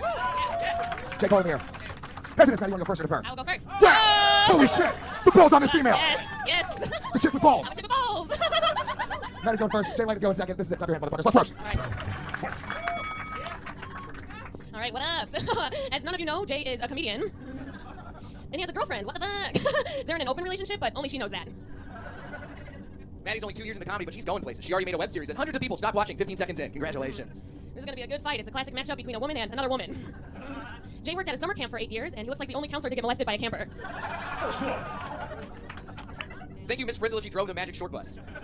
Maddie's from Buffalo, home of the General Mills cereal bakery, which is why her skin is milky and her pussy is soggy and yeasty. Headshot. Oh, Jay, you cosmetology school shooter. Thank you, girl who complains about having a black waiter at brunch. Jay's last name is Light, which is something women stop seeing after Jay buys them a drink. Maddie is quirky as fuck, if you couldn't tell by her fucking crazy personality. Maddie seems like she'd buy glasses just to let a dude come on them. Nice lips. You look like you suck dick in exchange for more dick. Jay's been doing comedy a long time, and his IMDb page is emptier than the promise he makes to his girlfriend that he loves pussy. Maddie's so pale when dudes come on her tits, it makes them look darker. Round 1 is in the history books. These white people do not know how to give each other a high five. I almost got knocked out by that. Do you see that? Mike Lord, what do you think? Dude, as a nerd, it's hard for me to watch Peter Parker fight Mary Jane. This is so emotionally conflicting. But despite all your powers, she kicked your ass, Maddie, all the way. One vote for Maddie Smith. Big Jay. Yeah, I do think that was really close. Jay Fantastic, my first time seeing you, I think, so that was fucking great. But I think Maddie did take that one for sure. Maddie Smith, round 1. 2 votes for Maddie Smith in round 1. Going straight down the line, Bonnie Mac. Of course, it's Maddie Smith. Everybody knows that. I'm sorry. I'm sorry you got away with two glasses. It's not going to happen for you tonight. God, I hate her. Kimberly Congdon. That was really good, Jay. I love you. You're one of my favorite battlers. You look like you watch porn from a book. But Maddie's a fucking beast, and I gotta give it to her for this round. 4 votes for Maddie Smith. Micah. Hey, I was just excited to see the high school news program from Mormon school. You know what I mean. Anyway, Maddie. Thank you. Maddie takes round 1. Give it up for Maddie Smith. Come on, guys. Crush it in round 1. Real quick, you agree with the rest of the judges, Doug? Yeah, sure. All right, there we go. What about you, Eli? What are you thinking? Yeah, good stuff. I like you, Jay. You look like if Stephen Hawking was in slightly better shape. Wow. But yeah, Maddie, great job. Great job, Maddie. Definitely. What do you think, Ari? You agree with these guys? Maddie clearly won that, so I'm gonna give it to Jay out of pity. Okay. One vote for Jay Late, a pity vote for Ari Shafir. You know what, dude? I like your true to LA. Yeah, there you go. Chris Voss, final thoughts on this one. You didn't fly in for just this, right? Oh, okay, good. This is good timing. No, it was a good battle from him. There we go. Maddie wins round one, guys. Come on. Come on. We're partying upstairs after the show, right? Yeah, we're really setting up a lot of intrigue for the rest of this, aren't we? Guys, I can't wait until this thing is over, but the party upstairs will be pretty fucking crazy. Are you guys ready for round two? Come on. Yeah. Maddie went first in round one. Jay's gonna go first this time. It's 45 seconds straight through. Ladies and gentlemen, it's round two. Let's roast. Maddie, you look like every girl who goes on a Caribbean cruise and comes back with braids. Maddie has a drinking problem. She's had sex while blackout drunk, so for her, no means no way until I'm at least 8 shots deep. Maddie's liver is so black it got choked out for selling loose cigarettes. Maddie's a drunk. She also has an eating disorder. Every time she goes to a restaurant, she'll say, I'll have disorder and disorder and disorder and disorder. Okay. All right. All right, Jay, you're such a pussy. You look like you asked your rape victims if they came. I care. Thank you. So was that good for you? Oh man, what do we got? Jay is almost 30, but he's like a fine wine. He's only gotten better with age, and he makes his mom horny. In my research, I discovered that Jay is short for a man. But it runs in the family. I mean, Jay's mom is what, 100 pounds soaking wet with Jay's cum?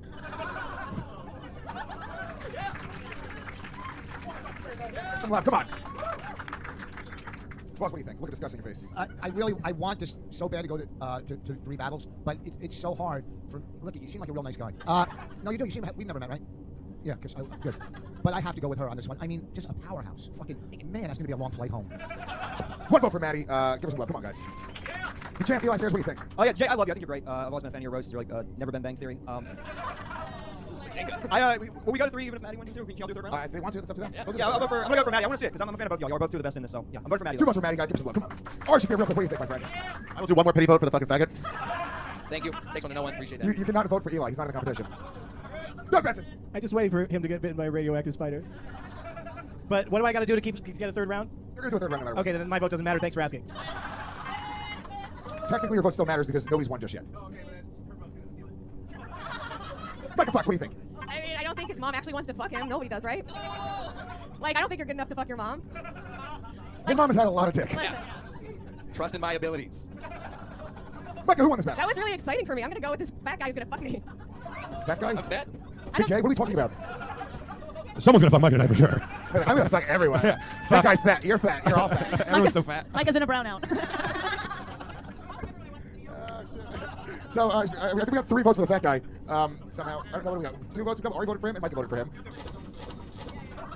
I looked through I'm tabulating the actual fucking votes right now. Kim Duncan. Oh my gosh, Jay, I love you. That was great. For some reason, I feel like you're still breastfeeding, but it's with Maddie. Okay, that was weird. You're right. I have nothing else to say. I really liked your jokes, but she breastfed you. Man, I should have written more jokes about Maddie fucking her mom or something. Shit. Well, you know what? We all want to come tonight. Mike is back. Your wife is sitting across from you. Chris Voss, what do you think of this battle? Did you already vote? Yes. All right. Brian McFarland, what do you think of this battle? I was actually asking Chris for Bonnie's vote. I know that the vote doesn't matter. I will say, Jay, you have done more tonight for women's comedy in the past 15 years. Thank you so much for showing up. Maddie Smith is officially the winner of the entire battle. We're seeing a third. We go to a third, but I want to get the final thoughts from Big J. It's been a great night of battle so far, but what do you think of this? Back up, you fat piece of shit. Maddie, fantastic. No, that was great. You both did fantastic, man. Maddie did take that one, though, for sure. But I'm excited to see a third round either way. Great job, both. I mean, Maddie laughed at her own jokes more than anyone laughed at his. They're pretty good. I love that this is going to continue, even though it shouldn't, because no comedy club gets to end with dignity. Let's go for a third round. This is it, guys. Look, Maddie's your winner, the final winner at the OG Stand location. Thank you. We're going to do one more round because why not? Fuck it, right, guys? This is it, guys. Last round ever we're doing at this location, guys. Look, the owners of the stand, you guys have been fucking incredible. To do this show, Ari's booing them. To do the show and to turn it into what it is today, it's been fucking incredible. Thank you guys for doing this. I'm in the middle of a fucking moment, Rich. The owners are gay. The owners are gay. The owners are gay. The owners are gay. That's true for one of them. I mean, just the amount of talent and Jay Light that has performed on this stage is incredible. I was just going to say, we got to give Patrick a shout out. He's sitting right in the back there. He's the gay owner. Guys, special thanks to fucking Patrick Milligan. Who fucking, this guy's running a fucking, a blog. Ugh. A comedy blog, and honestly, that was the spirit of everything that came into this fucking club. And when you think about what it was, cringe humor, and the type of comics that, kind of made up that whole world, I think the spirit of that lives in Roast Masters and Roast Battle. It's the most hardcore, edgiest show out there. Nobody else says shit like people say on the Roast Masters, so I think the show does fucking incredible stuff for comedy. One more time, special thanks to Patrick for letting us do this. Because this guy... If it wasn't for him, the show wouldn't be here. I'm telling you right now, he made sure that this shit stayed here after a whole bunch of shit, so... Louis, I said a shout out, not a fucking documentary, okay? Jesus Christ. What the fuck? He can't do anything for you. Let's go. Brick by brick, we built this place on the backs of several young comedians roasting. Now, whew, if I said I wouldn't go here. What the sad is? Okay. First off, I'd like to thank my abuelo. This girl's gonna graduate college by the time this fucking show is over. This girl is not going to graduate college. Are you ready for your final round? Clap your hands, come on. This is it. Let's rock. Final round. Oh, Jay, you white power bottom. Jay looks like he'd have a rib removed so he could eat his own asshole. Thank you, every girl who blindly supported the female Ghostbusters movie. Maddie's headshot is just a bag of marshmallows. You look like you were conceived at an a cappella concert.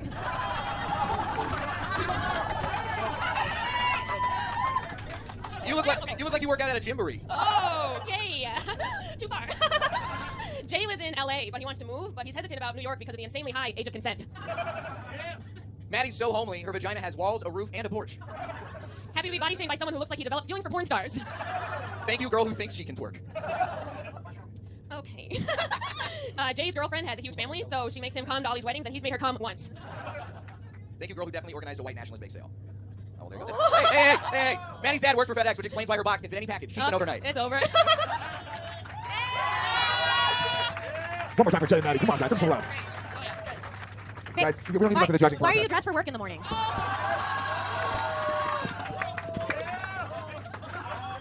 One more time for your winner, Maddie Smith, guys. Give us some love, guys. Thank you. Thank you, Maddie. You're good. One more time for your loser, Jay. Like, come back to LA, queer. I will. Thank you very much, man. Guys, thank you very much. You're all good. Get out of here. They're gonna go fucking a split. All right, so here's the deal, guys. They gave me the honors. What? You look like your fallback plan. This is plan A. They're giving me the honors to start destroying this place. I swear to God, they are. You already did that with your set. I love you, marry me. Please don't make this whole place fall down on us. Yeah, I mean, how safe is this? Lewis, it's just not safe. You're saying how safe is it? You want me to smash the brick? Lewis.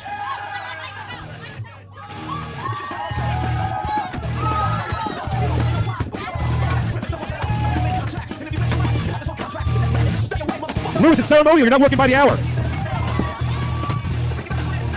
Okay, now let's get a strong guy to do it. Hit that guy's daughter.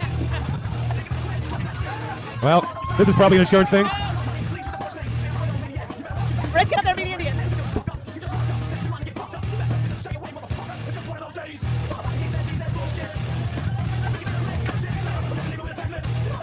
Her Dominican dad just said, don't embarrass the family.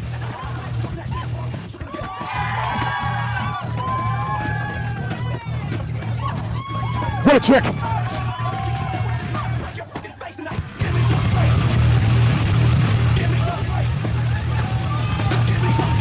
Oh, Lois! Stop!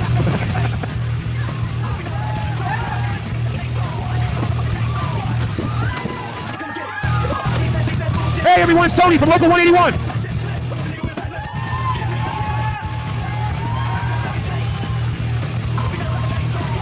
Lois!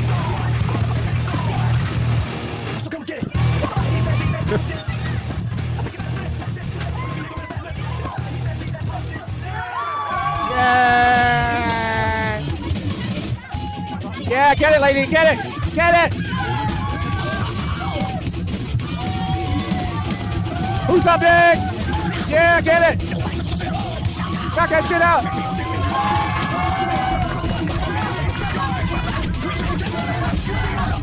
Oh!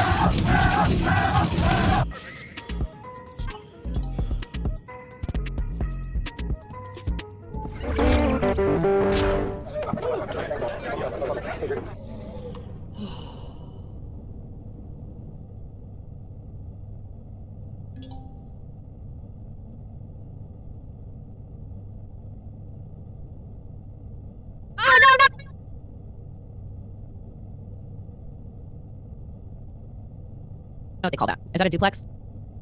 Fill her up. You're listening to the Gas Digital Network. All right, you guys, before we start the podcast, I need to tell you guys about the new merch that me and Alex have. We're so excited to talk about it. We have Broad Topics tank tops. We have a tie-dye tank top. They're all really trippy, dope designs. I'm super excited for you guys to check it out. You can get the shirt from July 19th to July 26th by going to podcastmerch.com/topics. These are really incredible. They're only limited time, so you guys aren't going to see these again after the 26th, so make sure you get your order in. That's podcastmerch.com/topics. All right, let's start the show. Kimmy? Hello? Hi. You good? Yeah. Okay. Well, you thinking about something? Oh, sorry. Now I was focused. Were you lost in thought, baby girl? Oh, yeah, I got a little distracted. I forgot you guys were here. Yeah, we're starting the episode. You ready for it? Oh, yeah. Hit it, Frank!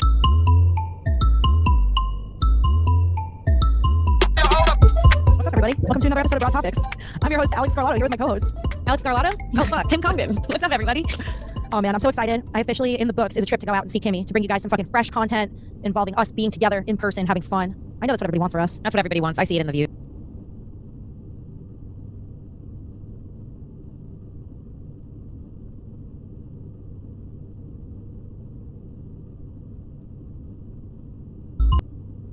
Fill her up. Like sex. Haven't seen you, and we haven't. And welcome to another episode of Broad Motherfucking Topics. I'm your host, Kim Congdon, here with my co-host, Alex Scarlato. Kimmy, I haven't seen you twice in 6 weeks. I haven't seen you, and we haven't spoken. Like, I'm not gonna be fake right now and be like, Alex, again. We always keep up. I haven't heard your voice in weeks. We haven't talked. We haven't texted. We haven't FaceTime. We haven't done nothing. You look different. You look like more tan. You look like a little thicky thick, like sexy thicky thick. Like, you looking good. Your voice sounds different. My voice sounds different. Wow, everything's changing. Yeah, I've gained a few pounds since I've seen you. I've been out in the sun. Alex, your voice is different. I don't know how to explain it. That's weird. It's weirding me out.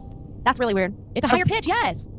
What? Frank? Yeah. You too? Yeah, your voice is like a whole octave higher than it used to be? Yes, you sound like a valley girl. Do you think it's a mic setting? You're like, hey, Kimmy, how are you? It sounds like that. Do I sound, Frank, do I sound like I sounded this morning, or do I sound... No. Well. So it could be the mic. It could just be the microphone. I was like, what's going on with you? Yeah, it sounds like you're doing baby voice. Are we going to do this whole episode with me doing baby voice? I guess. Everyone, this is Alex. Baby voice Alex. Damn it, I thought I figured out everything with this microphone finally. Maybe this is just me now. Maybe I kind of like it. It's a new girl. It's cute. Like, it's not like I'm putting it on. It's not too much. You know what it is? It's the exact opposite of when you drink too much and yell too much and you get raspy voice. It's like the other way. This is anti-Skankfest voice. Anti-Skankfest. I've got to tell you, Kimmy, I've got just tens of thousands of hair ties in this house, and every morning I pick the one that I stole from your apartment. Oh, that's so cute. I keep my Kimmy with me right in my ponytail. I always knew I was in your ponytail. I said, what is that? That is Alex's hair. That's me. That's my hair. I knew I was in there because I was like, what is this? Why do I sleep in hairs every night? Did you find my hairs all around your apartment after I left? I didn't. That's shocking because I shed everywhere I go. But I also, you know how she cleans Casa de la Kim. That hair didn't make it past 2 seconds off your head before I vacuumed it off your body. Casa de la Kim is shed free. There are no pets allowed in here, and I'll tell you that. My friend Jeff came to fix my toilet one time. We were helping install my bidet. He brought his dog, and it was like my worst nightmare. I was like, stop licking that. Stop touching that. I was like an old mean lady with all my new Stop that. Stop Get off my licking couch. I don't need to drool on it. Oh, fuck. No, I like pets. Pets bring like a little spunk into the house, you know? Yeah, the smell of spunk. Spunk is nice. Spunk smells good. I could do without. I hate to say it, it's very anti-American, but I could do without a pet very easily. I don't know. But I've been thinking of getting a little doggy. Yeah, no, I think you would love a pet. I think that your upbringing, where you weren't allowed to have a pet, and you had this dog that you always thought you were going to get, and then you never got it, and then I think it's all wrecked you for pets. I think it's dude. I have to tell my therapist that. You should tell your therapist about the dog, and tell her how you fucking hate dogs and you can't handle when a friend brings an animal into your house and it sniffs around. Ugh. It makes me sick to see people love their dogs. I'm like, stop touching it. Your hand's gonna stink. I let strangers' dogs kiss me on the mouth. You're disgusting. That is so gross. That is so fucking gross, dude. If a dog is cute enough, I'll make out with it. That matches the voice you have right now. Dude, that is so disgusting. No one should be letting the dog kiss him on the mouth. I let Paco's dog fucking lick me Fuck up you. and down. That dog knows me from the inside out. That dog knows me better than I know myself. Oh my god. No, thank you. You know what is a perfect dog for me? But I wouldn't know how to go and find this kind of dog. I love a dog that cuddles but doesn't lick. And I think it's honestly luck of the draw with the dog you get. Yeah, maybe if you get it as a puppy, you could train it not to lick you, but that even sounds harsh. It sounds kind of cruel. It sounds mean, like you're not letting it be a dog. Like when it's trying to give you love, you're like, no, stop. I'm the mother that doesn't want kisses from her children. Can I tell you, the older I get, the more worried I'm going to be that. Really? It's like as each day goes on, I become less and less fit for motherhood. No, because 2 years ago you were ready to pop them out. I was ready yesterday, 2 years ago. Now I feel like I'm lucky if I'll be ready before my fucking clock times out. I'm sort of getting panicky because I'm like, I want a kid, and now it's like, now I could have one. You ever realize that? You're like, you could have one. You could just go and do it. I could just go have a baby. People figured it out at 16. I can do it at 31. It'll be fine. Yeah, and then in certain ways, it's like if you don't have like a stable partner who you're thinking about having kids with, in certain ways it just seems easier to do it on your own. You're like, oh, I'll just have to worry about it's all your own rules. Full control, man. Full control. That's what it's about, having a baby, is having full control of it. Full fucking control. Yeah, no, now I'm like starting to get concerned because like the thought like, oh, I want to have a baby pops into my head when I'm like lonely, which seems like a fucking not good reason to have a baby. I'm like, I want to make a little friend for myself. Like it's just feeling unhealthy at this point. Like I gotta wait. Mm-hmm. I get that. Yeah, I'm like, am I even interested in the baby or just like having something to do, you know? Right, yeah. I get that. I also just see babies and they're like so cute. Whenever I see somebody else's baby, I have like 4 months of like being obsessed with having a baby, and then I gotta talk myself out of it. So I'm trying to stay away from babies now. I feel you. Yeah, I held that baby back in May, and I didn't recover from that until like July. It's like a after effects it has. Yeah, my ovaries were fucking aching for 3 months. Hold on 1 second. I need to grab an ibuprofen because I got a slight headache and I want it to be gone by the end of this podcast. Don't want to get a migraine. The thought of going through the podcast because I don't want to pause and take an ibuprofen for 2 seconds and continuing to have a headache for hours is like, why would I do that? Go get your medicine. I'm gonna sit here and do a PSA for every person out there who's listening. It's like, if you're sick, take care of yourself, all right? If you gotta go to the bathroom, okay, honey. it's not that serious, honey. I'll just tell the audience how important self-care is and putting yourself first. Absolutely. Take it to IBU, even though you had time to do it all day and you didn't have to do it on your 45-minute podcast. Take a note from Kimmy. Do things when it's convenient for you. And only you. Dude, so different. How's everything? Are you still dating the Russian? The Russian's gone. I promise you, like on my flight home, I was like, yeah, that guy's got a week. He had less than a week. First of all, he better whip out personality real quick or he is out. He was just nothing. I hate to say that about a living, breathing human, but he was nothing. It's like, listen, I understand that like foreigners like speak a whole different language and have like a whole different culture and stuff, but like some foreigners come to the U.S. and it's just like you are a shell of a person because we have nothing in common. Do you know what I mean? Yeah. This was like a foreign immigrant situation where it was like we can't even pretend that we're getting along. We can not even have a conversation. It was so hard to speak. He was just hot. He was hot. I'll give you that. And that's it. I know, but you were convincing me that you would have been okay with that. You were like, because you know, that's what happens when they're hot. You get blinded for like at least 1 week. I call it the hot dude 1 week blindness. I don't call it that at all, but I will now. Dude, I was blinded for 10 years by somebody who's truly not that hot, so I get it. Yeah, you were. I get it. You'd show me pictures and be like, look at him. And I'd be like, is it behind this ugly dude? Where is he? Who's him? Really nothing special, guys. Like the boyfriend that I talked about like 3 years ago being like, he made everything like objectively average. Below average. Possibly below average, yeah. Slight, I would say I'd give him a 6. If 7 was an average, I'd give him a 6. Man, I wish you could call him and tell him that. I will. That'd be nice. I'll call him right now on the show. Hey, you're a 6. Click. Hey, I'll give you a 6. Oh man, his narcissism, I would love for him to hear that. Go on. Let me tell you what the Russian did that really skeeved me out towards the end. He did a couple things three things I really didn't like. And this is just for all you guys out there who are dating, and I always tell you how my dates go bad, so just learn from them. I think that I talked to my girlfriends, we all agree it's something that we wouldn't like, and it's not. Okay, the first thing he did. I already really like that you gave him 3 strikes before he was out. It's good. It's baseball. Yeah, it's American. Dude, I do that. I do 3 strikes. Like, I feel one weird thing, and I go, all right. Another weird thing, and I go, if there's one more weird thing, it's weird. There's no denying it. So the first one could be an accident. The second one could be a weird, crazy thing that happened again. Yeah. And the third one is like, no, there's a reason this is happening. So the first thing he did is on our first date, he corrected my posture when I was sitting. With his voice or with his hands? With his hands. I hate that. I hate that so much. Yeah. That is so pompous and like presumptuous. Like, oh, motherfucker, you think you're better than me? Yeah, and it's like, dude, you have 9 fingers. That's true. He does. You cannot correct my posture with a missing finger. You don't even have all your limbs. Okay, I'm with you there. Don't ever correct my finger. Don't ever correct my posture. Let me sit like an ogre, like I'm comfortable, please. Don't even tell me my posture is bad. Don't make me insecure about it. On the first date, maybe that's like a month into dating someone conversation. Like, hey, you need to work on your posture. You be an inch taller, or whatever it is. Sit up straight, yeah, whatever. Sit up straight, whatever. But on the first date is actually insane. Okay, that's weird and uncomfortable. And it feels like an excuse to like touch you, and it's a lame excuse. Yes. Yeah, and it almost feels like negging. Yeah, I don't like it. I hate it, actually. I hate it. So that was my first thing where I was like, this is kind of off. My second thing he did was, there was like one night we were hanging out here and like we didn't have sex or anything. But like we were hanging out and like we made out a little. And then like after a while I was like, I didn't really want to like hook up with him. I should have known then. If I didn't want to fuck him, he should be out of there. But I didn't want to hook up with him. So I was like, all right, let me walk you out. And he kept being like, no, I'll just stay here like on the couch. And I was like, no. And he was like, I'm just tired. And it was like literally like he lived 15 minutes away from me and it was 1:30 in the morning. It's like, grow up. Yeah. Also, if you had let him stay over, I'll bet he would have kept trying to hook up, which I also hate. Yes, and I'm like, just go home. I shouldn't even have to ask you to go home. You should be like, are you ready to go to bed? I'll walk me to the door. Like, you should be scared that you're overstaying your welcome. That's the kind of vibe I want from you. Right. I want someone that's nervous that they're there too long.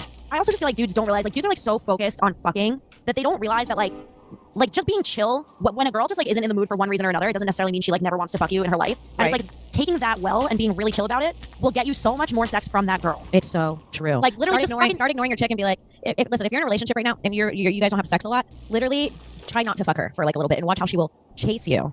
Like next time she's like, I just don't really feel like fucking. Can we like watch a movie or something? Like cuddle with no complaints and watch how many times she sucks your dick that following week. For one time, give her a back massage and let her fall asleep through the night with it. What a fucking gift to be given. You couldn't get me off of that person's dick if somebody did that for me. If a dude massaged me, let me pass out. I mean, your dick's getting sucked dry in the morning. And it's like, what for me, I like the whole Netflix and chill thing, right? It's like, I motherfucking love Netflix. I like actually watching the television show, okay? So sometimes when I'm like sitting down to like chill with a dude, I'm like, there's so much pressure on fucking that it's like, hey dude, I actually just want to watch TV for a little bit and like fuck later or something, or like in the morning or whatever. The cooler, the better a person handles that, the more it's like, wow, I want to suck that dick. Yeah. Totally. Yeah, it's crazy. But men never understand it. They just want it now. It's like, okay, if we fuck now, I'm going to potentially just be like grossed out by it tomorrow because I wasn't in the mood. And I'll be grossed out by you forever. Right. It's like, do you want to start this? Yeah, it's just crazy. I don't know. Yeah, so that was the second red flag for me, was that it was like hard to get him to leave. And I still hung out with him. And what was the third one? Oh, the third one was the worst. So I'm kind of worse. Yeah. So he's telling me he's getting more into me. That was happening, by the way, before I even left LA. I could sense that like day after day, it was like he started sending you like pictures of flowers and being like, hello, like good morning text and shit like that. Like, good morning, honey. Yes. Yes. I like it when I lie down and you lie on top of me. Oh God, stop. I can't. You said snuggling? You like to cuddle? Yeah. I was like, can you not describe cuddling like that ever again? So yeah, and I cover you with my body. That's what he said. I like when you lie down and I cover you with my body. Stop. So the last and final red flag was this motherfucker sends me a text, and at this point I'm getting sort of like the ick, and I'm letting him know. He's like, why don't you want to hang out as much? Why don't you answer my phone calls? He's also like sending me like, I don't answer, and he's like, where are you? Which I don't like at all. No, and I sort of just feel like that's like weirdly a cultural thing. Like for him, he thinks that he's being like like protective and like positive words that you would use for something that is in reality kind of controlling. Yes. Yeah. So I'm not into that at all. And then I'm like, as I'm getting sure of him, he tries this thing, I think, to get a reaction out of me or something. I don't really understand the intention, but he texted me. He said, hey, let's get together soon. I want to tell you the truth about how I lost my finger. So this was like, okay, weird, right? What did he originally tell you when he slammed it in a door as a kid? Okay. And so I'm like, what the fuck does he have to tell me? You know what I mean? Like, this dude is like in the mafia. He's murdered someone. He has women in his basement. They try to get away. Like, what's he doing? Hey guys, let's take a quick second to talk about our sponsor, IPVanish. Today we are welcoming IPVanish back to the show. So what is IPVanish? IPVanish is a virtual private network, a VPN for short. A VPN is a super important tool that helps you safely browse the internet. You can use a VPN on your computers, tablets, phones, even things like your Fire Stick when you're streaming media. When you use a VPN, all of your data is encrypted. What you're reading, what you're searching, what you're watching, whatever it is you're doing. That's important because what you're doing on the internet isn't my business and it's no one else's business either. IPVanish helps you remain anonymous and circumvent your data. Allow you to hang out again like me. All right, let's get back to the show. What did he tell you? Did he tell you the story? I blocked him, and that was the last time I ever talked to him. I said, I can't do this anymore. I don't like you. Oh man. So That wait, was the end do you think that was the attempt to get you to hang out again? Like he felt that he was losing you and he was like, maybe like, it's almost like, oh, like you can't kill me until you hear the end of the story kind of thing? Like I have this story that you've been curious about and like if you want to, now I'll open up to you if you actually come hang out with me again, like bribing you? Yes. And I'm like, I don't even want to know at this point. First of all, you've been lying to me about this finger. What could it possibly be? I don't know. It's weird. I don't like it. And have you seen him at jiu-jitsu since then? Yes. And I didn't he's see him safe? for a few weeks, which was weird because I used to see him like every day. Maybe he took it hard. You guys were dating for 3 weeks. Was it 3 weeks? Maybe 2 weeks. I think it was 2 weeks. So I think short. It was so short. It The shouldn't idea be of him not coming to those jiu-jitsu classes anymore because he had to get over you is funny to me. I'm sorry. It's hilarious. I did see him, and this is the kicker. My jiu-jitsu gym had a party on Saturday. Okay. And he was there. And the motherfucker. No. He didn't do this at the gym. I saw him at the actual training one day. We were standing. And he comes up behind me, Alex. I swear to God, I shit you not. After me breaking up with him, not answering his text, not answering his calls, ignoring him. And he fixes my posture again. No. Oh my God. That's the best thing that he could ever do so that you don't, it's literally like confirming that I made the right choice. Yeah, it's such a perfect stamp on that being like the right thing to do. When he did that, the chills that went up and down my spine, I was like, I don't like this. I hate that type of thing. Man, I'm having flashbacks. I'm triggered.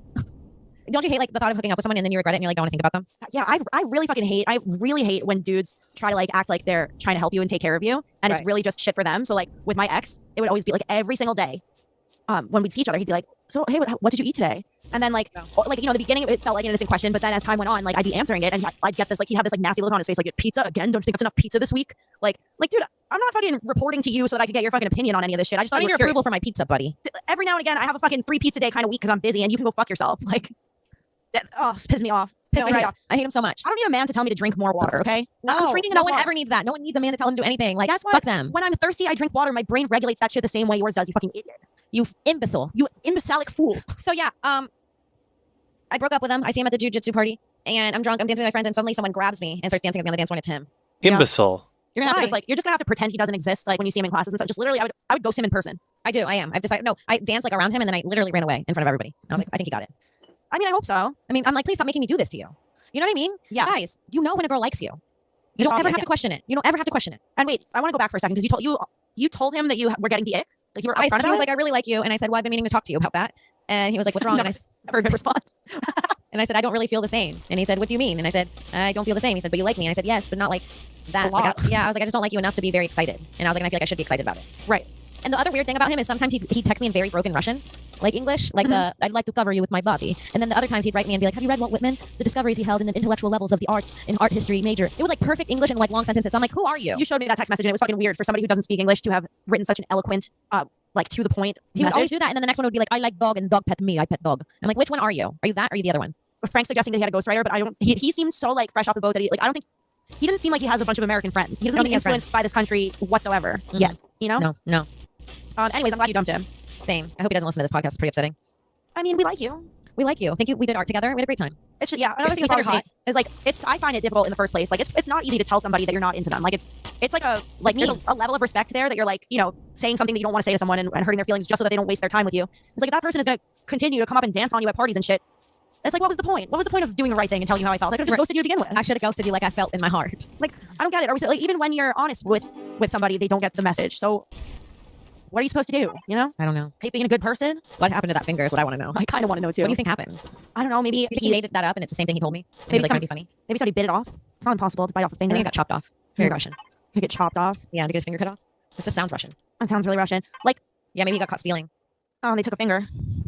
That's fucking they wild. They took the ring finger. Maybe he fucked someone's wife. Maybe. He probably fucked someone's wife. He's so hot. If you're listening to this, listen. You're so hot. You're gonna do great. You're really hot. Someone's gonna fuck, and you're very smart. He was really smart. You're hot enough that it didn't matter to Kim for that 1 week that you brought nothing to the table. That we have no connection whatsoever and nothing in common. Whatsoever. Oh man. Yeah. 1 week relationships. It's kind of like back in middle school. It is. I mean, I don't get in them that often. I mean, the last one was with Baby Boy Sweet Angel from Florida, and we were together for 11 months. And then you guys took a break and went back on? Yeah. You guys you were on again, off again. We were on again, off again. So, and then before that, I was with someone for like 3.5 years. And then before that, I was with someone for 9 months. So I don't really have like week-long boyfriends, but now I'm on my second boyfriend after the Russian. Your second boyfriend after the Russian? So you have a boyfriend in between, or no? No, my first boy. I mean, the I was Russian gonna say- and now a new boyfriend. I I have a was new gonna say, boyfriend. you have these boys more than a minute and a half. What I'm trying to say is I'm not usually moved from situationship to situationship so fast. I do date around, like I go on dates, but I never like anyone. Connect with someone, keep seeing them, and then like it doesn't work out a few weeks down the line. Kind of Yeah, thing. that never happens. Yeah, I usually know right away or I don't. It seems kind of fun though. It seems like kind of like packing a whole relationship up into the first weeks to kind of help you figure things out sooner instead of wasting so much time. It's true. If you go hard the first few weeks, you're like, is this it or not? Let's move in together. It's not a bad way to do things. No, because it's like people. It's so funny because when I got into my last relationship, he was like, yeah, like I'm not gonna make anyone my girlfriend for 6 months, and I was like, then I'm out. I was like, I don't have time to waste to see what you're like as a boyfriend in 6 months. I'll be halfway to 31 by then. Also, like that's kind of rude. It's like you know me now. Are you just waiting around to see if something better comes around in the next 6 months? Like, yeah. And if 6 months from now nobody better comes along, you'll start dating me. Like, what the fuck? I don't think it was dating. I think he said something like, oh yeah, I wouldn't get married to someone unless we were together for a minimum of like 3 or 4 years. I was like, 4 years? It's like I don't mind also waiting 4 years to marry someone, but if I meet someone and we both really like each other, we should just get married.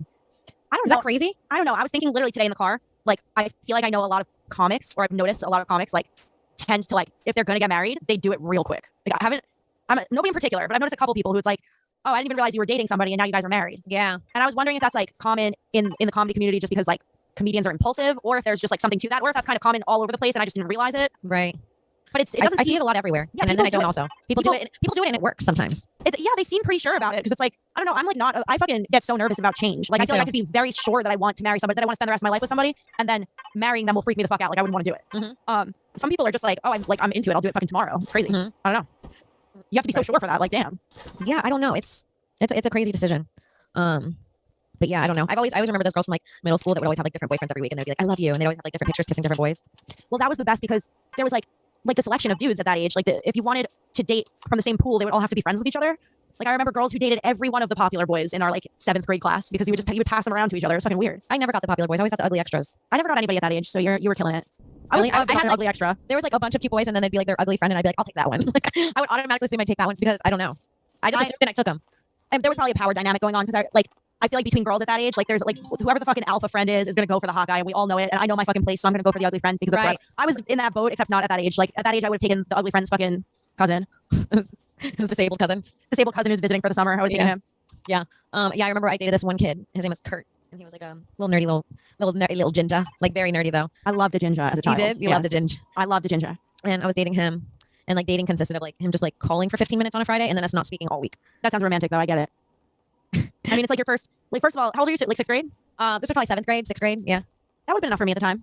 Yeah, I was living off that high, but I dumped him, and I was like, I couldn't believe myself. I was like, I just don't feel it. I was like, didn't want to talk to him for those 15 minutes. All right, you guys, let's take a quick second and thank one of our favorite sponsors and one of our biggest supporters here at Broad Topics. It's Fume. Fume is the natural inhaler that makes it easy to get the benefits of super plants on the go. Here's how simple it is. Fume is a Canadian-made wooden inhaler with no electronics and cores filled only with the benefits of super plants. No chemicals added. Fume is a natural portable tool for allergy relief, relaxation, and a great nicotine replacement tool with its pocket fit. Simply slide your favorite cores into your Fume and breathe in the benefits of Mother Nature. It's that simple, you guys. Check out their variety of blends and their benefits at breathefume.com and use code BROADS for 10% off your order. That's BREATHEFUM.com. Promo code BROADS, BROADS. Guys, make sure you go there, get your 10% off. This product's actually really cool. It's like just a hollow piece of wood that has it's infused with essential oils. You puff on it. It does nothing bad to your body, but it makes you feel good. It's so worth it. They have all these different flavors. My favorite one is the Conquer Core, which is said to help you wean yourself off nicotine a little bit. They have tons of flavors. They have a lemon lime flavor, lavender flavor. Really cool, really delicious. So one last time, head to breathefume.com/broads, BREATHEFUM.com/broads, and use code BROADS to save 10% and breathe in the benefits of the world's super plants today. All right, let's get back to the show. That one week came where you didn't have the time for the phone call, so you dumped him? Yeah. It's so funny. I'm imagining the guys that I liked in middle school, and it's just so funny to imagine these middle school boys. Like, there's this boy Tristan, and he had like braces, and he'd always with his hair. And like, it's just so funny to think that I would see that and be like, hot. Yeah, you're imagining your 6th grade crush, like, in his fucking...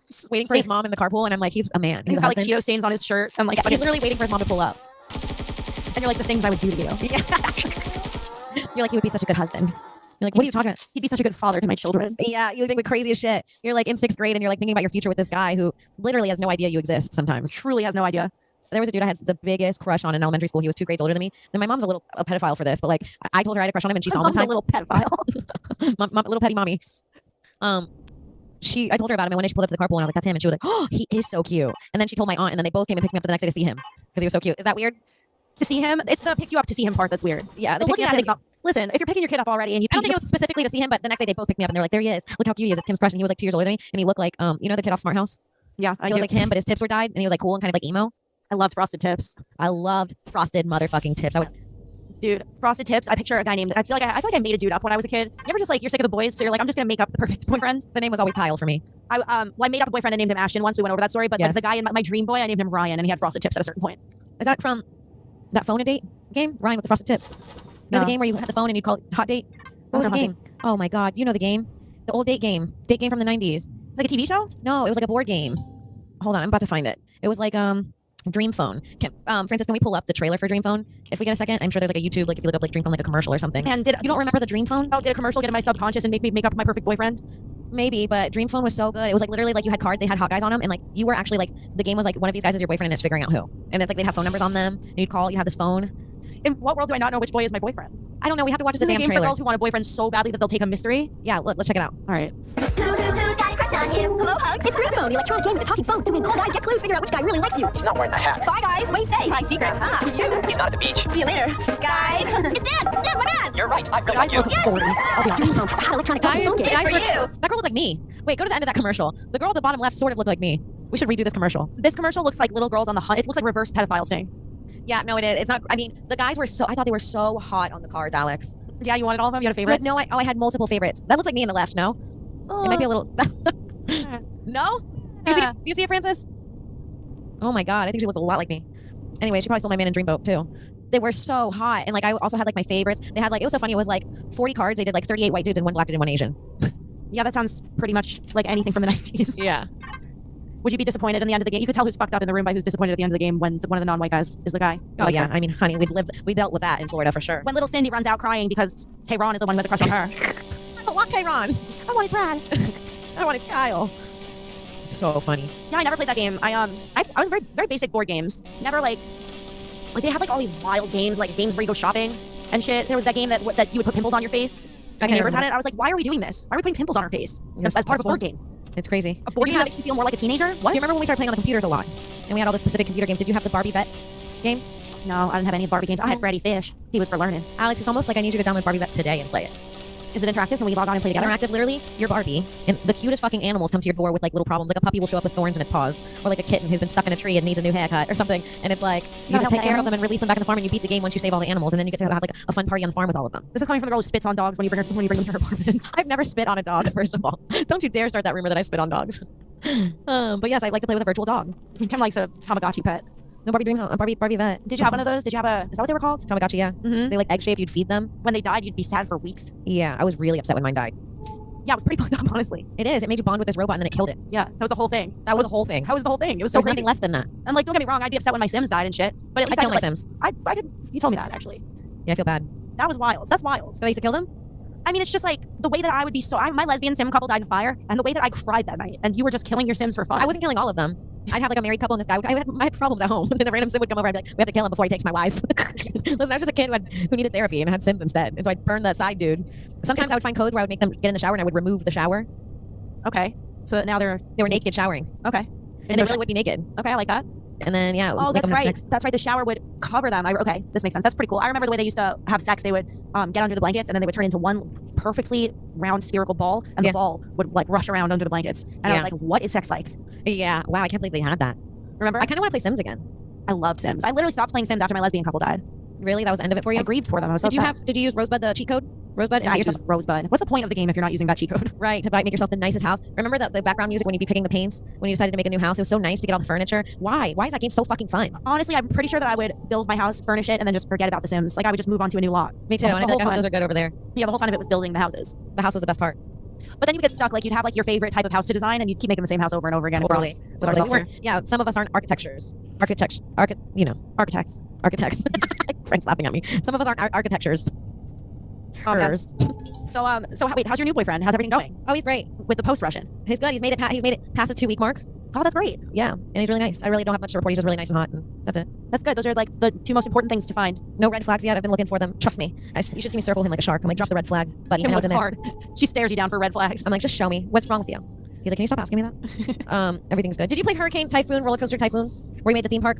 No, but that's you like could the make best your own game. fucking theme parks, and depending on how good your roller coasters were, your people would either get sick or really enjoy them. Like you had to make your shit good so people actually liked it. That sounds like my kind of game. It was The Sims, but a roller coaster place. I want to build a roller coaster. And you were like collecting how much money where each person came in and paid, and like you were the owner of this park. No, I feel like I went from like I was playing like kids games on a computer for a little while, and then I discovered like fucking weird like weird website games where the real purpose of going is to chat with people in the chat room. Like I remember a game where it was basically like Pictionary, like it was like draw this or something like that. Right. And you'd go in And you'd be sexting some dude and over you find the- somebody to sex. Yeah. No. Yes, 100%. That was the whole thing. And everybody in that chat room was there for the same reason. Everybody wanted to sex. We should pedophile hunt one day together. We should. Do you want to play the bait or should I? We should both play the bait. Like we should. One of us types. You could. It depends. Well, we'll FaceTime them last. But I'm saying if we should get in a chat room and find some pedophiles and maybe get them all into a Zoom and do a podcast and see if we could do a podcast and interview them. So you're here today. You're not in trouble. But we'd love to interview you for the podcast. We just want to have an idea of where you guys are coming from. Yes, and see how many stay. What's going on in your mind? I think that's a great idea. I don't hate it. The pedo pod. I wonder if there's any more like online things that are just like fronts for sex chat rooms. Because like now there's so many actual sex chat rooms you could just go to. I mean, it's like the game barely existed. Everybody there was just wanted to fucking masturbate. I'm putting in chat room for kids. Can I legally put that in? Legally, yeah, I'm sure. I think it's not bad to be in a chat room for If kids. you're I'm not creating a doing chat room for kids, there's already an issue. I don't know what to say. Like just the whole idea of it. Right. That's the first place I would go if I were a pedophile is to a chat room for kids. It's only But pedophiles in that chat room. This is weird. This chat room for kids that I found is weird. What is it? It's just 6 pedophiles in a chat room. What should I make my username for it? What's in right now? Like what cartoon's in? Roblox is what the kids are playing. What cartoons are in? Roblox. How young do we want to go? Because I only know about Peppa Pig right now. Oh, Sammy. Sammy with a heart. There we go. Perfect. Do we want a male or a female? Female. Do we want to be a little girl or a little boy? Let's make her 12. Perfect age. Perfect age. So hot. Motorcycles. Okay, hold on. I have to do that thing where I have to trick the robot. I just want to see how easy it is to get in the chat room and talk to. Is it weird that I'm lying and saying I'm 12? Am I going to jail? No, I mean it's for the purposes of hunting a pedophile. We're clearly not the pedophile in this situation, you know. Just don't talk to anybody who says that they're 12. Only, I guess everybody's gonna have to say they're 12. So if the pedophile's pretending to be a kid, then in theory we're gonna have to take the risk of talking to an actual kid. Right. Oh shit. Okay. Whoa. What? Whoa. I'm in the chat room and it is not just kids. Okay. How do we know that already? How do we know that so soon? First of all, can I share that? Hey, I'm actually I'm 14 and gay. I just don't believe that. I mean, I'm proud of him for being so young and out. He knows himself well. There's a girl named Nessa who's trying to ages 13 and 19 only. Why would 19 be in here? Why would 13-year-olds and 19-year-olds need to be in the same chat? I don't know. I feel like the FBI should look at whoever runs the fucking chat room for kids. I'm just gonna I put hi, I'm 13, I need a friend. Is that good? You sound like a pedophile too. I don't know how to sound like a kid. I don't know how to sound like a kid and not the pedophile. I mean, let's just picture if somebody else said, "Hey, I'm 13 and need a friend," we would be saying that's definitely a pedophile. We'd be like, "Oh, that person's obviously a pedophile." Should I message this guy? He's looking for a bad, cute girlfriend. DM him. DM him. Let's find How out. do I don't know how to work. I'm too old for this. Tell him a little bit about yourself and see if he's interested. I'm gonna DM him right now. Okay. Wow, we could be catfishing a 13-year-old boy right now. By the way, I just hope you're okay with that. Is that bad? We're either pedophile hunters or we're catfishing children. But Man. like not in a bad way. Like we're looking out for them, you know? Yeah. Okay. He said sup. I said what's up. What if I'm really talking to it? I'm gonna go to jail. How old are you? How old are you first? Then if he says 30, I'm gonna ask for his address. Then I'm gonna ask for his FaceTime. We'll FaceTime him on. He's not gonna say he's 30. If I was a 30-year-old trying to hook up with a 13-year-old girl, I would lie down. I would say I'm 20 at tops. Lie down. You whore. I would lie downward and I would say 20. I'm 20 years old tops. I'm gonna say how old are you? He said even a 13-year-old who's looking for to be naughty and find an older boyfriend, they're not looking past 20, 21. That's true. That's an old man to them. Yeah. Everyone in the chat has a deeper voice than Alex right now. Frank said 16. I gotta get out of here. I'm going to jail. Gotta get out of this chat. 16 sounds like a damn honest answer. Yeah. I want to really find a pedophile and stalk them and then have them FaceTime us on the pod. That would be so fun. Man, I feel like it's really hard to find a pedophile without accidentally finding what if you just end up engaging with a little kid? What if you become the pedophile? Tweet at us if you're a pedophile. Kim, just now we almost became the pedophile. Yeah, you're right. I mean, I think I might still be. I lied and made an account that I was a 13-year-old girl and I'm 31. It was like my exact age backwards. Close call, dude. I don't know. It's like how long do you have to hunt pedophiles for before you're in too deep, you know? Should I write looking for pedophiles? I'm 13. Hot, hot.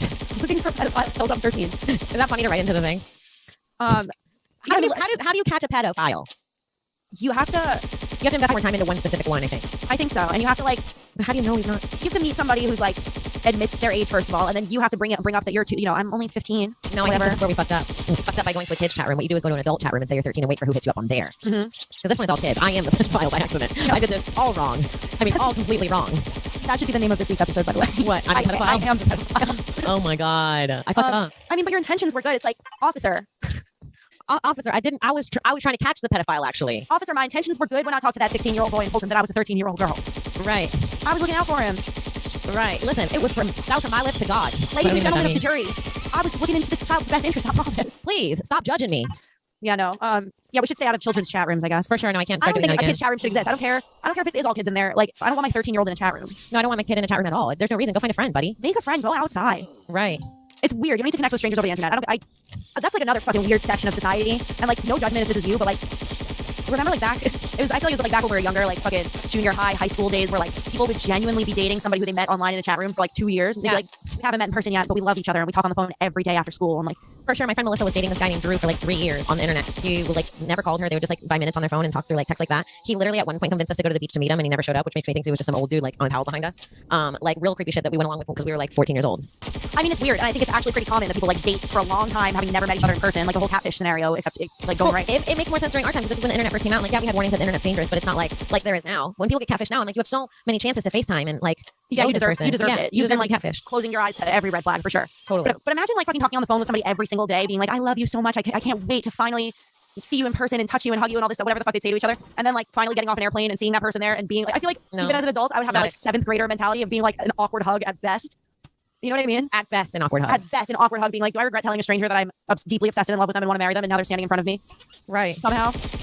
I don't know. No judgment if you're in love with somebody you met online, but it's weird. It is weird. All right. I have to go. I have to get out of here. We've had a fun Okay. party. It was nice catching up. Yeah, this was really fun. I need you to do me a favor. I need you to open up your computer and book you a flight to New York City when you got a chance. Okay, I'll do that in the next day or two. Yay. All right, I love you. Thank you guys for listening to another episode of Broad Topics. You guys can follow me on Twitter at Kimberly Congdon, on TikTok and Instagram at Kim Congdon. I'm Twitch streaming again. I'm about to buy a PC. I'm about to go hard into the Twitch streaming. So please follow me on twitch.tv/QueenKong1, CONG1. If you have Amazon Prime, you can sub for free. And Alex, what you got?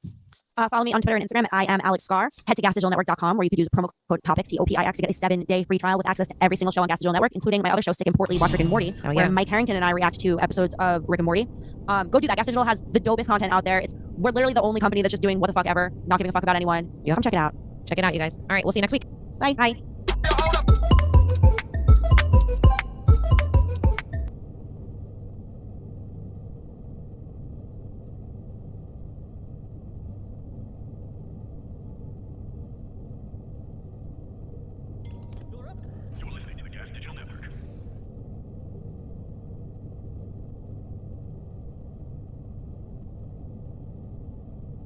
This clip is brought to you by Monday.com, the best team management tool we've ever used here at Gas Digital. Go to Monday.com/RAP for a 14-day free trial.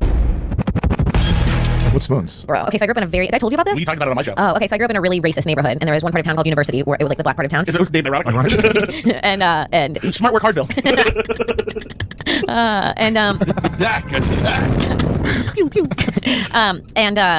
What they would do is they would drive through the neighborhood, and you brought a spoon with you as the game. And the rule was you had to find the biggest, scariest black man you could find walking down the sidewalk, and you had to chuck a spoon at him. And the only rule in the game was if you missed him, you had to go pick it up. That's horrifying, right? What? I would be so I would rather say Candyman in the mirror 5 times. But the same thing happens? Take my chance. Wait, did you ever miss? No, I mean, I never played. That's what you summon Candyman? I want that to be said. I've never played it. He shows up at 17 and just flings spoons at him. Oh, fuck. Oh, Did I tell my Candyman story on the show? No, what was it? When I was working at the haunted, I used to work at the haunted house, shocking. And I had a bit where we would take somebody from each audience and they would scare their friends. But they fucked it up every time. I was playing like a redneck character. So basically, when they fucked it up, I would just scream at them that they were idiots. And think the other people in the house and make fun of them. So one night, middle of the night working, and 3 hot girls come in and they're dressed as like Freddy, Jason, and Michael Myers. And their friend is supposed to scare them. Open the door, friend was scared, and it's just a dude dressed like Candyman standing there. And I'm like, great, Candyman's fucking retarded. And I pull him out, and it was a man with Down syndrome dressed as Candyman. Oh, so what their friends saw was just they go, great, he's retarded, and push a retarded guy at them. Oh, that's so funny. Ah, shit. I don't think I'm ever gonna get over the game of spoons. It's really fucked up. I need to know that I never played. I just know about the game. I've never played. I feel like that's a game that nobody really plays. We used to play IRA, where you'd like take taxes. You murder somebody in Northern Ireland? No, they definitely did not do that. You would just be on one side, and if you're on the IRA side, you'd have to find the other people, and then you beat them up when you find them. What's IRA side though? The people who beat people up. Wait, you just identified as IRA? IRA is an Irish terrorist organization, and they like blew up people and stuff. Yeah, it was big in the 90s and 80s. They were blowing churches up and killing people for avoiding. So as kids, we would play the game. So it was just like smear the queer, like you just pick one person to beat up. Smear the queer. Smear the queer. Yeah, that's our version of IRA. Okay, yeah. Then I guess it was scary. I used to run and then just go home because they'd really beat you up and they'd get you. They legitimately beat you up. Girls and boys. They like punch you in the face. They punch you in the stomach pretty hard. Oh, that's not bad. It's not beating up. If you're not being punched in the face, you're not really being beaten Okay, up. I think some of the guys right, punch you in Kim? the face. Mm-hmm. Yes, sir.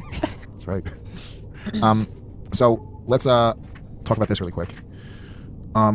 What happened? They were saying that they did a study and men don't recycle because they want to avoid looking gay. I can see that. I can totally see that happening and it being a thing. Men ruin everything. I'm sorry, no, it's 99% I saw a girl post this article, demographic. and she was like, yeah, most men, but my boyfriend today came and picked up my garbage because him and his roommates are composting. And I want to be like, what a fag. Yeah, composting's gay. Yeah, but come on. It's not about. Is it looking gay? They did a study. Is this a survey? Yeah, it's research, and this is one of the deterrents for going green is fear their sexual orientation will come under question. Literally. Nobody fucking. That's so true. I can see people that. really care. Yeah, I can see that happening. I'm just lazy. You guys are just inherently not good. I don't know what to say. You have your pros, like everything else, but for the most part, I feel like do you make war, it littering, and rape, No, and that's all because I child don't want to have to molestation. take It's all down. men. True. It's all men. Yeah. What'd you say? I don't want to take down fucking bajillion beer cans by themselves.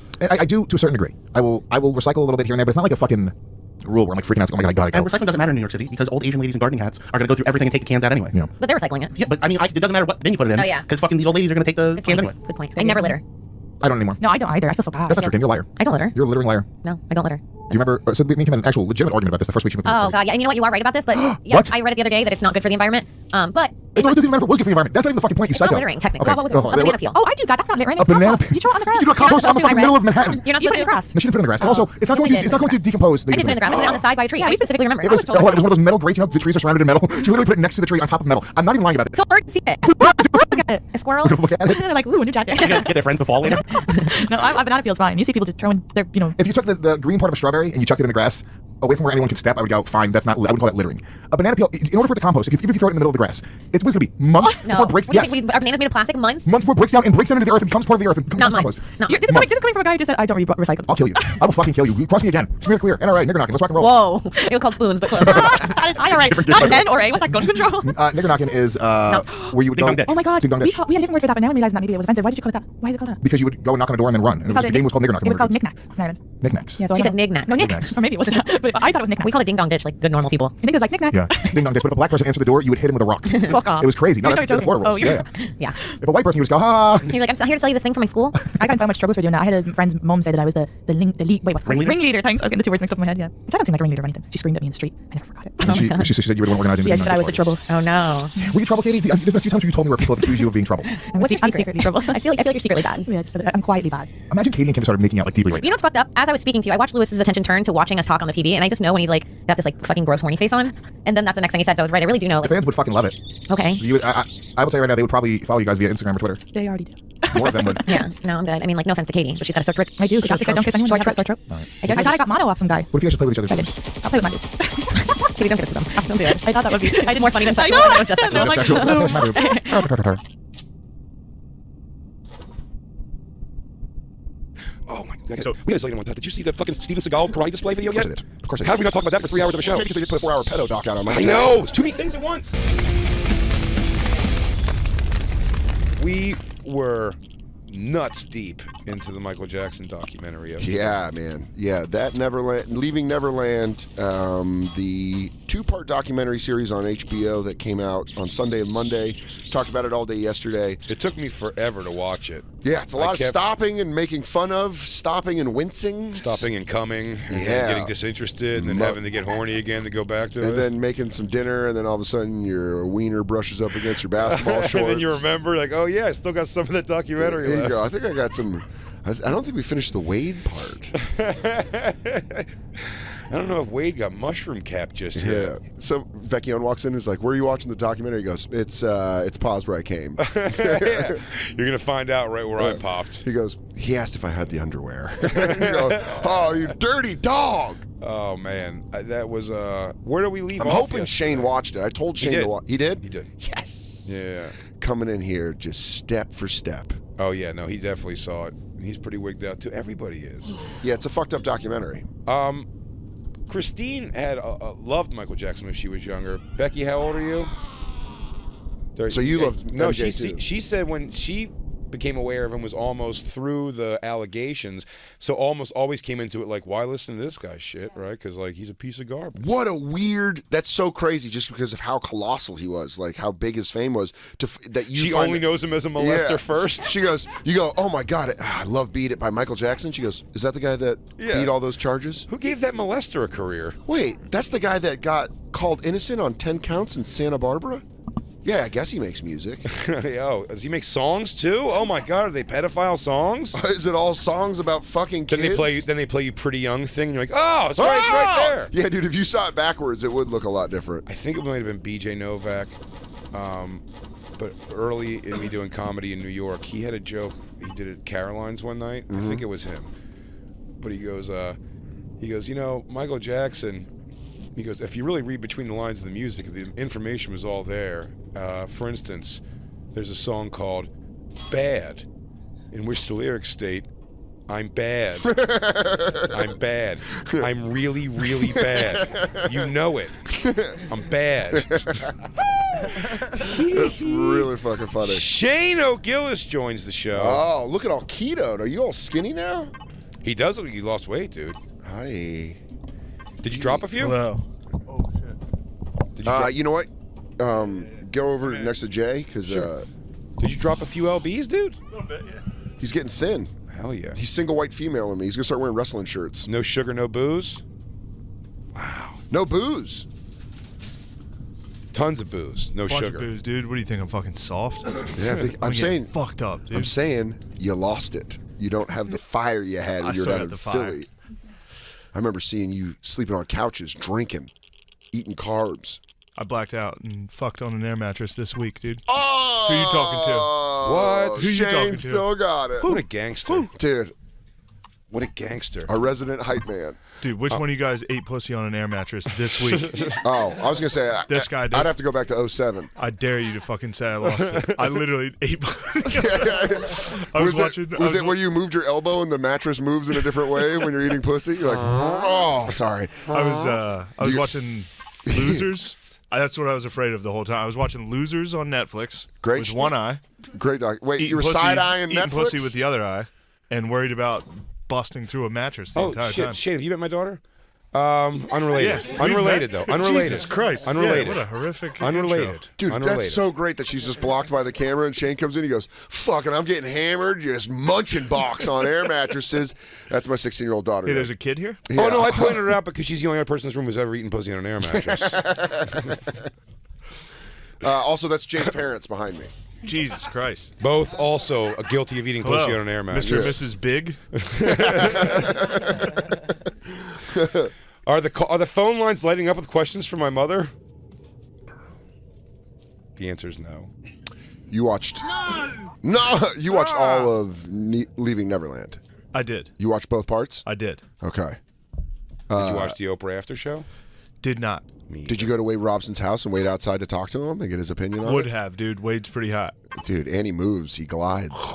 Yeah, he's the one for sure. He definitely fucks really well. And there's my the one God. thing you know is that if you're molested by Michael Jackson, you've got moves. Yeah, the Safe Chuck kid in came the off. bedroom. The Safe you Chuck fuck kid into it. You're like, yeah, the Safe Chuck kid comes off clunky, but Wade Robson's got the rhythm. You know what I Yeah. mean? That kid's gonna throw back into it. 7 to 14. You're not around for 7 years. I think Safe Chuck's a little bitter because he got bounced quick. He didn't get the franchise I tag. didn't like the way Safe Chuck handled it. By the way, disclaimer: none of this is cool.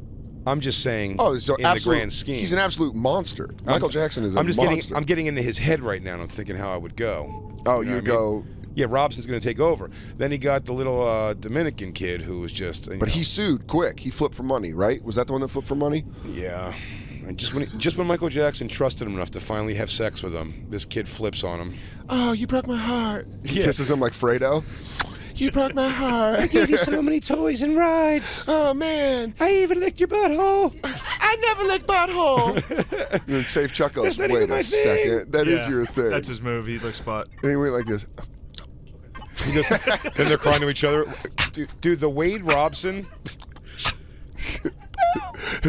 I was watching that, and I learned me and MJ have very similar sexual moves, though. Like, I thought you were going to say appetite. I was about to say appetite. I go, dude, Shane rubs a lot No, near we have movie the same theaters. moves. When I meet a girl for the first couple months, I make her sit at the end of my bed and spread cheek, and I jerk off. And you lean against the headboard? And then eventually I get the courage to go in for a rim job. There's a little lick. She goes, Shane's trusting me.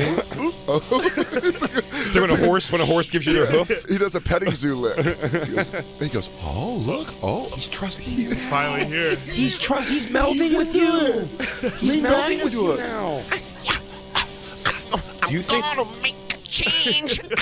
Do you think when that Safe Chuck kid and Wade Robson got together as adults, they were still a little bit hurt in their heart when they were trying to one-upmanship? Where he was like, Yeah, definitely. he came over and started licking my butt on the bed. He goes, "I didn't really do that for anybody else." And then that Safe Chuck kid goes, "Yeah, dude, he told me that too." He goes, "Fuck." Yeah. I just still thought I was a little bit special. in Or some they way. find out that one thing is different. Where He Ray said I was the Robson's like, best dancer he's ever seen at that age. He goes, he told me I was the best dancer. He was probably lying to you. Hey, you're not even a real dancer. I'm trained, professional. I trained Britney Spears. Damn, they should have a West Side Story of all the kids that he fucked. Dude, that'd be... Just like a dance-off. Who's better at dancing? You got served? Yeah. With all Michael Jackson moves? Oh, Shout great. out! All victims. Oh, a victims dance off, or the estate versus the victims in a dance off. We all knew something was happening. None of us knew how sinister it was, but how didn't we when we saw that he made them dress just like him and then walked holding their hands everywhere? I do that to my girlfriends. They wear wrestling T-shirts and hoodies. Great, dude. I hope you make your girlfriends dress exactly like that. Claire was wearing a fucking sheets camo the other day. But that's been early in the game. I groomed them. You're like B from Abducted in Plain Sight. Yeah, she's afraid. Zipthorpe, you like sheets? Zipthorpe, no. She thinks the aliens are going to destroy the Earth if she doesn't wear stuff like you. Claire's crying. Oh man, baby girl's crying. Who gives a fuck? She's crying to her sister. She's like, the aliens said they'll murder you. And she's like, bring that shit. Bring that shit. I'll fuck me them aliens. Her sister's like, the fucking Earth's flat, so who cares? Can you say that on the? Cat's out of the bag. Cat's dude. out of the bag. My girlfriend's sister is a flat Earth. Shut up, dude. Shut up. Genuine? Yeah. No. What's her one sentence quote? You broke Corey. What's your 1 sentence quote on what her thing is? I've never seen it be round. Shit. All right, I'm already in this hole. You'll be fine. You'll be fine, dude. This is a safe space. This is not a safe space. If she thinks this is the opposite of a safe space. This is comedy central on the radio. You're gonna R. Kelly it? Is that thing on? Yeah. Is that thing on? How stupid. If she thinks the Earth is flat, dude. If she thinks the Earth's flat, she definitely doesn't know how to operate satellite radio. Oh no, this will never get back to her. He's worried about getting you get in trouble with the whole girlfriend. thing. Yeah, it's a girlfriend fight. It's a whole thing. This is definitely. People don't realize that with comedy. Sometimes it's Jay. You've got a good place. You just let it fly. But sometimes you get in trouble. No, I haven't gotten in trouble with this current one. The past ones. Everyone likes me and thinks I'm great in my safe space. My safe space. People don't judge me and haters don't hate in my safe space. Your safe space. Bulletproof windows, troll safe doors, nothing but kindness in here. You might call me a pussy, but I won't hear you in my safe space. My safe space. Bulletproof windows. If you do not like me, you are not allowed in my safe space. My safe space. Look and you'll see there's a very select crowd in your safe space. My safe space. People that support me, mixed in with more people that support me. Say nice things, rainbows all around me. There is no shame in my safe space. My safe space. Bulletproof windows. I am going to tear down your safe space brick by brick. I shall smash it with glee. Who is that? You cannot stop me from getting inside. I am cold and I am hard, and my name is reality. Oh no, not reality. Somebody stop him. I'll take care of the tinny. You can't ruin our life, reality. Our safe space, we can do After us, we can face almost anything. But reality, we can do it after. Bulletproof windows. Troll safe doors. My safe space.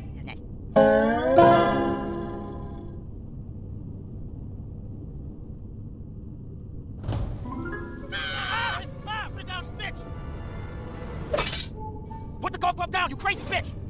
You motherfucker! I never should have married you! You're overreacting, you stupid Swedish cow! Then why the fuck are you getting the text message from some low-life hooker called Thanksgiving? God, shut up! Shut up! Where are my fucking pills? Oh yeah, take more vitamins, Tiger! That'll help! Will you just listen to me? Listen to this! Ah, you fucking whore! But where the fuck do you think that you're going? I'm getting the fuck away from you! Open the door, you motherfucker! Ooh yeah, take that from me in the car, Kenny. What are you guys doing? Dude, check it out. It's EA Sports Title with PGA Tour 11 Drag Glass. Ah, fuck you, God! Stop breaking through the window, Kenny. I'm gonna crash, Ah, look what you did, you crazy bitch! Serves you right, you cheating bird! Oh, dude, was that a combo move? Oh, dude, here come the cops. We got a license to hit X to that. Wow, I didn't know golf games was this cool. Yeah, dude, EA Sports did themselves this time.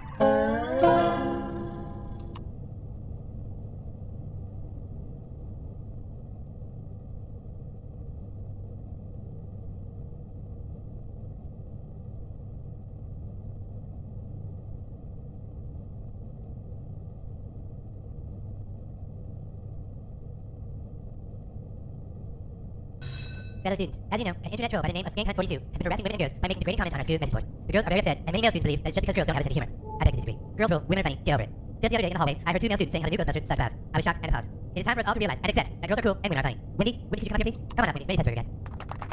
Wendy, go ahead, be funny. Say something funny, Wendy. We can't wait. I'm not funny. Hey, girls are funny, Wendy, okay? Get over it. Just do women's comedy stuff, talk about how fat you are and how you want to sex with guys and then say, my vagina a lot. I don't feel like being funny right now. And that's just the kind of sexist bullcrap that's gonna keep you in the kitchen. Sit your ass down. This isn't a joke, you guys. Girls are funny.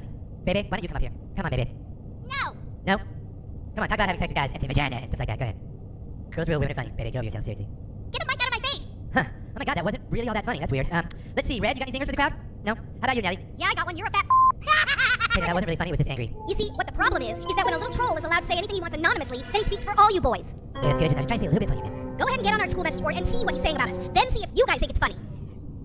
Okay, and just go back to Jan.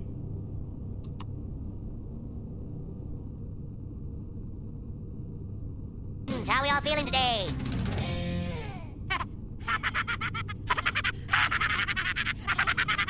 I would like to share with you all my... No, dude, no fucking way! Hello, Fatso. Hey, what the hell is that? You think that's fucking funny? How did you put everybody up to this? I bet you did. What the hell is going on? Now you know how it feels. You better shut up or I'm gonna kick your ass. Alright, who is the freaking genius who dressed it up in little suspenders? Was that you? Stacy, go ahead and send in your apartment. Here, Mr. Nielsen is concerned about how you respond to little people. Oh, did I hurt its little feelings? You know, you think you have the power to make me insecure, but your words are actually completely powerless. We should get like 8 of these, we could dress them all up like little beavers, right? And then put them in a pond and see if they build a dam. See, no matter what you say, I'm still standing. Barely. No matter how you act, I can rise above it. Rise above it! Get it? Shut your fucking mouth! Mr. Nielsen! I'm gonna make a new costume during recess. I can still win that candy. Hey, Kenny, are you gonna eat your pudding? Yeah, take your pudding if you can. Why, thank you, Kenny. How nice of you. Aren't you hungry, Kenny? He hasn't moved an inch or said anything. Hello, children. Hey, Jeff. What in the hell are you doing dressed up like that? Eating Kenny's pudding? Hello there, children. Oh, love the Elvis costume, Chef. Elvis? I'm Evel Knievel. Why the hell would I dress up like Elvis? Oh, why the hell would you dress up like Evel Knievel? Anyway, I hope that you kids are... Eric, God bless it. What do you think you're doing? He said I could have his pudding. Ask him yourself. Get right, Victoria. Take your care with me, because is key. Where did you get that costume, young man? My mom made it. Get Irish. God bless America. You get into my office before anyone else sees you. I have to show you an educational video. Yeah, I don't want to see an educational video. You bit my arm. Oh, good. Kenny, back to normal. Watch the video, Eric. Adolf Hitler was a very, very naughty man.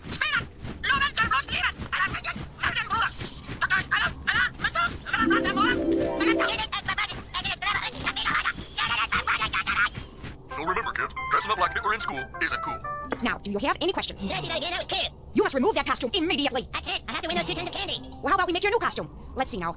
Aha, thought of something. How about we make you a nice scary ghost costume? I don't want to be a stupid scary ghost. And let me just make a few quickie alterations, and there you go, young man. Looks like they got a touch of that pink eye that's going around. Oh, man, you're like a total chode. Oh, come on, Sam. Maybe that's just because you look like a total chode. Hello, children. Hey, Chef. Wow, Chef's really scary ghost, huh? Hey, where's Kyle? Check this out. Whoa, dude. What is that? I'm the whole solar system. The planets even all revolve the right way. That cup of candy is as good as mine.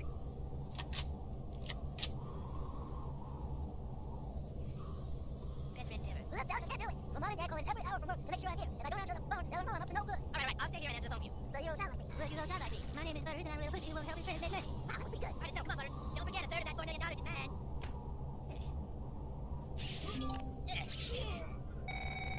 Hello? No television while you're grounded. Well, gee whiz, I'm not watching television, Dad. I'm just laying around jacking it. Jacking what? Well, I hot spicy boner, of course, Dad. What? Are you trying to get yourself in more trouble with that kind of language? Oh, loosen up, you like magical stuff. You are gonna get it, mister. You just wait till I get home. Bring it on, queer me. Hello? Butters, your father called and said you make him very upset. Yeah, well, Dad'd be a little pussy, Mom. You better get that kind of smart mouth. Not from you, dumbasses, that's for sure. Oh, you just wait till I get home. I'll be ringing the bells on your horse banging skank. Oh, you want anything? Come on, get that. Mom and Dad didn't try that. Go to the house, did they? No, I totally covered for you. Please, are you on the phone? Hello? Goody. Here you go, I do some pictures of plants. It looks like you were here all day. I ate a little food, it looked like you ate, and I fed your cat. Perfect. All right, take it out of here before you get that.